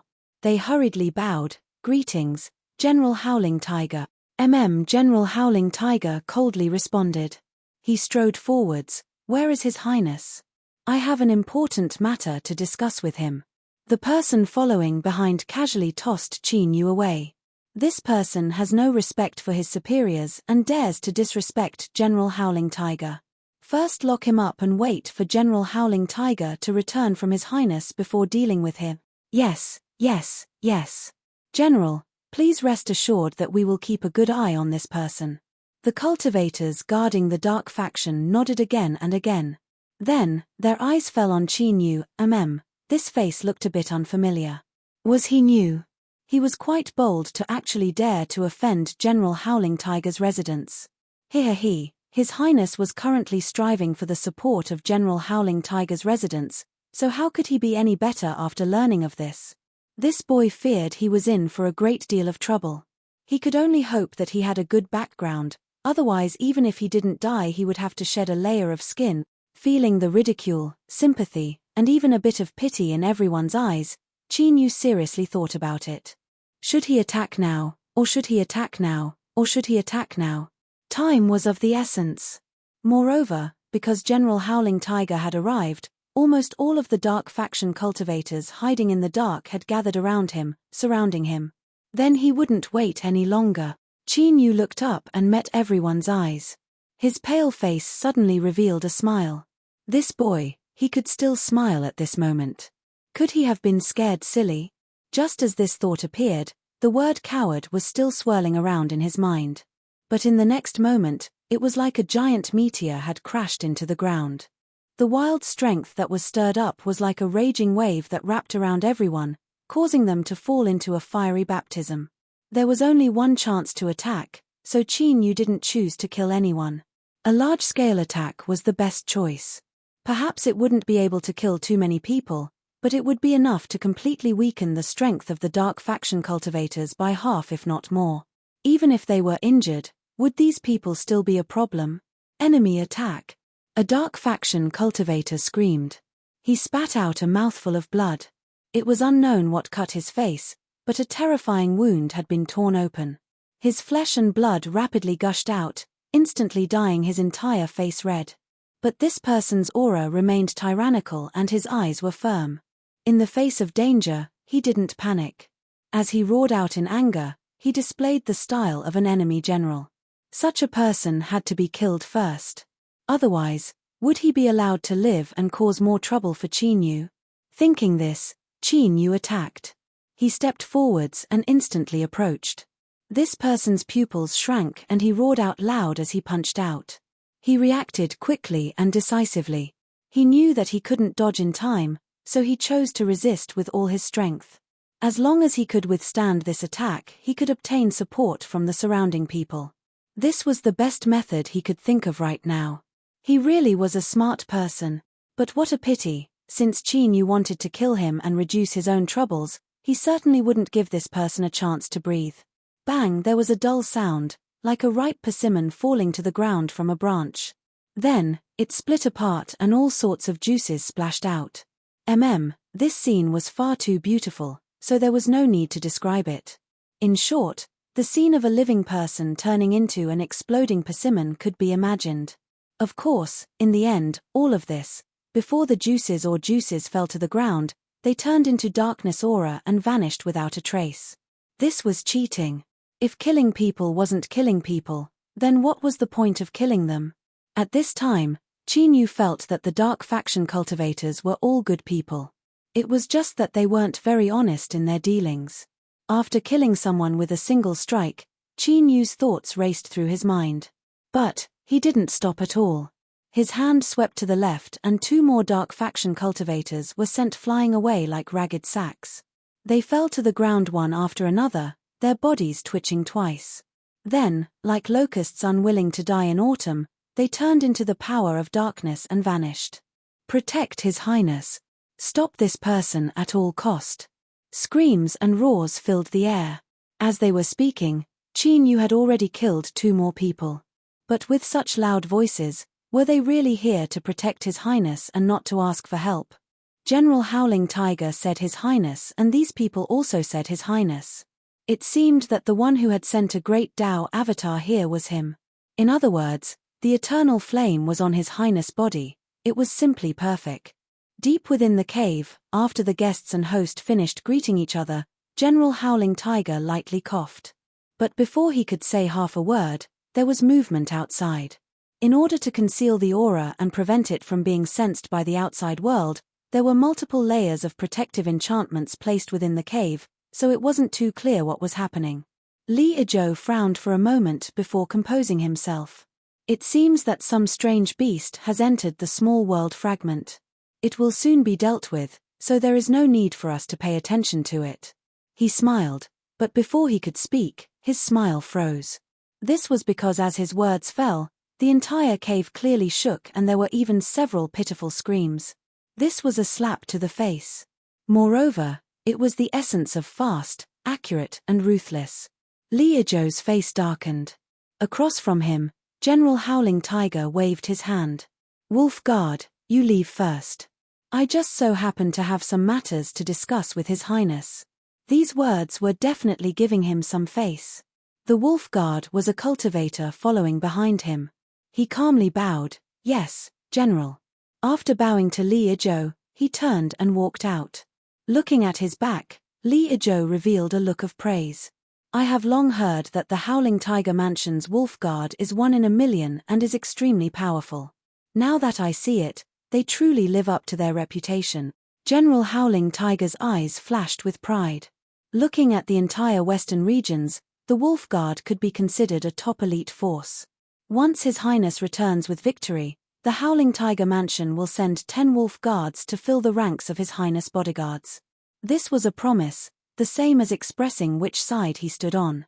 Since it involved so much, there were naturally preconditions. This was also the response that the Howling Tiger Mansion had given to him in order to win over Qin Yu. If one wanted to obtain the support of the Howling Tiger Mansion, they first had to show a promising future. This was very reasonable. Li Ijo laughed. "Good. Then I will wait for the general to send them over. I will say this in advance, they must be the most outstanding." Bang! A dull thud interrupted the tacit smiles of the two youths. The Wolf Guard that had just been sent out to see what was happening was now lying in a pile of rubble. His chest had caved in and blood was gushing out from his nose and mouth. He struggled to shout out a warning, "General, there is a powerful enemy outside." Although his sternum had been broken in a single blow, the Wolf Guard could clearly see that the person killing outside was the person that the general had ordered to be brought back. But this matter wasn't something he could say. Did he have to slap his own general in front of Li Ijo? But what the Wolf Guard didn't know was that his appearance as he lay in the rubble and vomited blood was already a vicious slap to the face of the Howling Tiger Mansion. Moreover, it was a loud and clear slap. He had just said that he would send the Wolf Guard to Li Ijo, but in the blink of an eye, he had been beaten so badly that he couldn't even speak properly. General Howling Tiger's complexion paled. He took a deep breath and cupped his hands across his chest. His Highness has reached a critical moment and cannot be disturbed. Since there is a powerful enemy outside, I will personally kill them. The Wolf Guard revealed an anxious expression. But before he could say anything, he couldn't even take a breath before he fainted. General Howling Tiger's murderous expression froze and his eyes turned even colder. Li Ijo lightly coughed. "With the general taking action, I will be able to rest easy." He didn't speak again. Facts were always more powerful than words. General Howling Tiger decided that he would use the enemy's head to wash away the humiliation the Howling Tiger Mansion had suffered. He nodded and turned to leave. As he passed through layers upon layers of enchantments, the miserable screams in his ears and the smell of blood in his nose and mouth suddenly became much more real. Narrowing his eyes, a cold light flashed in General Howling Tiger's eyes. The moment he stepped out of the cave, he instantly locked onto the person who was killing. He froze where he stood. General Howling Tiger's face flushed red. He finally understood why the Wolf Guard couldn't speak clearly, and he was immediately filled with anger and shame. Chapter 1346. Amidst the screams and wails, the cultivators of the Dark World were filled with both fear and disbelief. It had been many years since anyone had dared to provoke the Dark World. Even the powerful clans were wary of each other. But today, someone had plotted to slaughter the Dark World's cultivators. Although they wouldn't really die, they would have to pay a great price to descend into the Dark World once more, which meant that there would be a great feud between them. Either the other party had gone mad, or they were unscrupulous. At this moment, the surviving cultivators of the Dark World recovered from their initial shock and anger. They suddenly realized that the person who was massacring them was someone brought by the Tiger Howl General. Could this be related to the fight for the throne of the Western regions? Thinking of this, everyone's hearts trembled and fear involuntarily appeared on their faces. If that was the case, how could they possibly get out of this mess? At this moment, the Tiger Howl General angrily appeared. They had been tricked. The mighty Tiger Howl General's estate had to die. Only by killing this person could they redeem their last shred of dignity. The general took a deep breath as killing intent surged in his chest. It was time for him to end this farce. Tiger howl general. With a scream, the surviving cultivators of the dark world subconsciously retreated, their eyes wide with fear. They weren't stupid and had naturally thought of what they should. Almost all the cultivators of the dark world reacted in the same manner. If their guess was correct, and the Tiger Howl General was here, but Her Highness hadn't shown herself, could it be that he had succeeded? Thinking of this, the fear on everyone's faces deepened. If Her Highness's avatar was killed, it would definitely cause a huge uproar that would implicate all of them. Seeing this scene, the general's chest suddenly tightened and his killing intent was suppressed. He almost spat out a mouthful of blood and his face was so dark that it seemed like it was about to drip water. What were these bastards thinking? How could he, the great general of the Tiger Howl General's estate, do such a brainless thing? However, he was indeed the one who brought the people here. Although he could explain it, no one would believe him in this situation. If his opponents found out about this matter and pinned a few accusations on his head, it was very likely that there would be a huge mess. Kill. He had to kill this person. As long as he killed him with his own hands, all the problems would be solved. After nearly vomiting blood in anger, General Tiger Howl's killing intent became even thicker. He was originally a general who led troops in battle, and now his killing intent was boiling. Infernal energy erupted from his body, condensing into the phantom of a white tiger above his head. This tiger roared and its eyes were icy cold as it locked onto Qin Yu. Bang! With a loud bang, the ground collapsed. General Hu Xiao rushed out like a bolt of lightning and punched out with his fist. When a master made a move, a single strike was enough to determine their depth. The corners of Qin Yu's eyes arched up, a solemn expression on his face. True divine. Previously, he had vaguely sensed that General Hu Xiao, who was named Liu Bai, was an expert, but now he finally confirmed it. In the vast young world, how many true sages could there be? But until today, he had already met 5 true sages of the dark world, including the Black Turtle Patriarch who had been tricked to death. This did not include the unfathomable Eye of Eternal Night. But this was definitely not everything. In fact, it might only be a small part of it. Just what sort of existence was the dark world? Why were they able to produce so many true sages and yet maintain such a low profile? Even cultivators who weren't part of the Saint Dao circle didn't know of their existence. There was a problem. There was definitely a problem. Qin Yu felt that behind the dark world, there was likely some heaven-shaking secret. It was just that he knew too little about it, so he couldn't make a judgment. Provoking them might not be a good choice, but what could Qin Yu do? He had already thoroughly offended them in the East Sea. If his identity was exposed again in the World Zeroth and the Dark World learned that he was them, they might not rest until they killed him. They would spare no cost to kill him. Just thinking about it left him tired. But this was life. Things never followed the script you hoped for. Even if you knew there would be problems, you could only brace yourself and continue forward. Bang! With a loud explosion, General Hu Xiao's complexion changed. A strength that could topple mountains and overturn seas broke into his body. With a stuffy cough, General Hu Xiao was forced backwards. Every step he took caused a heaven-shaking explosion and a terrifying pit appeared in the ground. Several Dark World cultivators were unlucky enough to be caught up in the shockwaves. They were sent flying away, their bodies twisted beyond recognition. Since there was no other choice and he knew there would be trouble, he could only brace himself and continue forward. There was no point in hesitating. After Qin Yu struck out, he didn't pause at all. He hurtled straight towards General Hu Xiao. That so-called highness still hadn't appeared. It was clear that the refining had reached a critical moment. In other words, things had nearly reached the end and the other party could complete the refining at any moment.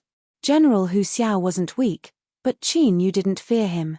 But if that so-called highness was added on top of him, an existence that could control the ever-burning flame, then there would definitely be trouble. So since he was going to attack, he had to finish this quickly. He had to deal with this person in the shortest time possible and then rush into the cave to seize the ever-burning flame. The plan was clear and Qin Yu carried it out without hesitation. If he said he would send you on your way as soon as possible, then he absolutely wouldn't hold back. General Hu Xiao could clearly feel the icy cold killing intent that Qin Yu released. He was both shocked and angry. He thought to himself, how arrogant. I was able to establish the Howling Tiger Mansion and am a top character in the entire Western regions, so how could I be killed by just anyone? If it weren't for the fact that this was a puppet condensed from the power of darkness, then even though I could retain my boundary, I wouldn't be able to use many of my abilities. Otherwise, I could have smashed you to pieces with a single arm. You want to kill me? You are seeking death. General Hu Xiao's anger boiled. He suddenly reared his head back and roared. A white tiger condensed from infernal energy appeared above his head and fused into his body. Peeper, the white armor suddenly appeared, and the pieces were tightly fastened together, covering his entire body. After the visor fell off, only a pair of eyes were exposed. Impressively, there was a majestic tiger's head on the helmet. Its eyes were scarlet red, and they flickered with a bloody and demonic light. Bang! With the white armor covering his body, the aura that General Hu Xiao released rose once more. The terrifying killing intent nearly condensed into essence, causing mournful wails to fill the ears of those who heard it. Men, women, old, young, all of them gathered together. It was like a cruel and despairing symphony that caused one's mind to tremble. The one who will kill you today is the Howling Tiger Mansion of the Western regions. With a loud shout, General Hu Xiao punched out his fist. The strength of this punch instantly tore through space. It was like a meteor falling from the heavens. Before it reached the terrifying aura, it already left one feeling suffocated. Western regions. Qin Yu's eyes flashed. He had keenly grasped the key point in this person's words. It was a completely unfamiliar name. When he got back, he would ask the garden master to see if he could obtain any harvests. As for why he was still in the mood to grasp the information in this person's words and investigate, the reason was very simple. This was because although General Hu Xiao had put on a white armor for himself, in Qin Yu's eyes, it was all for naught. Within the soulless land, the rules of the world were broken and the great Tao of a true saint naturally clashed with it. Once one arrived there, there would be a backlash. If it was light, the great Tao would be damaged, and if it was heavy, it would directly collapse. Thus, true saints wouldn't come to this place easily. Even if they did, they would be careful and restrain their great Tao aura. In short, if they were afraid, their strength would be greatly reduced. In the outside world, Qin Yu was able to directly confront a true saint and even kill several of them. How could he be afraid here? Bang! The Xiantian spirit in his body instantly burned away and a wild strength erupted. Qin Yu took a deep breath and stepped forwards, punching out to meet the attack. Actually, the introduction of World Zeroth Land previously was not very detailed. Qin Yu had also experienced it personally after entering and slowly concluded that this place was not friendly to true divines. However, it did not mean that cultivators who were below true divines would be fine. The rules were broken and space was chaotic. This was the environment of World Zeroth. Any living being that entered would certainly be affected. True saints were the most restricted, and the strength of cultivators below them would also be weakened. In particular, there were some cultivators that cultivated law supernatural abilities. After entering World Zeroth, even their laws would be broken, so how could they display their abilities? Even if it was extremely difficult, and in addition to the severe damage to their bodies, if they were to forcefully display their abilities, the power would still be pitifully pitiful. Thus, the cultivators in World Zeroth had relatively simple methods of killing each other. They either relied on their tyrannical mortal bodies, treasures, or some strange methods that didn't rely on the support of the laws. Because of this, General Hu Xiao's attacks were extremely crude. He didn't have the charm of a true saint at all. It wasn't that he didn't want to, but because he was in World Zeroth, he could only compete with others in pure strength. Qin Yu had cultivated the body of laws, had the power of the Xiantian spirit, and could even transform into the Abyss Titan. Would he be afraid of competing in strength? If Qin Yu could fight with a true saint in the outside world, then in World Zeroth, he wouldn't be afraid even if he fought against 3 of them. If it wasn't because of this, Qin Yu wouldn't have dared to take the initiative to attack after reading the memories of the identity of the Great Tao through the stone pagoda. Being decisive was definitely not being impulsive. The relationship between the two was like heaven and earth. Today, World Zeroth was Qin Yu's home ground. Bang! A loud sound rang out. General Hu Xiao's body was sent flying by the hammer as he roared in anger. Catcher, catcher, cracks appeared on his white armor, spreading outwards like a spider web. It didn't seem obvious, but the penetrating power almost broke General Hu Xiao's ribs. Moreover, this was after the white armor had taken the brunt of the attack. If he had been hit directly, he wouldn't be roaring, he would be spewing out blood. Cold sweat instantly covered his forehead. There was one thing that General Hu Xiao was sure of. The person in front of him was not a true saint. However, the power that he had erupted with was simply unimaginable. If he had used the power of the Great Tao, he wouldn't be in such a sorry state. However, this was World Zeroth.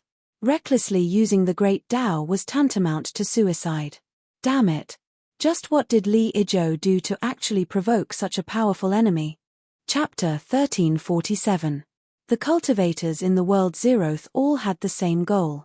Otherwise, who would have nothing better to do and risk their lives here? The Dark World's biggest opponent was obviously that clan. However, their characteristics were very obvious and their cultivation techniques could not be faked. One could feel it just by exchanging blows with them. Thus, the person in front of him was definitely not from that clan. As for the cultivators in the broken world of the Southwest Wasteland, true sages did not dare to step into the World Zeroth.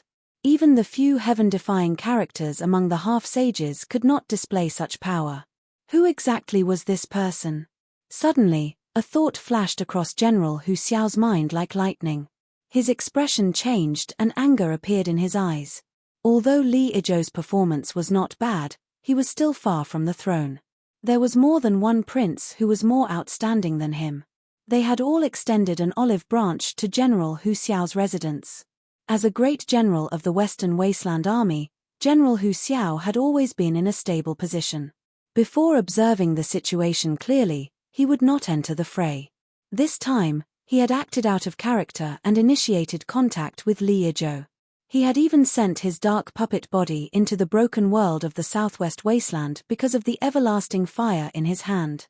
This item was the focus of the upper echelons of Western Wasteland. They had high hopes for it. Although the Zeroth world was big, the Dark World had already searched this place for countless of years. Even if they searched inch by inch, they had already turned every single place upside down. They took many other things, but they were unable to find the harvest they wanted the most. There were two possibilities. Either the World Zeroth did not have anything left behind by the ruler, or it was hidden in a place that they had never set foot in. General Hu Xiao did not know the exact reason, but the Desolate Emperor seemed to have a way to confirm that there was indeed an item of the ruler in the World Zeroth. The first possibility was eliminated. Then, within the World Zeroth land, the only place that the Dark World had never set foot in was the blazing mountain of flames. The everlasting fire in Li Yizhou's hand was something that Western Wasteland had spent countless time and effort to barely split into a ball. It was all for the sake of entering the volcano to search for the ruler. Thinking about this, General Hu Xiao felt a chill in his heart. His pupils contracted and anger surged in his heart. Could it be that someone did not want Li Yizhou to succeed and was purposely trying to ruin his chance? But after the massacre that year, Western Wasteland had countless heads and the spirits wailed for hundreds of years.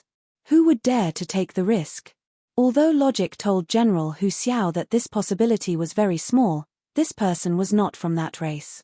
In the broken worlds of the Southwest Wasteland domain, there was no one who could match him. Where else could he be from? Furthermore, when he first met this person, his pure darkness aura could not be faked. Otherwise, he would not have fallen for it so easily. General Hu Xiao's heart was in a mess. If the person in front of him really came from the desolate domain, then it would explain his strength. There were countless experts in the Grand Wilderness, and some of them were heaven-defying body-tempering cultivators.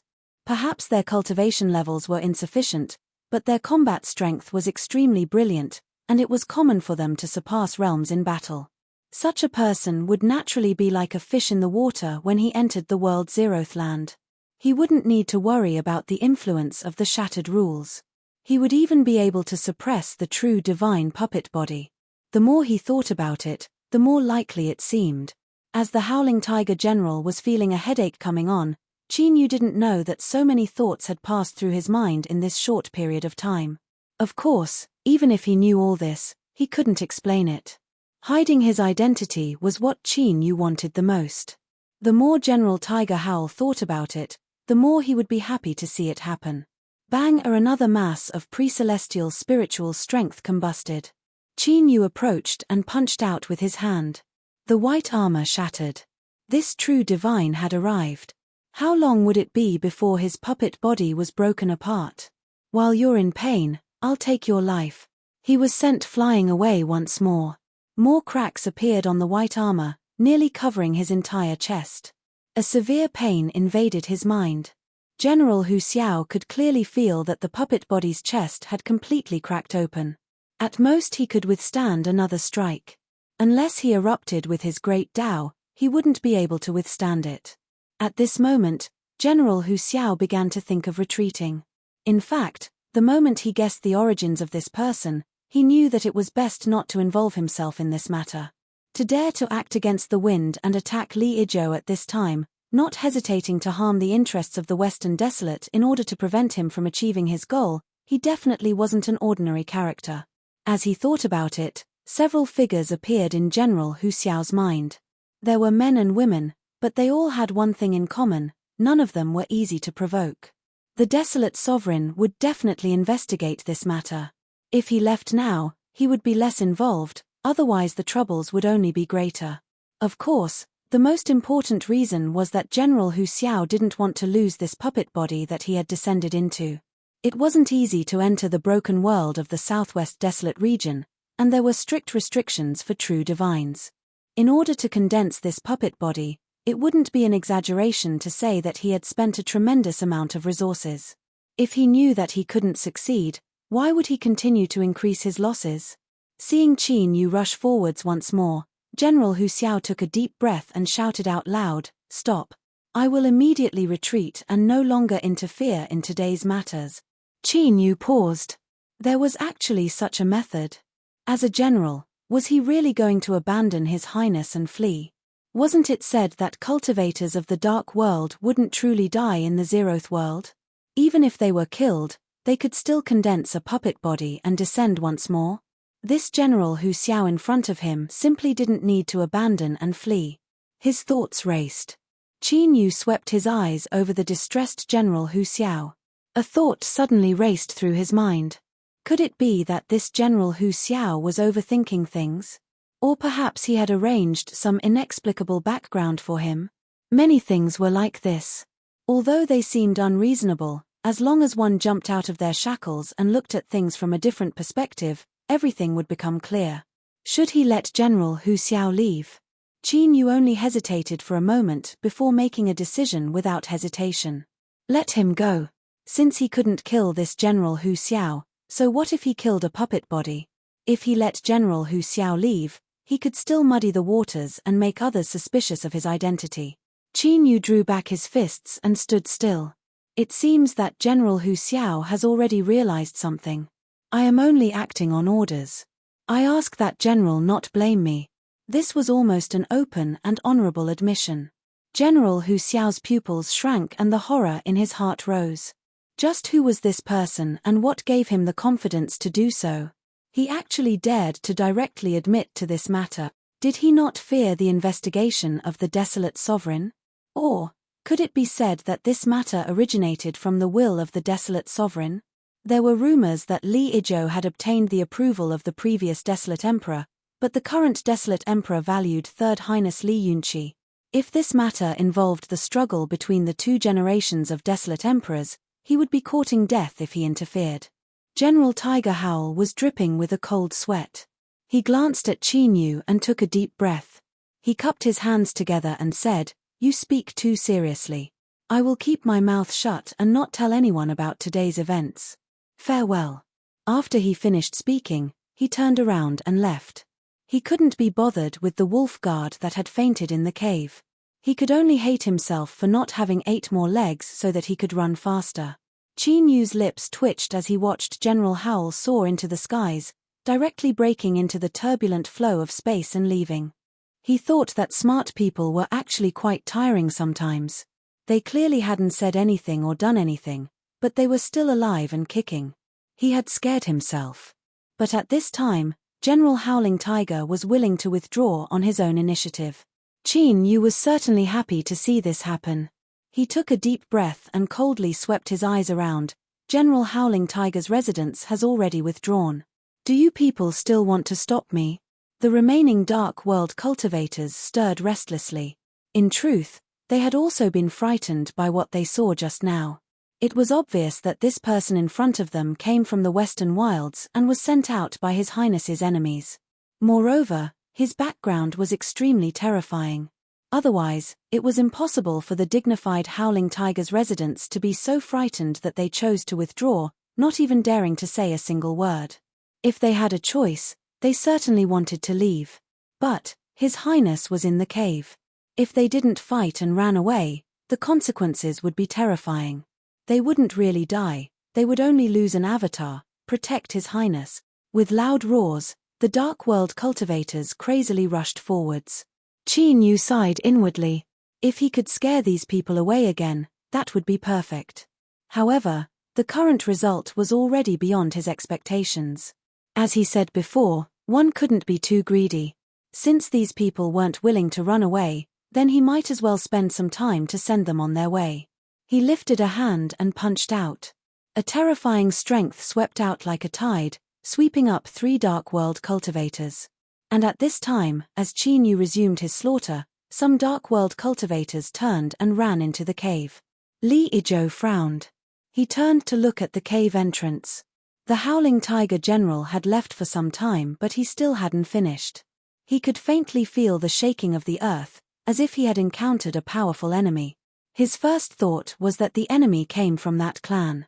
After all, in the World Zeros, only they dared to oppose the Dark World. Could that sword cultivator really be one of their people? Now that he had suddenly attacked, he wanted to steal the ever-burning flame from his hand. Li Izhou took a deep breath, anger tumbling in his chest. If this was true, then things would become troublesome. He looked deep into the cave. The object covered by the ever-burning flame only had the last bit of strength left to resist. It seemed as if it could be refined at any moment, but the struggle between it and the ever-burning flame had reached its most intense moment. If Li Izhou could have chosen to withdraw the ever-burning flame before, then now, he could only brace himself and walk to the end. Otherwise, the moment he recalled the ever-burning flame, he would suffer a backlash from refining it. The consequences would be inconceivable. How hateful. Hurry up. As long as he could complete the refinement, his ability to control the ever-burning flame would greatly increase. Even if that clan attacked him, he was confident he could escape unscathed. He could even give them a bloody lesson. Rumble rumble, more sounds came from outside. The enemy was indeed strong. The only thing that gave Li Izhou some peace of mind was that the Howling Tiger General happened to be here. With his strength, even if he couldn't kill all the enemies, it wouldn't be difficult for him to block them outside. An hour. At most an hour would be enough for him to complete the final step.